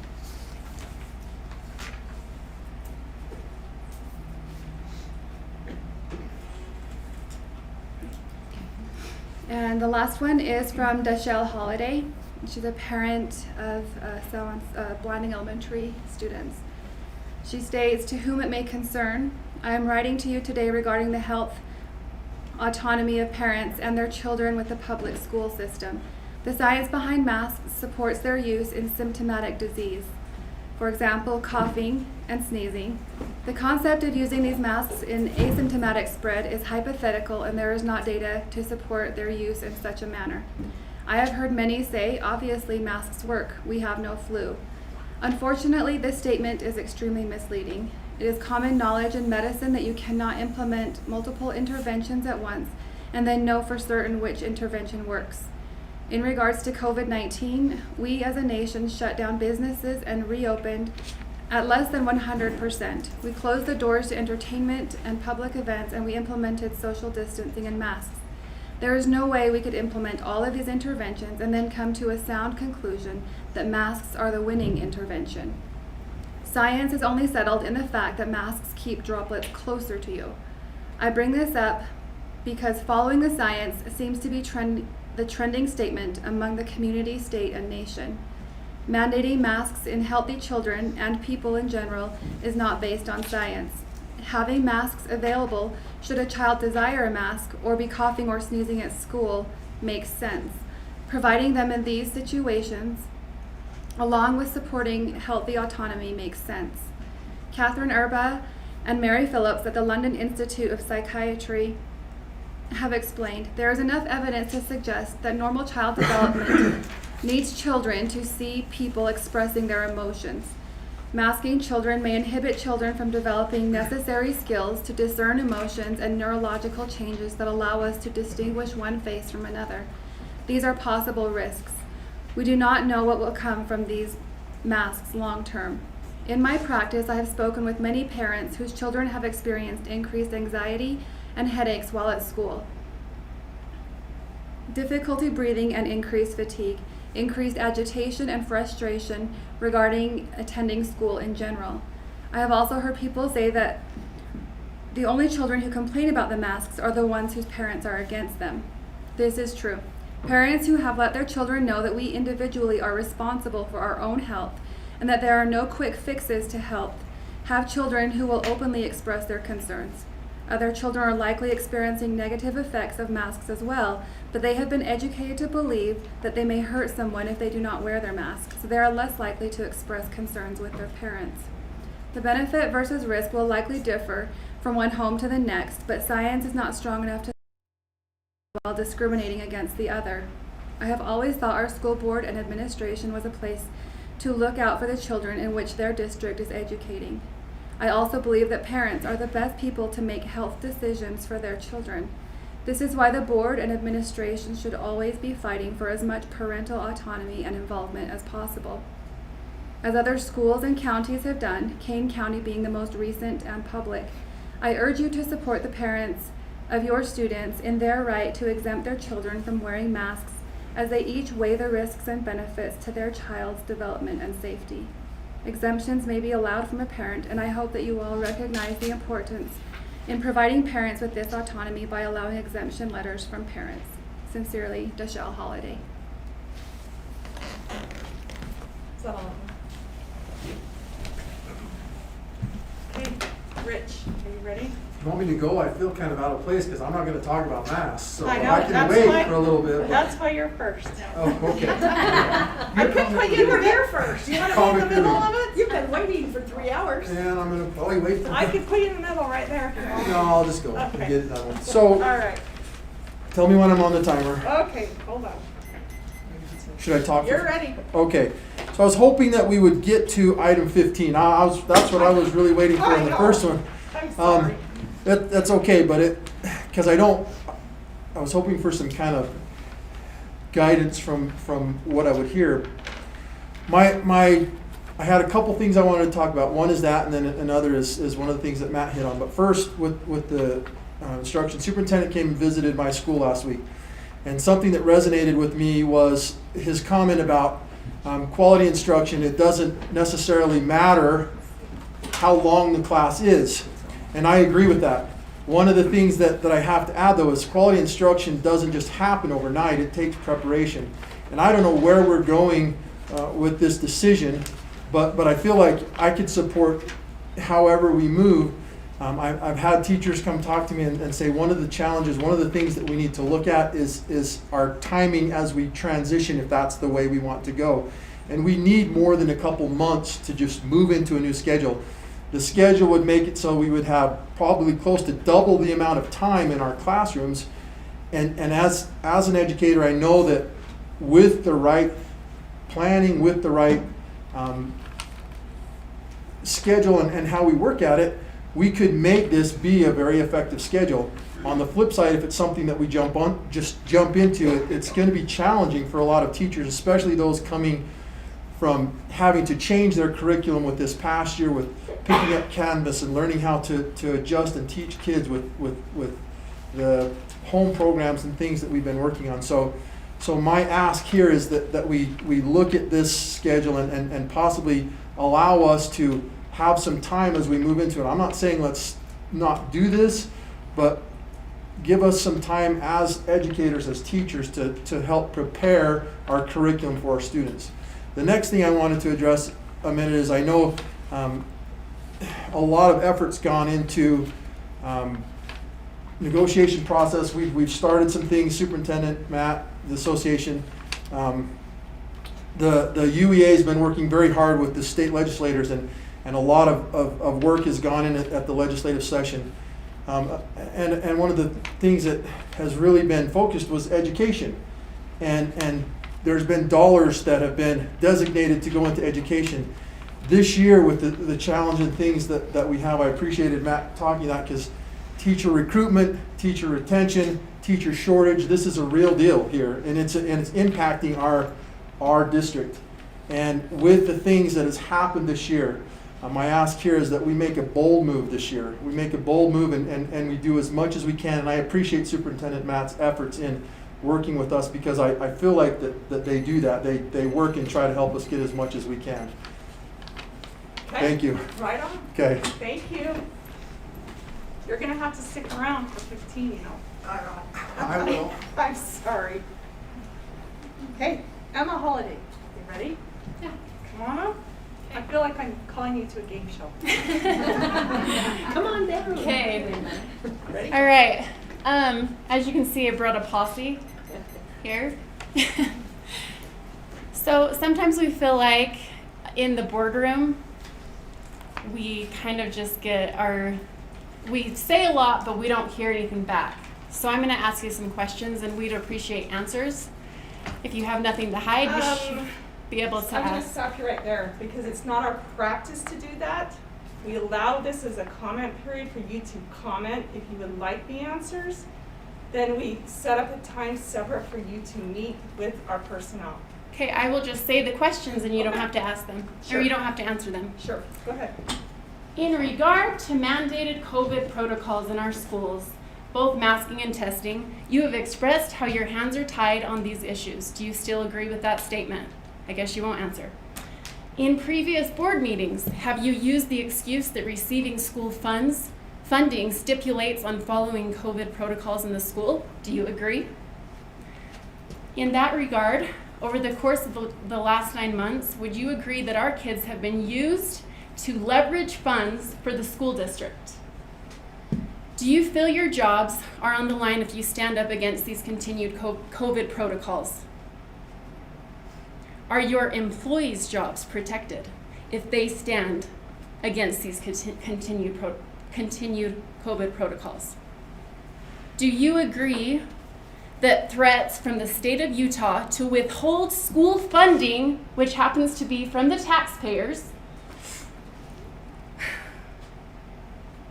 on the basis of following these protocols is a form of government coercion and tyranny? Are you aware of the recent order from Governor Cox that COVID testing will continue in the fall for extracurricular activities to secure more funding for Utah? Do you agree that extracurricular activities are an essential outlet for students that help contribute to their overall well-being? With that said, do you find it disheartening that students' love for sports, dance, and drama is being used to the advantage of the state of Utah? Do you agree this is a form of exploitation against minors? Now that the vaccine has been available to adults 18 and up for some time now, it is valid argument that most that wanted to get it have, in fact, got it. Would you agree? Is it a fair statement that these continued protocols have more to do with protecting the reservation than with schools in Blanding or Monticello? Is it a true statement to say that the Navajo Nation has required their citizens, including students, to stay home through this pandemic? Okay, before I stop, I just want to say that the reason why we got these shirts made is because we feel like we all have a choice. If those masks work, then they're protecting people that want to wear a mask. Thank you. Okay, thank you. Stacy Harrison, I saw you here earlier. Are you here? Yes. I'm here. You guys getting sick of seeing me here? You were here and then you left. Now you're back. Okay. Can I want to interrupt for just a minute, because in the past week, in the past, in our school board, even when, with new board members, we have had some give and take during this time. We may have ended it and will end it forever forward, but I just think there's a lot of misconception, and that we just perpetuate that for the next hour of comments if we don't address some of these things, and we've addressed things before. Thank you for saying that, Matt, Mary. will you come out, please? Thank you for Can saying there that. at least be like a So, yes and no? Like Most yes, of the no? answers to those questions, I can tell you, are no. We're gonna stop for most 1 of them. minute. And we need to know that. Then why can't we get that response? Yeah, why can't we get that response? I feel like Like a parents simple deserve. no, like, done. Okay, let me give you a little bit. A school Okay. board meeting is a school board meeting that the public is allowed to attend. There is public comment period that board members or commissions or whatever board you have is never, ever required to do a give and take. But in the past, our school board has done give and take during this time, off and on over the years. Which It's would gotten mean- more and more to where there hasn't been the comment and the back and forth, but I personally think it alleviates some real frustration and some Like a ton of miscommunication frustration. if Like we a can simple just yes or no clear it up. would mean so much So to us. most of Would- those it would mean- answers from this board member to you, It would I mean- only it would speak mean for so much. myself, but most of those, And I don't know why they left and like what the they just answer talked to about. that, to most of those questions is truly no. Right. To most of And them. like, So there's a lot of even like misinformation, a shake of the head, like he it did- would mean so much to us. He Just did that. some form of validation. I apologize for my abruptness, but we need some form of validation. That's all. So anyway, that's where we're at, but truly, there's not that give and take expected, but it has happened over the years. We've got lots of minutes that would show that, so. Okay, Okay. we've had a small discussion, and I'm gonna have Matt, who is our HR person, clarify some items and how this meeting will be conducted. Thank you, Matt, go ahead. So under the Utah Open Meeting Act, this portion of the meeting is a public comment meeting. It is not a discussion meeting. It has been our practice to, and we have been advised to keep it that way. The board president has asked that that's how this meeting be conducted. The board can, at a later date, decide if they want to do a work session and change that. But for the purposes of this meeting, we are glad you're here and we want to hear what you have to say. But it is not a public discussion. It is a public comment. Thank you. Okay, all right, Stacy. Will you come close enough to the mic so they can hear you? Thank you. Sure. You Okay. ready? Okay. I just wanted to comment mostly on a couple of things from the earlier meeting that I came to. Superintendent Nielsen was talking about some communication that he'd had with the state health department and also with the state superintendent's office. And he talked a lot about an email response that he'd gotten from a lady named Betsy Coleman, but nobody could ever even say what her credentials were. She's just a lady at the public health department. And so that's a little concerning that we're going more off of her personal email versus the actual health order that's supposedly law. Superintendent Nielsen himself said that the health department has asserted themselves as having authority, and we're all just letting it happen. He made it seem very clear that none of us really know if they have the authority, but we'll just follow what they say, and that's what's concerning to us parents. This health department up in Salt Lake that knows nothing about our schools, knows nothing about our kids, knows nothing. We all know they don't care about this rural area. So to have them making these rules and us just following because they've asserted themselves as such, it's concerning. It's incredibly concerning to us parents. He also mentioned that he might have talked with the state superintendent, but he didn't say anything specific about what he got, at least that I heard or that I can recall, that any information that he got from them. Probably most of you at this point have heard the recording with Sydney Dixon where she clearly states, yeah, based on the wording in the health department, the schools can allow the parents to sign the exemption forms for their own students. So I appreciated that she said that she agreed that that is a possibility. You also mentioned a couple of places that might be allowing for parents to do this. Another one that I know of is in Alpine School District. I know that I have 3 nieces and nephews that go to an elementary school there. their mom was able to get the exemption for them just on a signed paper from herself. I really, really appreciated Mary and Steve's comments earlier. If it would have been appropriate, I would have jumped up and hugged Steve when he said the quote. He said, "I'm inclined to trust parents." That just, it made me feel so much. Sometimes, a lot of the time, it feels like it's you guys against us, and it shouldn't be that. It should be more of a give and a take and a working together. And in this particular matter, it feels a lot like a pride issue. It feels like we're looked at as just these petty little parents that don't want to deal with this inconvenience or this discomfort any longer, and it's not that. It's not an inconvenience and a discomfort for our kids. We see it in their faces every day. We're the ones dealing with their emotional, mental, physical well-being. It's not just a discomfort. It's not just an inconvenience. This is much, much bigger than that. I want you guys to look at everybody here. Do you think anybody here wants anybody in our community to get sick or die at this point? It's not about that. We don't want it just as much as you guys don't want it. But our kids have to be put first at some point.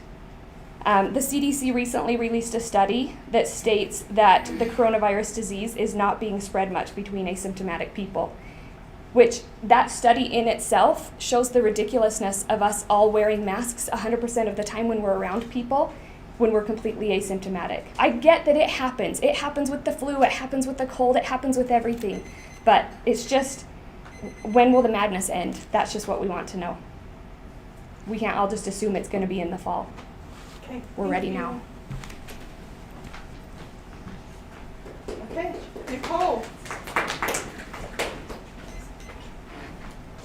I'm gonna sit Okay. so my legs don't fall out under me. All right, you ready? Am I close enough? Yes. I've never been to one of these meetings. Is my timing going? No.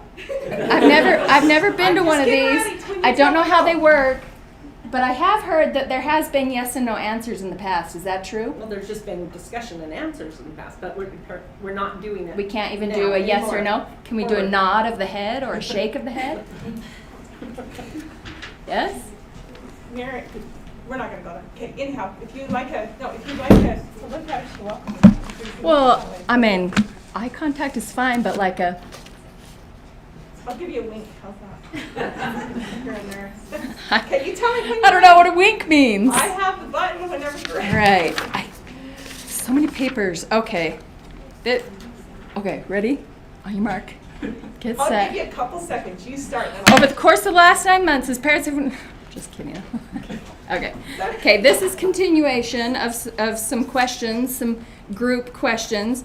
Over the course of the last 9 months, as parents have come to the board room in defiance of these protocols, would you agree that COVID protocols are not one size fits all among families in our district? It's not like a wink or a nod or. There you go. It's whatever you want. Do you think that it's important for parents to play an active role in the school? Do you think parents have an active role in the school? Sure. Okay. Do you think it's important for them to know what's happening in the classrooms? Okay. Okay. Did you know that kids with mask exemptions are being singled out in specific classroom settings, like reading groups in front of their peers? You didn't know that? I'm telling you that is happening. Did you know that it is in direct violation of the Utah HIPAA laws that vow to protect the parameters of medical confidentiality? Do you think it is fair for students to be reprimanded for putting their masks down to get some air? Do students and staff have the same regulations, same rules when wearing masks? Nothing? Anyone? Okay. All right, do you, wait for it, what's my time? 1:10. Would you agree that the continuation of this mandate in schools is a double standard given the general public no longer is required to wear masks? Seems a little silly. Anything. Do you know what Article 1, Clause 26-1-33 states? Is that a no? I'll tell you. Nothing in this title shall prohibit an individual from choosing the diet, therapy, or mode of treatment to be administered to an individual or an individual's family. Okay. Okay. Does anyone feel like that right is being infringed upon? Like right now, a year ago? Okay. Do you feel that our kids should live in fear? Do you feel they should be taught fear? Do you feel they should be taught fear? I'm sorry. I'm sorry. Do you think we should continue living in these fear-mongering practices? All right. Thank you. You're welcome. Okay. Connor, you ready? I guess. You tell me when. Go. Well, thank you for letting us come and voice our opinion, but hopefully I won't take the full 3 minutes, but I will go with some more things. 53E2-201, policy for Utah's public education system. Public schools fulfill a vital purpose in the education and preparation of informed and responsible citizens who fully understand and lawfully exercise their individual rights and liberties.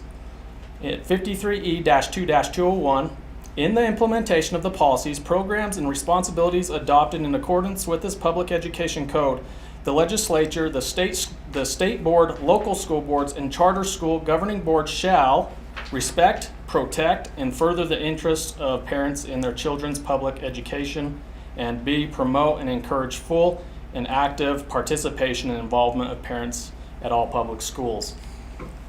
I'm a concerned parent. This is why. I have been fighting with the doctors lately to get a mask exemption. I have one kid, he's my 11-year-old in the Blanding Elementary School, who legitimately needs one.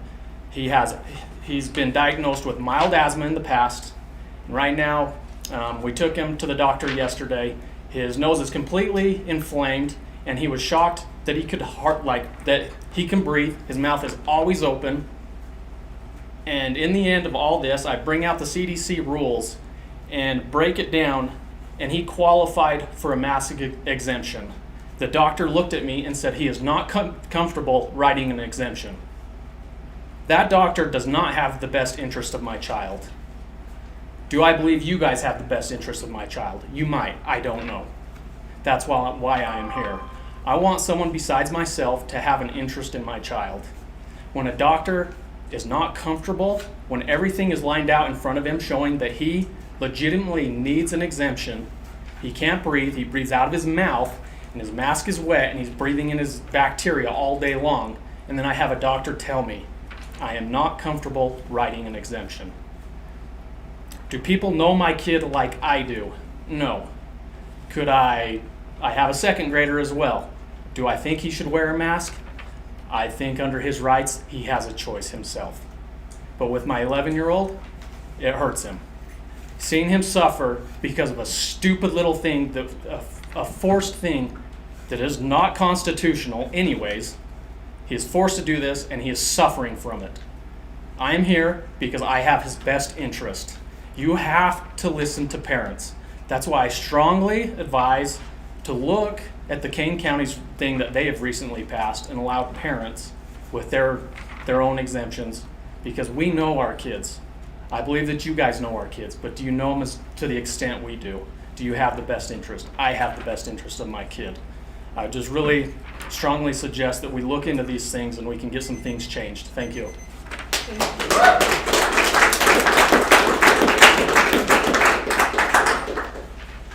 Miko, you ready?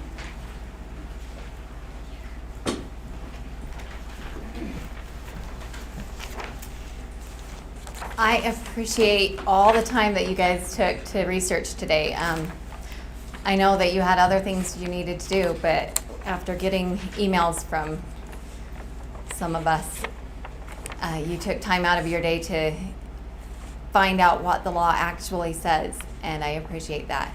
And I forgot to answer the email that Superintendent Nielsen sent me in response last time I was on spring break, so I'm sorry, but I did appreciate that response. Thank you.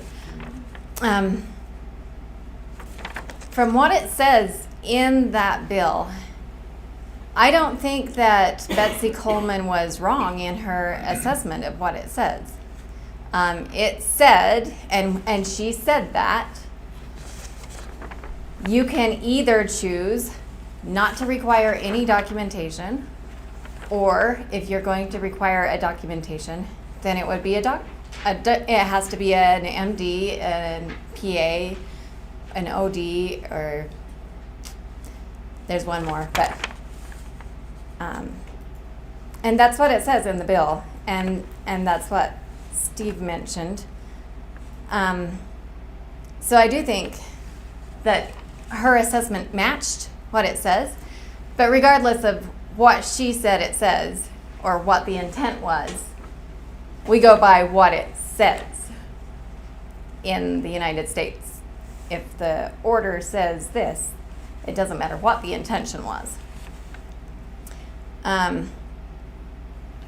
also appreciate your comment, Lori, about people might just not want their kids to wear a mask and have no medical reason to say they shouldn't be wearing a mask, but still do it. I think that's open for abuse right now. I haven't looked, but I would guess that there are doctors online that have a medical license that you could pay to say, my child doesn't need a mask. So I think that no matter what your policy is, it can be abused. That's not to say that I don't think every child should be able to just not wear a mask. But according to this law, where it's set, or this order, where it says that you need to have a medical reason, you could still get away with not having a medical reason and still have a doctor note. We've been told from the very beginning that a lot of this is about liability. If it really is about liability, and if you are following the state's orders, then what I was led to believe is you can't be liable if you're following the orders. And if you're allowing any exception that is medical but without documentation, that is following the orders. So it's up to you, but I think everyone will know in the whole state that it is your decision now. It's not the state's decision anymore. Thank you.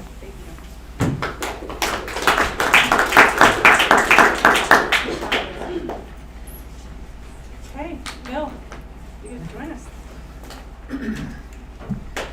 A lot of things that I would say have been said, talking about the code and the Constitution and parents' rights. I spent an hour on Monday morning with Superintendent of the Kane County School District and with Trevor Stewart, the principal there at the high school, and he was there with a mother who had come with her daughter, and she wanted her daughter to be able to attend. And the comment that I made to them was, let them attend. Well, we can't do that. You can do that. And the superintendent says, I can't do that. I said, physically you can do it. I'm not saying there's no risk. Figure out a way. I mean, you've got to decide, are you going to enforce this or not? There's so much hypocrisy in this, and there's so much stigma. I sat up there at the state capitol during the session for 44 of the 45 days wearing a mask. Not because it was dangerous, because the people that were wearing 1 or 2 masks next to me, as soon as there was pizza, off came the mask and we'd eat and talk. We go to a social thing, they get around a little cocktail table, 6 of them, and these are the left-wingers. Off come the masks, and for 2 hours they sit and laugh and talk. This isn't about protecting anybody. And if you want to get down to the science of people that get COVID-19, many of them are mask wearers. And you can't distinguish between the ones that are mask wearers and the ones that are not mask wearers. That's a whole different thing about the effectiveness of masks, but it is highly symbolic. Ultimately, I guarantee you that a mother has more jurisdiction over her child than the governor does. And when they come to school, and the mission statement right here talks about involving parents in this process and communities. The whole code that was brought up talks about the involvement of parents. It's really important. It comes down to a decision. I really respect parents who will come and say, my kid's going to school, he's not wearing a mask. It puts you in an awkward position. I get it. It puts a principal in an awkward position. People get put in awkward positions all the time. It's happened all throughout history. Sometimes you pay a price for saying, I'm just not going to do it. It's not right. It might be a road and recapture. It might be any other issue that comes up that you say, what they're doing here is wrong. What people do to our community is wrong. What people do to our children is wrong. And parents have a right and obligation to stand up, even if it's to power, even if it creates a negative backlash on them. And I feel so bad for these kids who are put in the middle of that situation. This mother had 3 children, and she did not like the fact that her kids were feeling the pressure of being in the middle of that decision. But it's not the parent that put the child there. It's not the child that put himself there. It's our system and our government. I feel bad as a legislator. I've said many times, it's embarrassing to be a legislator this year when I have to read in the Salt Lake Tribune what the legislature decided. I just want you to, I guess, know from my standpoint as a legislator, I believe that anything that you do in this, as far as choosing not to enforce this mask mandate, is you're on solid footing. So leave it at that. Thank you. Thank you.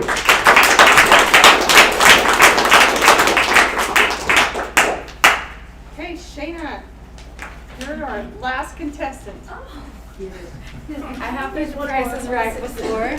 I know how to do that. I think I guess I'll sit. What I wanted to say was a lot what Phil said was, I don't think we're doing the kids any good with the masks. I've coached volleyball, I've coached all the sports, and especially just recently, there was a little girl on my team who played in her mask, and which is great, everybody should have the choice to do what they want to do. But as I was calling a timeout, and she had just gotten a few aces and points, and she came out, she was so excited, and she pulls down her mask, wipes her nose, and goes to give me a high five. And I'm like, okay, we are failing. Like, slapping on a mask is not healthy. It really, really isn't. I feel like it's a false sense of security. Just like sometimes you get, I've heard a lot of people when they get the flu vaccine, they're like, I got the flu vaccine and I got the flu, I'm super sick. And I'm like, well, yeah, you probably thought that, I got the flu vaccine, I'm good, I don't have to wash my hands, I don't have to, And so like with my kids, they get home from school and we've talked about how diseases spread. And that's a very important thing that, I don't know if they're getting it at school, but at home, that's what I'm teaching. And I don't let them come home through that door without them washing their hands. Briar's here. You wash those hands. You do not touch your face. If we're out at the grocery store, it's disgusting as I'll get out, and I do not let them touch their face. We do that. There are other ways that we can stop the spread of disease. And I feel like when people say, I've been around a ton of people who wear masks a lot, and then they call me and they're like, I just tested positive for COVID. And I'm like, I know. And I didn't, I've been great. But I really do believe that it's because of other healthy lifestyle factors and not just the mask. And my kids have had a really hard time with the mask. And my poor little 3-year-old, just beautiful little boy, he was telling me today, he was like, Mom, I can't breathe in my mask, because he goes to a private preschool and his teacher requires it. And I said, well, does that make you sad? He's like, no, it doesn't make me sad. It makes it so I can't breathe. And I'm like, well, yeah, okay. But wash your hands. Don't touch your face. Let's teach kids these things. Let's teach adults these things. Let's teach them the traditional ways of spreading diseases and how to avoid that and stop with just, if we wear a mask, we're good. Because there is a lot of hypocrisy in it. Like you see basketball teams and they're wearing the mask on the bench, but, we can all go out and play, or like wrestling. The wrestlers can wrestle and sweat all over each other, and they're fine. But then, slap on a mask at school, So I just think I just think parents, we want the best, you guys want the best. Let's let parents decide, and let's teach more of real disease spreading and less living in fear. Thank you.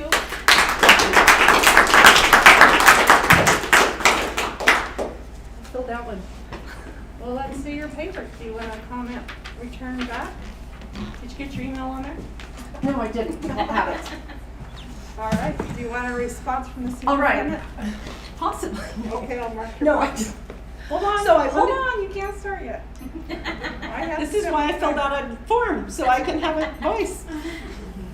Are you ready? So, yes, I wanted to talk about the emotions and misunderstandings and emotions that I feel have risen to a level that maybe are unnecessary if we can have better discussion. And I know in the past that we have had give and take so that the audience, whether we're here, whether we're at Navajo Mountain, whether we're at LaSalle, we had some serious concerns about school lunch years ago at LaSalle. We've had concerns about in every school in our district at times in the room packed with parents. And in order to mitigate the emotions and the misinformation, we have done a give and take. I want this group to know that I think that's healthy, that you have 3 minutes. I believe in give and take when possible during that 3 minutes. You know, if you want us to talk part of your 3 minutes, then great.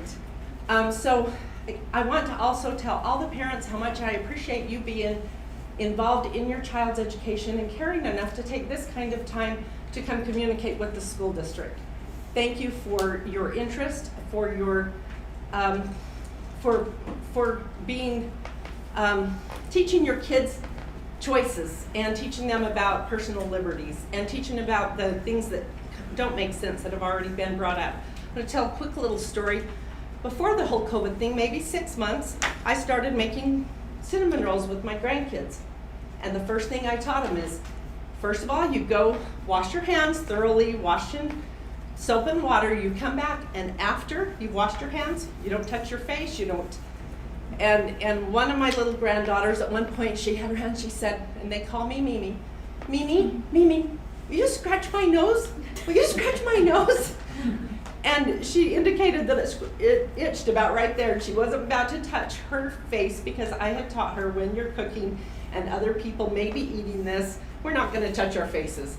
And they successfully continued to cook with me and were really good about not touching their faces. But anyway, thank you parents for being here and caring. And I think the mask mandate has done its time, and I'm in support of students not having to have their faces covered. One other thing that over the past year, I believe it was Minnesota or somewhere, they passed a law where women could go topless, but you know what? They had to cover their faces. Now think about things like that. It just doesn't add up. It doesn't make sense. Through the canyon, in Spanish Fork Canyon, they closed the restroom facility there. And you know what they did? They put porta potties out front. So you couldn't go in, use the bathroom, flush the toilet, and wash your hands. You could stop and use the porta potty, and then the next person comes in. Too many things don't add up to me, as well as I know they don't add up to you. But okay, please talk to me personally. I can answer your questions.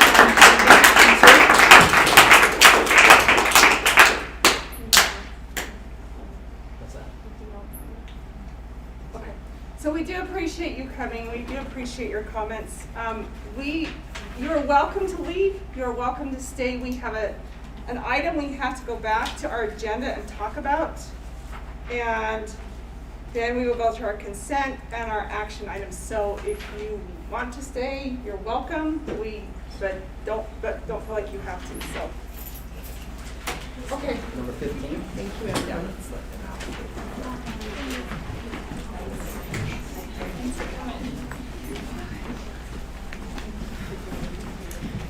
Can we have a list of the questions so that they can be answered? Because I think answering and communicating is the key to having better relationships. Thank you. And, Thank you. and showing that we appreciate our parents instead of just saying we appreciate them. Unless you put Thanks, them on the Mary. board agenda and answer them as a board. I can't answer them from I know. a board perspective. Oh, I know, but there's, Well, Just be aware. But there's some of these things that are simple that have raised some emotions. Some of those were not simple. Many of those were not. We're not No, but simple we at all. have addressed a few. But the thing is But I which get ones, that. which ones do you address and not address? But we've done this in the past. Very, very few. If it was like a yes or no, then we could say yes or no. Not necessarily. Not even a There's yes. a lot of my, I wouldn't know how to answer Oh, that I yes know. or no. No, Unless the board.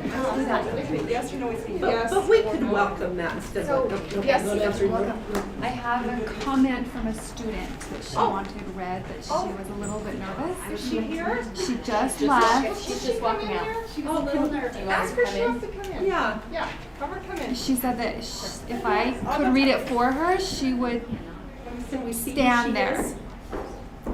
And then she handed it to me. I know. For The you. air conditioning can just get turned on. I do this every month.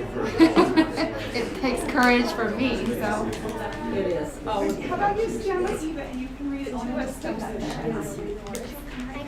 By that microphone? I would love it if you did that. And you can stand right there. Okay, just 1 second and I'll tell you when to start so we can all hear you, okay? Good job. Okay, hurry, talk real loud. Hi, my name's Olivia. I go to the Marcella Elementary School. I'm in 5th grade. I don't like masks. I don't like masks because I can't breathe, because I feel like my rights are being taken away from me when I have to wear them.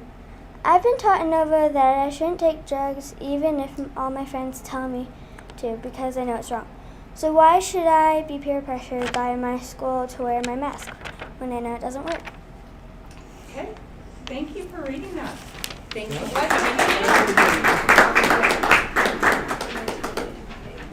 Is her name on it?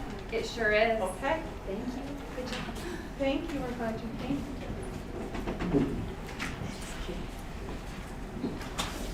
Okay. We are going to number 15. Yes. Thank you for waiting. We're back. All right. you wanna Well, read out yeah, loud? let me just give the board an update, and if you have direction, if this is something that you feel you'd like to provide direction for, I certainly am providing an opportunity for that to happen. There has been a committee, I did mention it once before, that is exploring possible schedule change. This committee came to me in the beginning, started with a principal who had visited with their faculty. They talked about some specific needs, and then they had networked with another administrator and with a few other teachers. And then they came to me and asked if they could be authorized to bring administration together that would work with teachers and staffs within their building to explore possible schedule change. They felt like our present schedule didn't provide some things in the area of teacher collaboration that was strong enough, or in the area of specific intervention time that was strong enough, and they felt like we could improve on that. And so I authorized, I said, you know, it's been 10 years since we went to an 8-period day. As long as you go through a process and you understand the parameters, which I've always been told, and the parameters I understand is that because of our satellite infrastructure and the things that we do to collaborate and to help one another specifically meet the needs of staffing, and we've gained greatly by being able to be on the same schedule, that I said one of the parameters is we need to be on the same schedule when we're done with this in the secondary schools. This is how we've met many of the needs in the areas of concurrent enrollment and those things, and the district has invested a lot of money in that area to be able to solve some of these problems that way. So anyway, we set the parameters, we were able to let them start meeting, they met, they were taking information back and forth between teachers and faculty and back to this committee. They explored a number of schedules. They explored a trimester, they explored a 5x5, they explored a 4-day week. They explored the pros and cons of all these, the AB, and then our present schedule. They looked at the pros and cons. In the end, it definitely narrowed down to an AB schedule. And so at that point, we looked at where we stood as a district, and it was clear to me that there was substantial support, above 80%, in all but 2 schools, and that being ARL and San Juan High. So I chose to meet with those 2 staffs last week and to have discussions and to really talk about pros and cons. And then at the end, I was able to take a vote of where they were at. and then put it all together as a district, just to get an idea of where we're at as a district. And I am certain that we have strong support for an AB day, not unanimous support for an AB day, but in the votes that were taken, pushing over 100 and something votes, we're at 79% support and 21% opposed. We would like to stay with our present schedule. Now, out of the 79% supportive, there was some breakdown saying I'd like to start it in a year from this fall, and there were some saying I'd like to start it this next fall. And so time became an issue. The majority of those that 79% wanted to start it this fall. That was very clear. So here is an example of the schedule that is being looked at, and that's in front of you. This would not involve a change in when students come to school. It could involve a slight change. One of the pros that we would like to accomplish is to actually start school later. In this schedule, you see school starting at 8:25. So there is a little later start to it. Parents that needed to drop their kids off, we are not proposing that they wouldn't be able to drop their kids off until 8:05. They would still be able to drop their kids off. Breakfast would start at 8 or earlier, so they would definitely still be able to drop their kids off and attend breakfast or to be in the school. Part of that, but some of that 7:45 to 8:20 would also be teacher collaboration. So schools would work out a schedule where they have supervision met and they also have teacher collaboration going. Similar to what we have on Tuesday morning. We already have Tuesday morning where we have that going on. And then once the instructional period started, you'd have first and fifth, you'd have second and sixth. Then you would start to rotate a lunch, and lunches would be slightly longer. And that's another input both from parents and from staff. There are staff members that feel that lunch is too short, and when I met with Anna to go over this, she actually said that she has to do a survey with her reports with parents, and she's done that. The strongest theme of her survey is parents don't feel like their children have enough time in lunch to sit down, to wait in line, get their food, sit down and eat. So this would be another thing that it would, I think, meet a request from input from both our staff and our parents. Then they would see they'd have flex time. That flex time would be everything from advisory, extensions, interventions, and we are getting better at monitoring this. We talked a lot about it in this group. There are some schools that are helping other schools, but there are schools that have a very, very structured way of monitoring students and where they need help and coordinating the help so that you don't have language arts and math both trying to take the same kid at the same time for the same day. They've gotten very good at this in the last few years, and I think there's a couple schools that aren't there yet, but we have 2 or 3 that are very much there, and they're sharing and helping with the others. So that time, they believe, will be very focused and very helpful.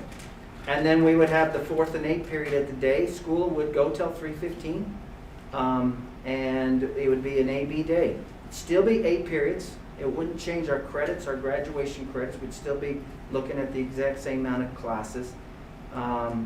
We talked about the pros and cons of this, and certainly the pros we looked at was increased teacher collaboration, longer lunch periods, specific and intentional intervention extension periods, and school starts slightly later.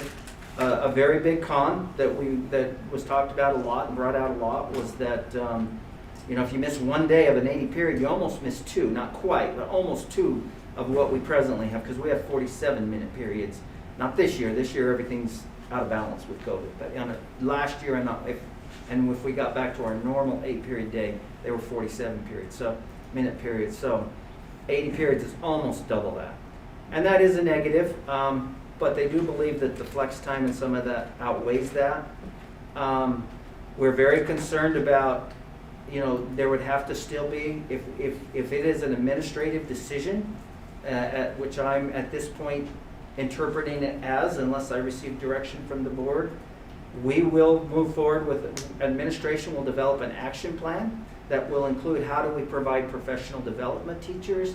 We do target this as a good year because we have a tremendous amount of ESSER 2 funds that can be targeted at this would be a perfect focus because it's teacher professional development and it will improve instruction, which improves learning loss.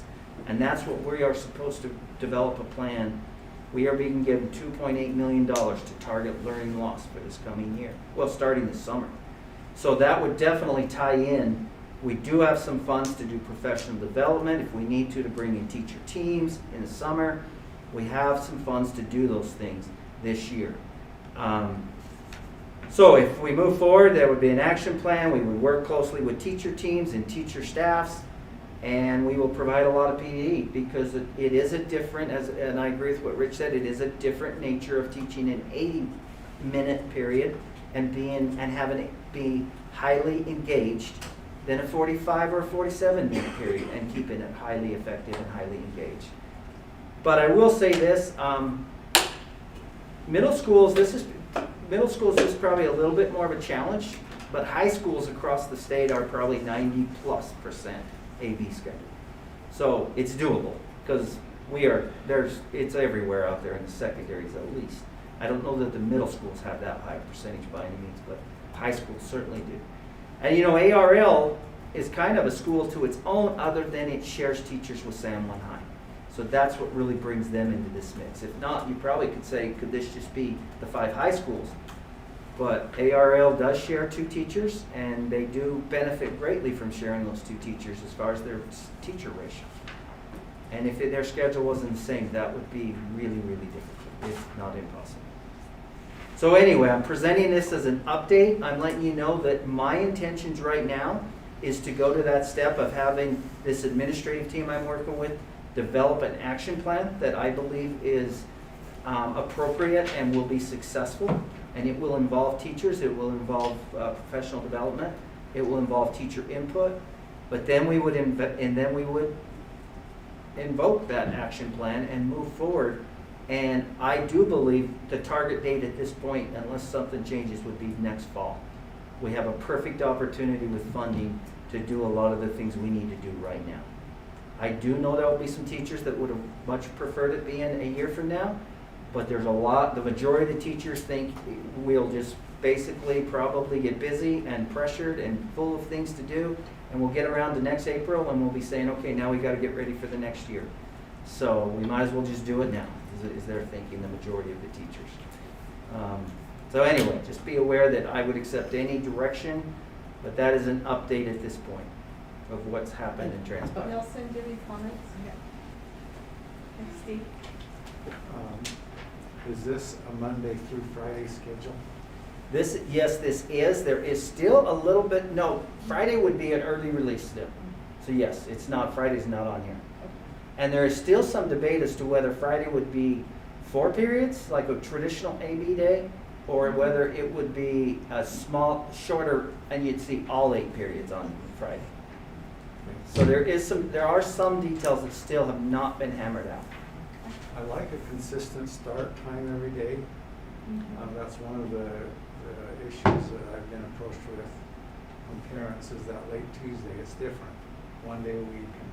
Around our house, we hear the phrase late Tuesday brought me again. Yeah. We didn't realize it was Tuesday. We also realize, yeah, that's been some input. And then we're starting about a half hour later every day, but getting out the same time approximately pre-COVID. So it looks like we're losing 2 hours of instruction throughout the week. This is actually, most schools started around 8. You're thinking 8 to 3:10. 8 to 3:10. Yeah. And we do have to meet the 990 hours and the 180 days. And this does meet the 900. We looked at this, it's about 991 at least hours. So, Okay, my question is, I don't know where I was when this was talked about before. I mentioned it probably in the update, I think. I mean, we never had this as a... Not as a main item, other than I think I gave it in the update. Just mentioned that there was a committee that was doing some scheduling. Okay, I completely missed that if that was the case. I've had people ask me and I was like, no, but I'm surprised it's this far along. We're ready to know, here's the schedule, we're ready to go with one update that was never even listed on our board schedule. So it just seems like there's so many I will things say, that we're not kept abreast of as they're moving along. And this being one of them, I'm really completely surprised by this. But a question, what's the reason for the flex? What if there are students who don't need any extra help? Can the flex be moved to the end of the day so that if we have high school students who they're on it, they've got all their work done, they are responsible every single day, they come from families who, make sure everything gets done, that's a commitment in their home. Do we have to have that little section during the day that they have to be at school if they don't have anything extra they need to work on? Can we move that to the end of the day? they have to be there because of the 990 hours requirement. But it's not gonna be- We are doing a lot of extension in that flex time, even presently. There's a lot of STEAM that's being done there, there's engineering that's being done there, there's extension in the curriculum areas being done there. And so that is where, not just Are they intervention- going to get a grade in that? I'm complete. No, I do not believe there's a grade in that. There's not a grade. But and schools are getting very good at tracking those students. We looked at what some of the schools were doing. I was very impressed. Rich can probably speak to what ARL does there. They track kids and how they put them in your what do you call your window right there? You have a name for it. It's an intervention period. It used to be the. Well, what about kids who don't need that intervention? Are Well, they interested a in? lot of the Maybe if they're in kids- sports and they miss for a sport, can they use that time to go to the library and catch up? I mean, is that an option? For our kids, there is some flexibility in that. In my interventions, we have targeted interventions where we focus with kids that we need to help build concepts or that's missed work. I offer, and I know that there's others as well, if a kid comes to me and say, Mr. Monson, can I stay in your room and work on things today? Absolutely. And I'll stay and work with that kid on whatever they need. One of the things I think, and I've had some different views, but I think that flex time at the high school level could be a possibility for some of the kids. If they didn't need that, that would be some of their club activities, things that they could do that way.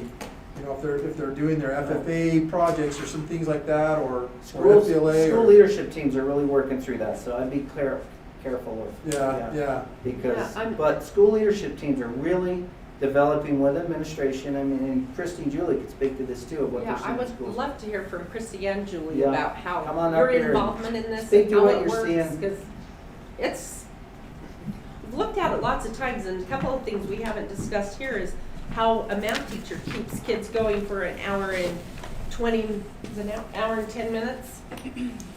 Hour and 8 20? minutes, yep. How you keep a good PE class going for that long, how there's a lot of classes that this lends itself well to, like science, and a lot of teachers that teach certain things over a period of time have begged for this not to go into effect. I mean, it just depends on. So some of the conversations we've had, like with PE teachers, for instance, is they're excited about it because they can actually do a warm up, a cool down, do some stretching, do some of that never happens in a PE class, and they can actually dress out. They can actually have a full game during a class period. So they're excited about that piece of it. Definitely, it is a huge shift in our mindset for how to plan and prepare for these kinds of lessons. But it also gives teachers time during their class period to actually intervene with students. Quite often our classes now are lectures. Kids are given an assignment and then they're done for the day and they have to go do their work on their own. And a lot of our kids who don't have opportunities to come back to the school don't get that help and fall behind. So that intervention, that intervening with the teacher face to face every day would be built into that 80 minutes too. So it's Every more of an other day. explicit, not the intervention, not the flex piece. This Oh. is during that 80-minute lesson time, they would be able to have time built in where they're actually working with students on their daily assignments and able to intervene face to face to help them, instead of just give the assignment and send them out the door. And just a comment on the flex time to consider is, if our students need more time to eat lunch, if that's what our parents are saying in that survey, that flex is that you can have 2 lunch periods so that you can rotate students. So think about trying to get all of your students through the cafeteria in a short amount of time. I mean, that's an issue. So having the flex time allows you to rotate lunches. in our 3 high schools that have junior high and high school. That also allows them to have a junior high lunch and a high school lunch, so you're not intermingling a senior and a 7th grader.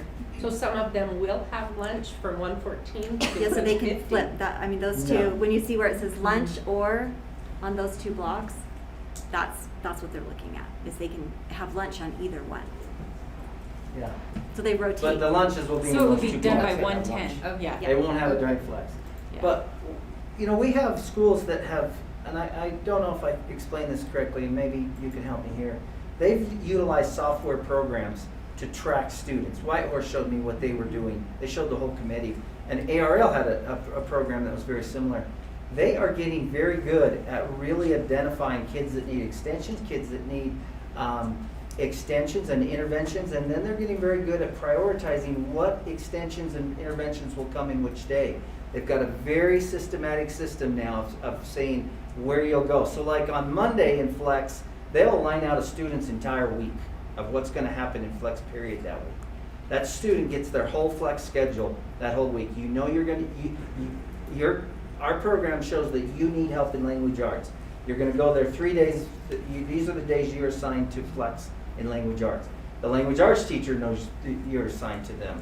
And it's all done through this software program, and they've been utilizing it and trying to make it work in our existing schedule right now. And we just haven't given them the concrete time. That's what brought this to a head, is they said, we're doing things that are so good, but our schedule has almost fallen behind. It's not current. It's not giving us the time we specifically need. We now can tell you exactly what you need, and we can now assign you time, and everyone can be on board, but we haven't carved out the time anywhere in the schedule. So that's what brought them forward in the very beginning to say, we think we can improve our schedule, which will really improve learning. And then the next thing that so that's been pretty impressive to me. The other thing that's been really impressive to me is this is not district. I want to be very clear. I guess I don't know really what district is. I try to stay away from that word. But in traditional terms, district is somebody in this building thought there'd be a good idea, and we came up with a plan, and then we went to the schools and we rolled it out. This is 100% coming from the schools. And it's coming from 80% of your teachers and your administrators. Now there's still 20%. But I want you to be aware that there's 80% that have looked at this, and they do believe that this will give them the ability, even though there's many of that 80% that say, oh, it's going to be a learning curve. I got a lot to improve on. I'm going to have to spend some time. But they do believe down the road, this will be a stronger learning schedule than what we presently have. And it's coming from the schools. So just be aware of that. This is not an idea that me or anybody else in this building thought of or even promoted. It came to us, and we watched the process. And partially, I didn't know where this process would go. So. And you mentioned that 90% of the high schools in the state. That's what I'm told. Schedule. That's what I'm told. I've not. So that would include I said- almost everybody. What about small rural schools? Do they all use it too? I mean, I don't know if that makes any difference. Yeah, but so Mr. Kaiser's it's- class did some research activity on it, and that's what they found out was That's where it they came did an from. AB. Again, it came from the Who in the committee. state of it came from students who in the state of Utah is using an Yeah. AB schedule in secondary schools, and that's what he shared. I did happen to start asking in the meetings I had. I started asking just for my own knowledge. How many of you did your student teaching outside of San Juan? And then if they did, I said, what period schedule did you have? And AB was the only one that any of the teachers that hadn't done their student teaching in San Juan High had. So that kind of surprised me, that when they're doing their student teaching nearly anywhere outside of San Juan, they're getting training in this AB model. Well, one of the other things that's been discussed is this has come up over the years in AB schedule is that, you have with the regular schedule, you have instruction, and 5 days you have instruction. And then if you only have the class twice a week or 3 times a week, do you lose a lot of instruction because you don't double the amount of your instruction necessarily in that time, because you need instruction time to work, and that this is just a whole bunch of so you get more homework time in school but less instruction through an AB schedule is what was explained to us in the past, because this has been looked at time and time again. We used to be and AB. that we lose an AB schedule tends to have So I- decreased instruction because you meet with your teacher less. You see your teacher half as much as you saw them. So I had some teachers reach out to me that were highly in favor of this for the reason that they get to complete their instruction within that time frame instead of, you know, when the bell rings, then they're cut off and, oh, shoot, let's bring that the next day. So, I mean, the ones that reached out to me were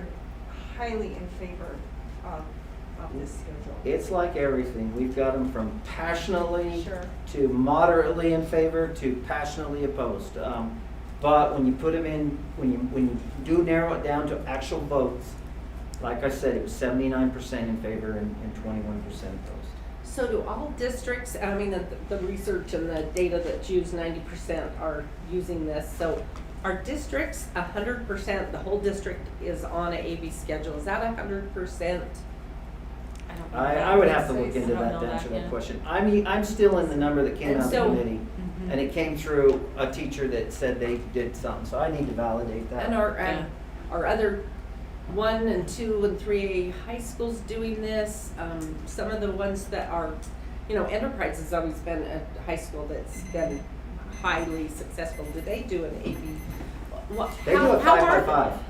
They do what? Which is a 5x5, which is kind of an AB schedule. We looked hard at the 5x5. The luxury of a 5x5 is you have, the problem we ran into immediately was you have to have about 2 more teachers in every one of our smaller schools to staff the 5x5. Because now you're getting 10 periods. And we don't have enough staffing. So unless we want to put more money into teachers and less money into raises, we're not going to be able to staff that type of a schedule. So it turned us away from it once we put it on paper. But we looked into all of these schedules. 4-day week was very intriguing until we looked at it. And then we talked to the we had both the superintendent of Daggett and Rich on the phone with this committee. And when we got done talking to them, it was obvious it would not work here. We wouldn't even get a waiver. From the, Yeah, first you gotta get a that's waiver, right. and to get a waiver, you have to guarantee to the state that everything outside of state tournaments you can put on Friday and Saturday. And we can't. There's no way. Talked about that before. There's no way. So we wouldn't even get a waiver. Okay. Anyway, that's, you know, I It's all a apologize for lot not in a- bringing a it's lot all earlier. in a hurry that, but okay, now I we're AB definitely- and that's it and that's, You'll bring it so back. there's But- a lot for, yeah. to I kind will, of help but I do think understand. I'll So, bring it back with some more steps. you know, when people because ask me, it'll- I don't understand it enough. Okay. I don't. All right. Okay. We're One gonna- point that I do want to make before we Yes. leave again, the reason, if this had involved a great change for our parents, it would have, in my opinion, would have required a whole nother step of really, if we were expecting them to drop their kids off at a different time or any of that, but really this is still 8 periods, and they still will follow their same schedule. Now, some may have a choice to arrive a little later if they don't have to be to something, but they're not going to be required to arrive later. They're not- So they can be dropped off at 8 when we Yep. have working parents who Yep. are dropping their Yep. kids. We're not. Well, the one thing I think about this is that most parents are going to be, well, I don't know if most, a lot of parents are going to be thrilled that school is starting later. And as long as parents who are going to work, because that's always been a concern for our parents, not that it's our responsibility to do that, but it's the culture. We've been doing it for a long time, that they drop them off and they go to work. But they will like the consistent every single day, starting a little bit later. Anything else? Nope, I Okay. appreciate that. All right, thank you. We're gonna move to the consent agenda. So I need a motion to approve the consent agenda.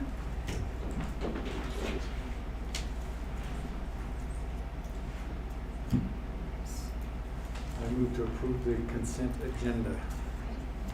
Need a second? I'll second. Okay. Any discussion? All in favor? Aye. Lucille, are you back with us?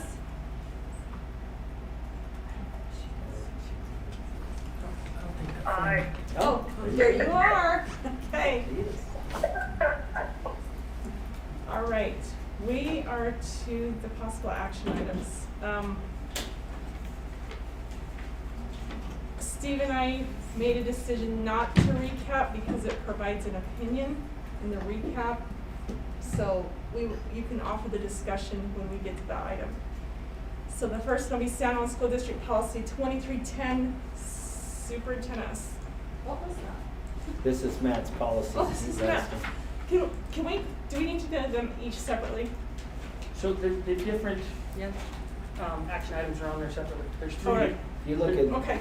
re- So recommended action. If you need to, he's kind of written in the administrative content how you can address that motion. He's recommended, yeah. So, okay, so San Juan School District Policy 2310. I need a motion for. I move to approve the changes proposed in policy 2310 by removing content that will be expected to be in the contract of the superintendent. Okay. I'll second. All right, discussion?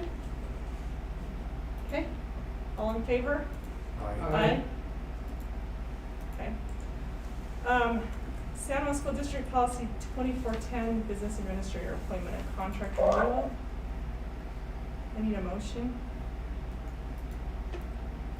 I move to approve that change as well to policy 2410 under the same reasoning. Motion by Steve, Second. second by Nelson. Discussion? All in favor? Aye. Okay, San Juan School District Policy 2320 and Policy 2420.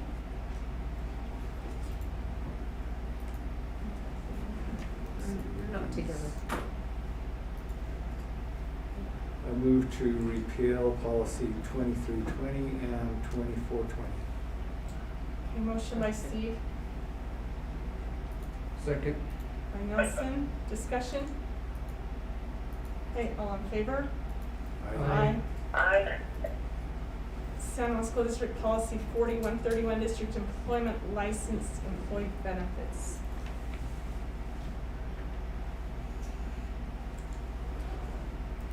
Well, that was the one sentence. That was what? That was that one sentence. Yes. I move to approve the proposed changes to policy 4131, our district employment license employee benefits. Okay, motion by Steve. Second. Cody second. Okay, Lucille second.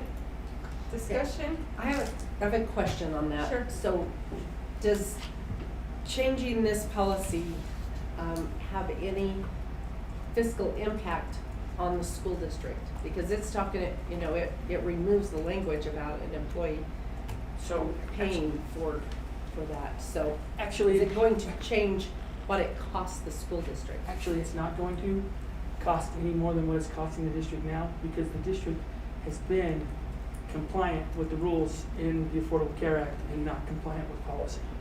So it won't change our compliance with the Affordable Care Act. So Okay.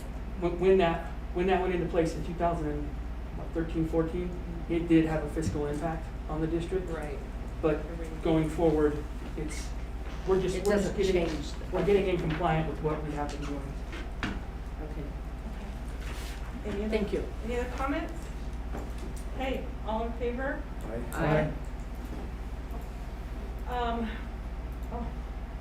I about said emotion on the update, that's the wrong spot. Hold on. Let's see, number 5. Number 5. Okay, this is to ratify the action on the ARL counseling addition.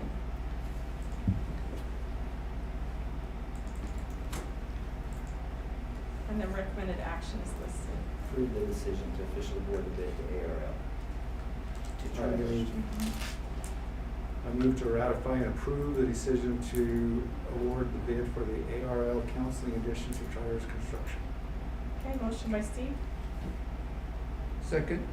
Okay, discussion? All in favor? Aye. Aye. Okay, number 6, this is regarding the survey, the student surveys. And that recommendation is written above. It is, I would add again, because I didn't put it quite as complete right there. My recommendation is you recommend the one that is state required. I just think, and maybe I'll you don't make the even need a motion. motion. You might just need to be aware of it, I don't know, but. I move to recognize? the Huntsman Center Shine survey that Let's see if Utah. all Utah students are required. No, that's not the one. The Okay. one that's required, there's 3 of them on there. The USB school climate, the last one is the one that's Okay. required. So Then you're good. I Just- moved not to approve this one. No, start over, but just put USB. That's my climate. motion. I need a motion to approve the surveys that will be administered to the students. There's 3 in there, and we need to approve which ones we would like to administer. And maybe you don't have to approve it, So because it's required by law, so. Here's what I would like to see us do, and you had talked about it, and you and I had talked about it previous to that, is that any time for the survey that the state has required, that we provide, that the school district provide the questions to the parents with the option of opting out. Is that right? In this one, they For have this to one, they have opt to out? opt out, yes. But that they also are, that all parents are provided that, the questions, and then they will be, they'll have the option of opting out. In our But- other surveys, they opt in, Right. but in this one, it's This one. required by law to opt out. So really, I don't know you I have think to that's approve an- this, but I just would not want the board to be surprised that this is happening. I think anytime. that's an important part of that, though, that we provide that information and that we have that in policy, that we provide the questions for the parents, and that we provide that they do have the option to opt their children out of that. And that we don't have parents who are surprised by this survey and surprised by the questions in it. So, that's. Go ahead, Steve. I move to allow the USBE school climate survey in San Juan School District this year, but not the Safe UT or the Huntsman Center Shine survey. Okay, motion by Steve. Second. By Nelson, discussion. I'd like to add the part that we provide the questions to the parents and How- make sure how they does know that they work? can opt out. But do you get access to that if you Mhm. don't? They're on here. I got Yeah, it. The questions were provided in the board. They're in there, And we- yes, we do Why have. would They're it in there, pull up? and I think it's What's that? important Might that the wanna parents pull see up. that. Here's what they. There was a blank screen every time, so that's Oh, why I really? was Well, if you read you it, have an you- apple and Mary has an apple now, so. Oh, yeah, it's not. If you read, Wow, that's what it's gonna be. if you read that, I think anybody would agree that parents should know what Okay. those students are being asked. I feel bad, so some things aren't pulling up on an Apple, huh? So is that, No, I read it. Did you read it? Oh, okay. so you'd have to have that to your motion if you want it. It was seconded, it's not mine anymore. It's the votes. Somebody can. That's true. Would you like to I amend the motion? would like to amend the motion to include that all questions are provided to parents and that they receive notice that they have the opportunity to opt their students out of taking the survey. Okay. Any more discussion? All in favor? Aye. Aye. All right, number 7, San Juan School District. 2019-2020 license negotiated agreement.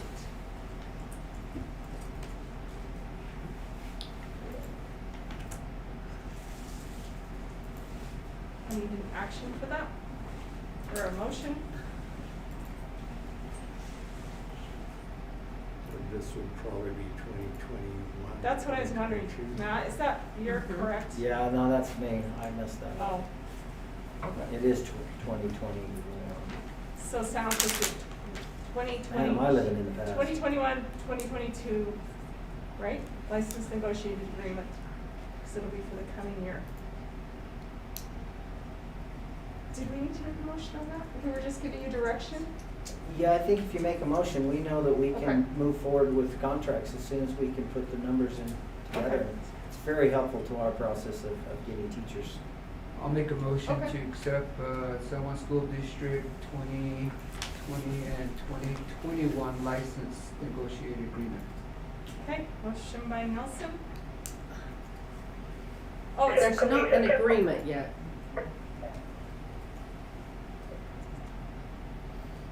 Okay. Okay. Correct? So do I have a second? She seconded it. We've got to make that discussion. So then I'll call for a vote. If not, you can re-vote. You can make the motion. So all in favor? Aye. Okay. Do you want to redo the motion? Well, I just said, there's not an agreement to vote on and approve. Oh, those opposed. Sorry. Aye. Okay. So so I need a motion for the 2021, 2022 proposed license negotiated agreement. I moved Is that to. right, Matt? Is that what we want to? Do you want me to give you some suggested language? Or I'm if you got it, go. I move to recommend that the board approve an action to take the legislative 5.9% increase in WPU funds and after subtracting costs for steps and lanes and insurance increases, put the remainder into a salary increase in the San Juan School District classified and licensed salary scales. Okay. Motion by Mary. Second? Second. Nelson, discussion? Okay, all in favor? Aye. Okay, school, okay, 2021-22 San Luis Obispo School Trust Land plans. Board President, Yes. I would like to make two motions. Number 8, number 9, number 8 being 2021-22 San Juan School District School Trust Land plans and MHS 2020-2021 Trust Land Plan Amendment. Okay, 2 motions. so Nelson has a motion. Do I have a second? Second. Okay, Is there a motion to approve those? discussion? Okay, we are approving these plans. All in favor? Aye. Aye. Any opposed? Aye. Okay, thank you. Do we need to do the river region reentry? If you would like to make a motion to approve the resolution and the entry plan in the event that the Navajo Nation allows for the possibility of students to return to face-to-face, I think it would be helpful Okay, and provide us, the event may not happen, but I think it would be helpful.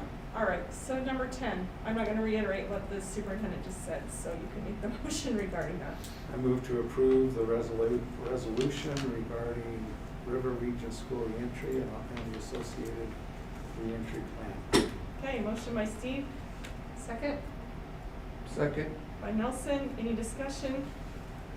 All in favor? Aye. Aye. Okay, 11, we have to go into closed session.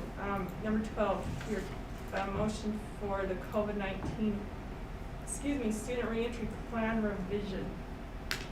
For a motion?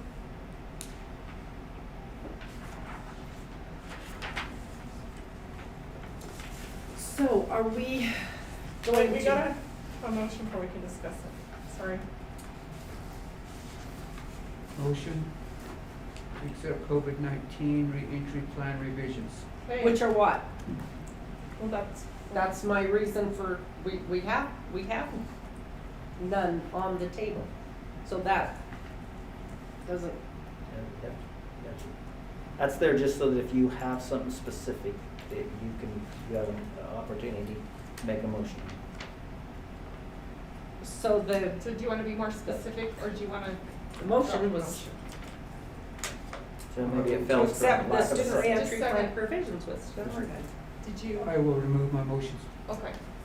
All right, so I have a motion. If anyone would like to make regarding the COVID-19 plan revisions.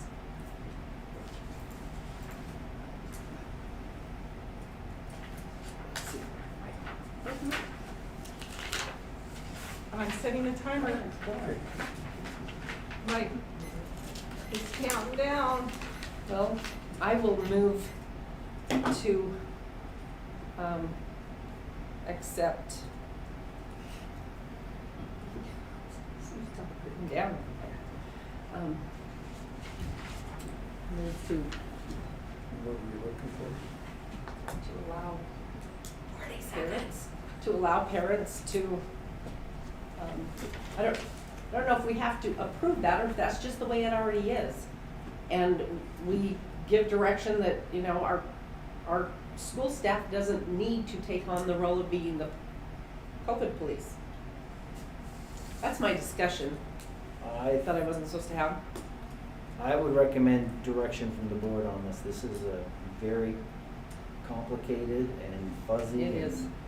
I would recommend it. I mean, anything the board would like to see happen can happen and will happen, but I'd like clear direction from the board. You know, I'll start out. I move to interpret State Public Health Order 2021-2 as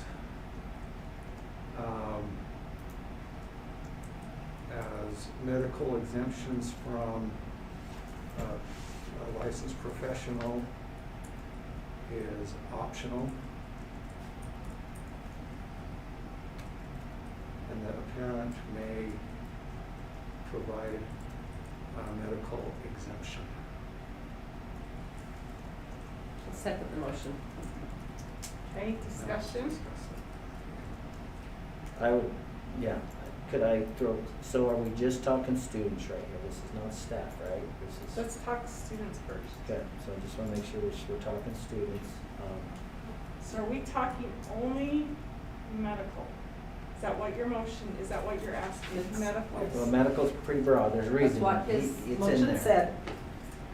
But Right. That's the way I interpret this, is the exception that you're talking about here, proof of medical exemption, that's relating to only this one paragraph about a medical condition, mental health condition, intellectual or developmental disability, those three things. So if a child it's just not- does not want to wear a mask, then we're saying they need to? Is that what our motion is saying? I don't think we police it.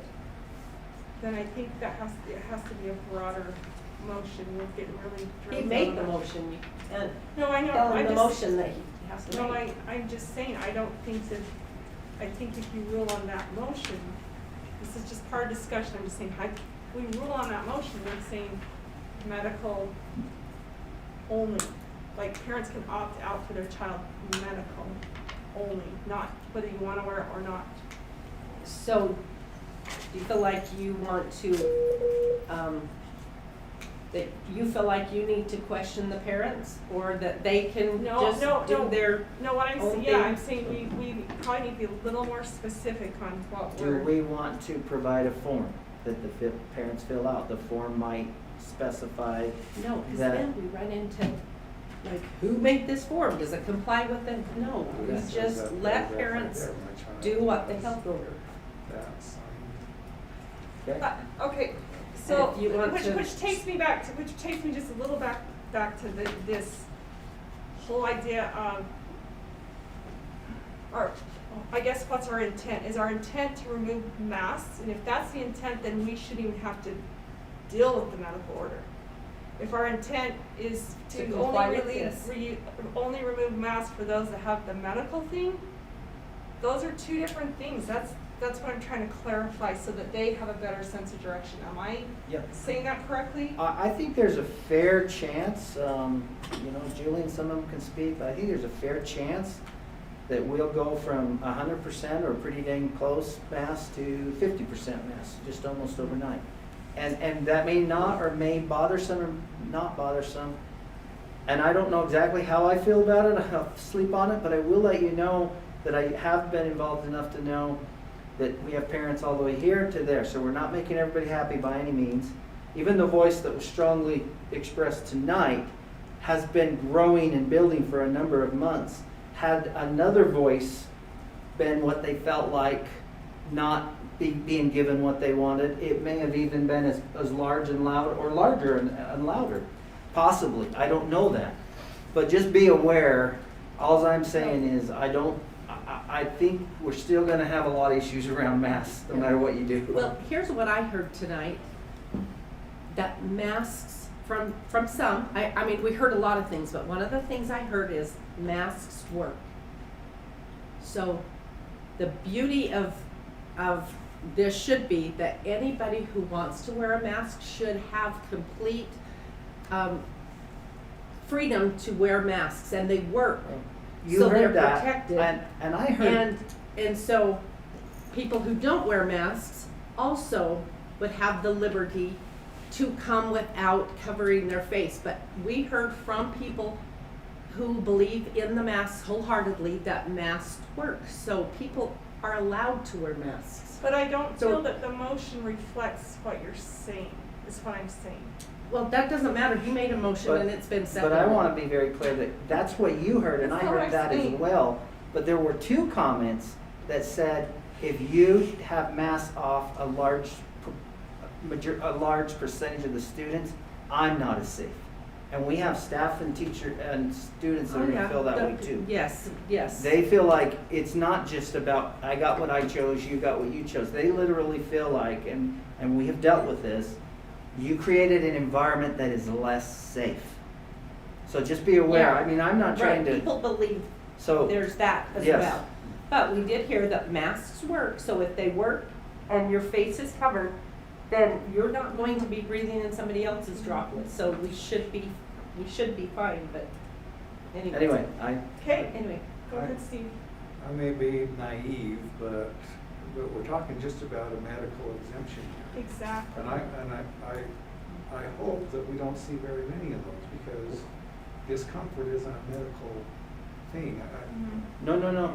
So- Anxiety is. Yes, and it is. Discomfort Yes, turns into anxiety anxiety. very quickly. And trust me, we've seen just even like with excused absences that, you know, you think every parent's just can be really right down the line on that. And I'm not, we have great parents out there, but I'm telling you, there is big abuse in some areas. We will see a And window that's opening. interpreted by somebody, whether it's abuse or not abuse, but. Now, we have the right to say, we question that, and we want you to get a doctor's note, but that's what we're fighting against right now. Yeah, we don't want to have to be the. So we don't want to do that. Okay, Trevor. So I think it has the mental health language in that, correct, Uh-huh. for a note? And I mean, we're seeing students with depression, anxiety, mental health issues because of the mask, and that is a rising concern. So even though the medical specifically may not be as much for asthma, we are seeing a number of students struggling with the mental health aspect of wearing the mask all day.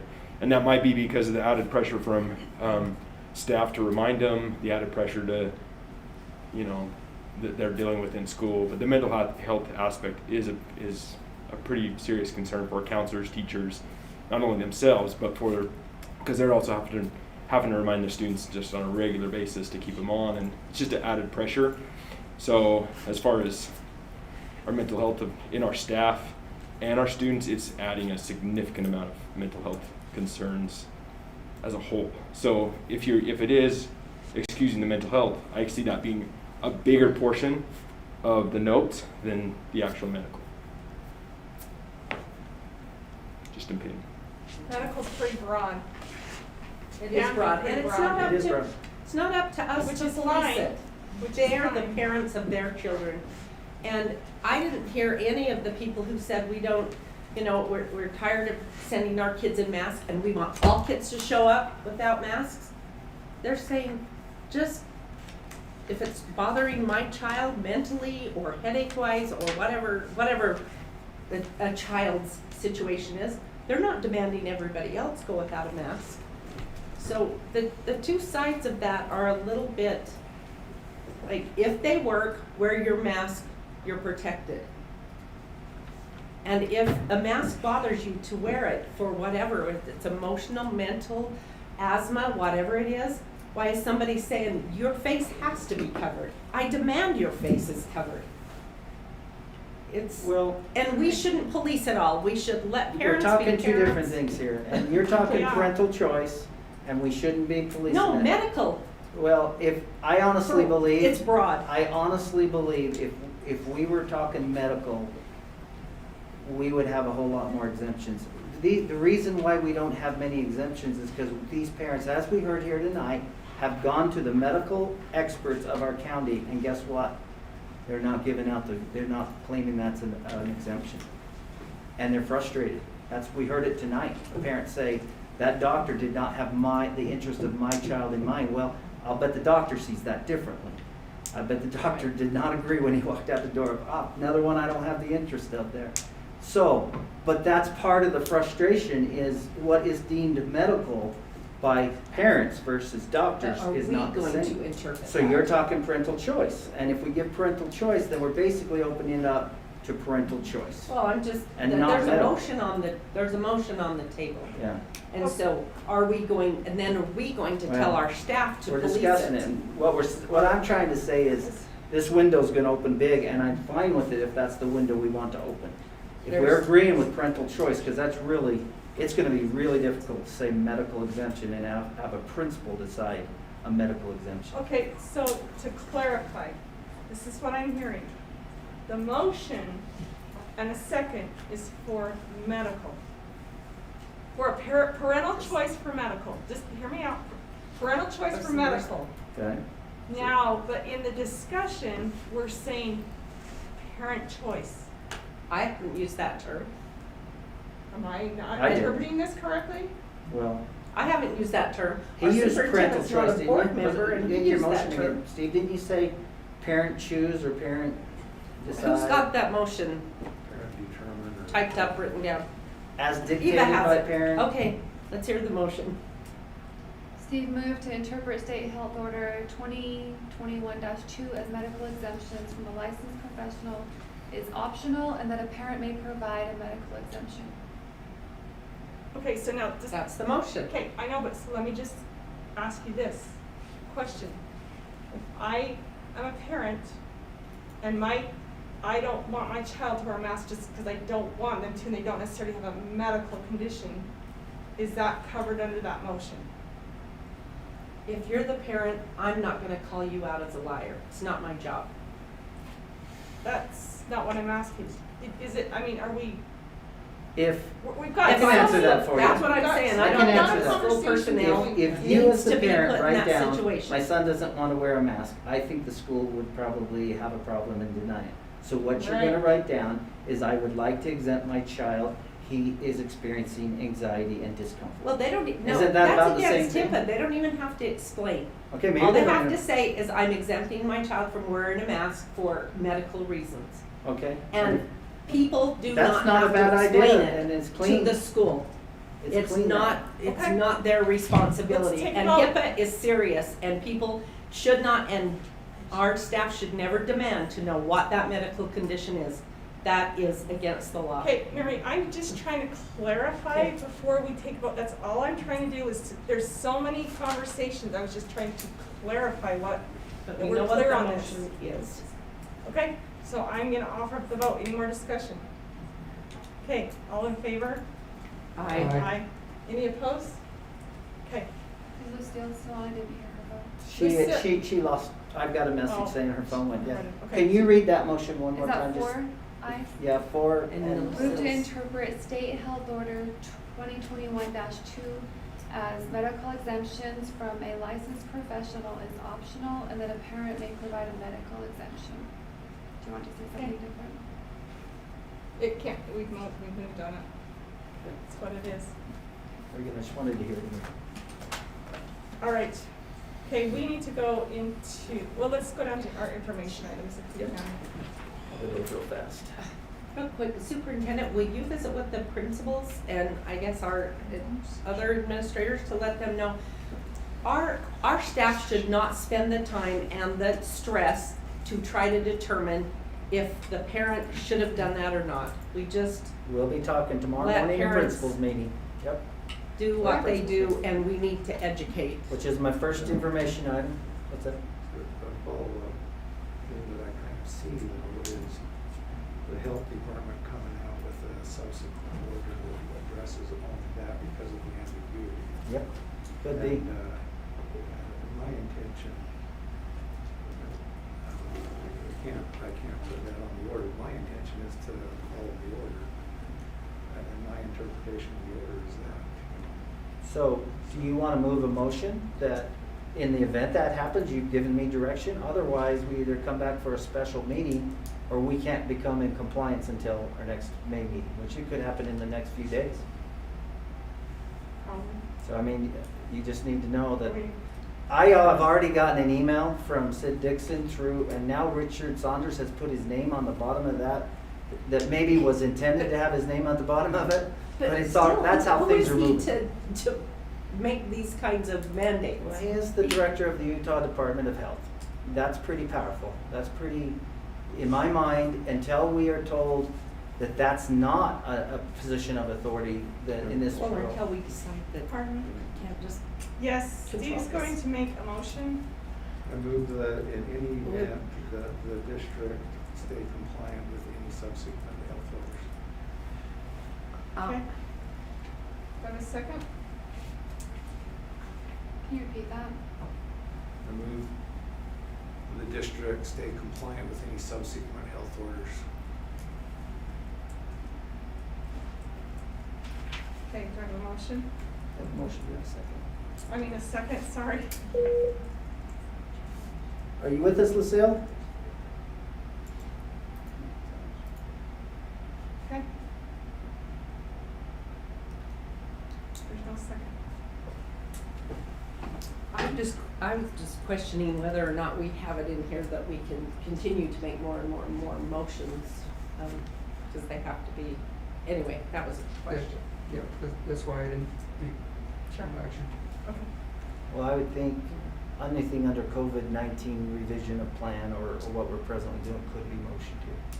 That's why it's broad. That's why it is. And also be aware there's even another area that I have questions that I don't know if you want to address it at all is, are we talking mountain region, river region, both regions?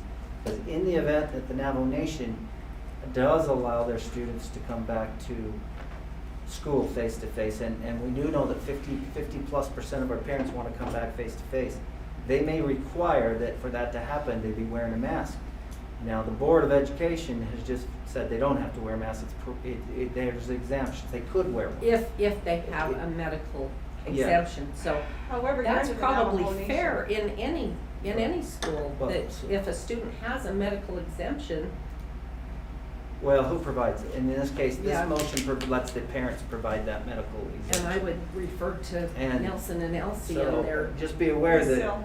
we could be in a situation where Well, the board is not Nothing saying the is same Lucille. thing that the Navajo Nation I was is. gonna say they're governed by the Navajo Nation, which will be totally different. No, you ultimately govern those schools. We have worked closely with the Navajo Nation because we value that relationship, but ultimately, I think if it gets technical, the San Juan School District Board governs the schools in the San Juan School District. And I would think to get your kids back. What about the recommendation or the mandates from the Indian Health? What about them? They're instructing Navajo Nation government on if it's okay to start, they're going by their mandates. Navajo Nation government is looking at the Indian Health Services. Yep, this board made a decision early on that I was told, and I've repeated this multiple times, that we would try to stay in compliant with state health orders and the Navajo Nation health orders. That meant that we were following both of those. In all cases, they've not conflicted. This is the first time, and really by Steve, the definition that was explained today, we're still in compliance. You feel like, right, that we're still in compliance with your interpretation. That's the way your motion was made. The motion was only how to interpret 2021-2. So if this health order doesn't apply to someone else in the district, then. But the reason our students are not in school face-to-face, those that choose in our river region, is because we have agreed to be in compliance with the Navajo Nation health order. Should this board, and there has been a couple boards across the Navajo Nation that have stepped outside and said, no, we're bringing kids back. That's been brought up in our update meetings, that they are aware there's a few districts that have made that decision. This board could make that decision and say, we're gonna move ahead. We're not gonna stay in compliance. I'm not recommending that. I'm just saying, I want everyone to realize the reason we have agreed to be in compliance with what the Navajo Nation health orders have asked for. Well, and I believe as long as Nelson and Lucille believe that we should be in compliance, that's what we do. But at any point that they say, you know, we ought to allow families to choose if they want their students in school, then I would go along with that. I mean, personally, I take my lead from Now, you. what did you say a little while ago? This board has, They have the ultimate say in governing those schools. okay, so if that's the case, then what does it matter what I say or what Navajo Nation says? It's going to be another one of these things that's like the policy, a duplication. If this board has authority, then I'm here today, I either going to vote or not on it. We're still part of Salmon School District on the river region. And maybe I'm on wrong, Navajo but Nation, but is it it's to be in, not complex, but I mean, to have those relationships and I mean, even though we may have, can supersede, but, Well, I mean, you hate to go against your It's- government that wants your best protection. I feel like those relationships, is that correct? this board is making all the decisions for the students of this district for the most part within government. But your decisions have to be made through a vote. And so not any, that's why outside of you being an individual outside this board, you have no authority. But when you come together as a board Right. and you make a motion and you vote, all of a sudden you have all the authority to have local control over the education of our students in this area.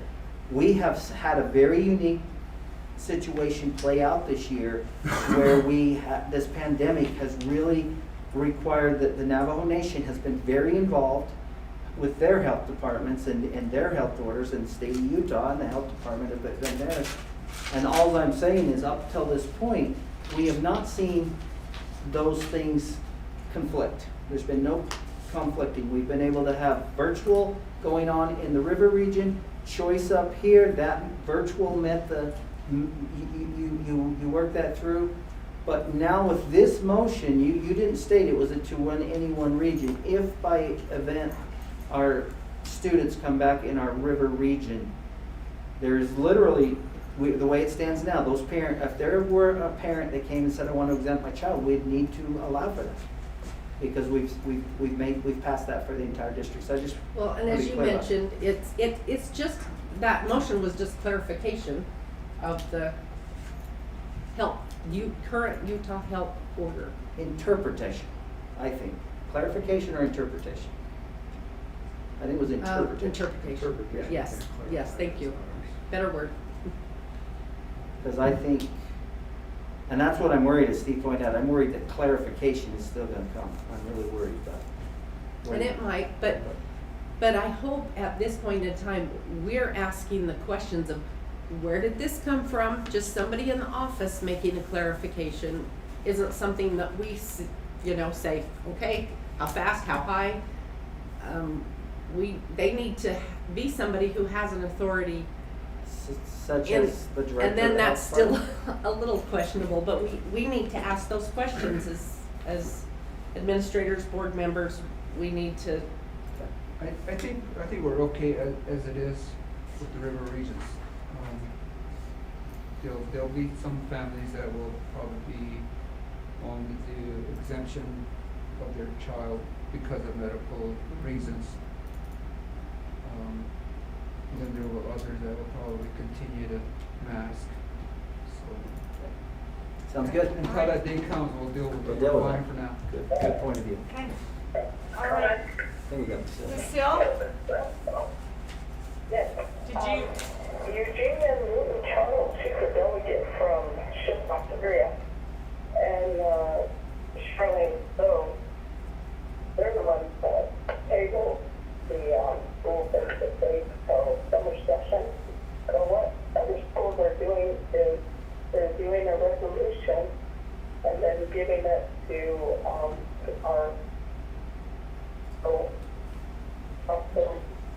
lady.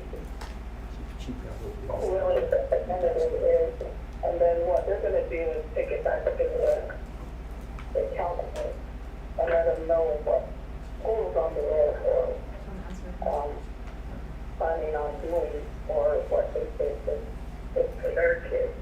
Lucille? Yeah. I think your phone went dead for just a little while there, and while you were out, we did pass a resolution that we will submit to the delegate council and the Navajo Nation Department of Dene, and so we will submit our resolution that we approved as well. Okay, all right. Sounds good. All right, let's go to information items.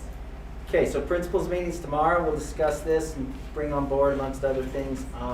This is something I think you have on your calendars. Please try to keep them clear for May 3rd, Staff Appreciation Banquet. I know Trevor's getting out invitations. Our next board meeting, May 19th, correct? I got the date right on that, right? Yes. And then just graduation and promotion dates are there. You can still protect those dates. Probably in that next board meeting, we'll want to really get a list of who's, or maybe Eva will send something out. Are they planning those inside, outside, how, I mean? Right now, Blanding and Monticello's are looking at inside. Unless, again, they're looking at inside, and I think our river region is looking outside. Monument Valley and Whitehorse. Okay. Last I heard. Still, that was good. Yeah. So And- I had a parent ask about, will there be limits on who, because they're trying to plan a family and some activities. Do we have any idea on that? Well, I think San Juan's always had a ticket limit, haven't they, even on a normal year? What about, I think at this point, unless the board has a different direction, we're planning on those being pretty normal. Okay. We do think that'll be a pretty filled capacity room that night, but it's a one-time Right event. along with auditoriums, can I just ask about the two productions at San Juan and Monticello High School?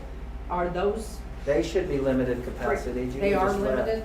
I was don't, just I need wondering to how look they're in, I haven't working. asked that specifically, but we have been, those Because have I would been, like to attend both of those. those have and- been following, they should be still following what we followed for indoor events such as girls basketball, but anyway, they're multiple nights, so generally there's a little pressure off there.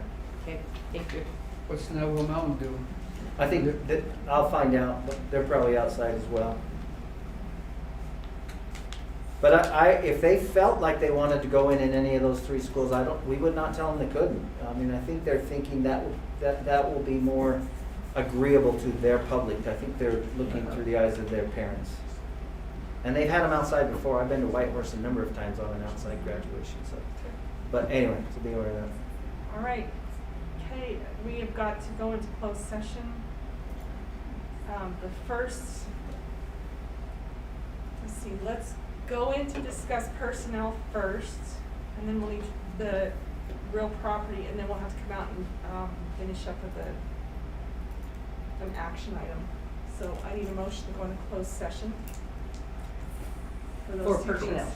I move to go into closed session to discuss personnel. Do you want to do Second. both? Or the same? Are we gonna go in for personnel, come out, go back in, come out? That's what you wanna do? So motion by Mary, second by Nelson, roll call. Mary Shumway, yes. Steve Black, yes. Phil Cody, yes. Lori Mon, yes? Elsie Yellowman, yes. Okay, and the time is 8:06 for personnel. And we don't record personnel. No. It's off. Lucille? We're showing that now. Lucille? I might have to go. I will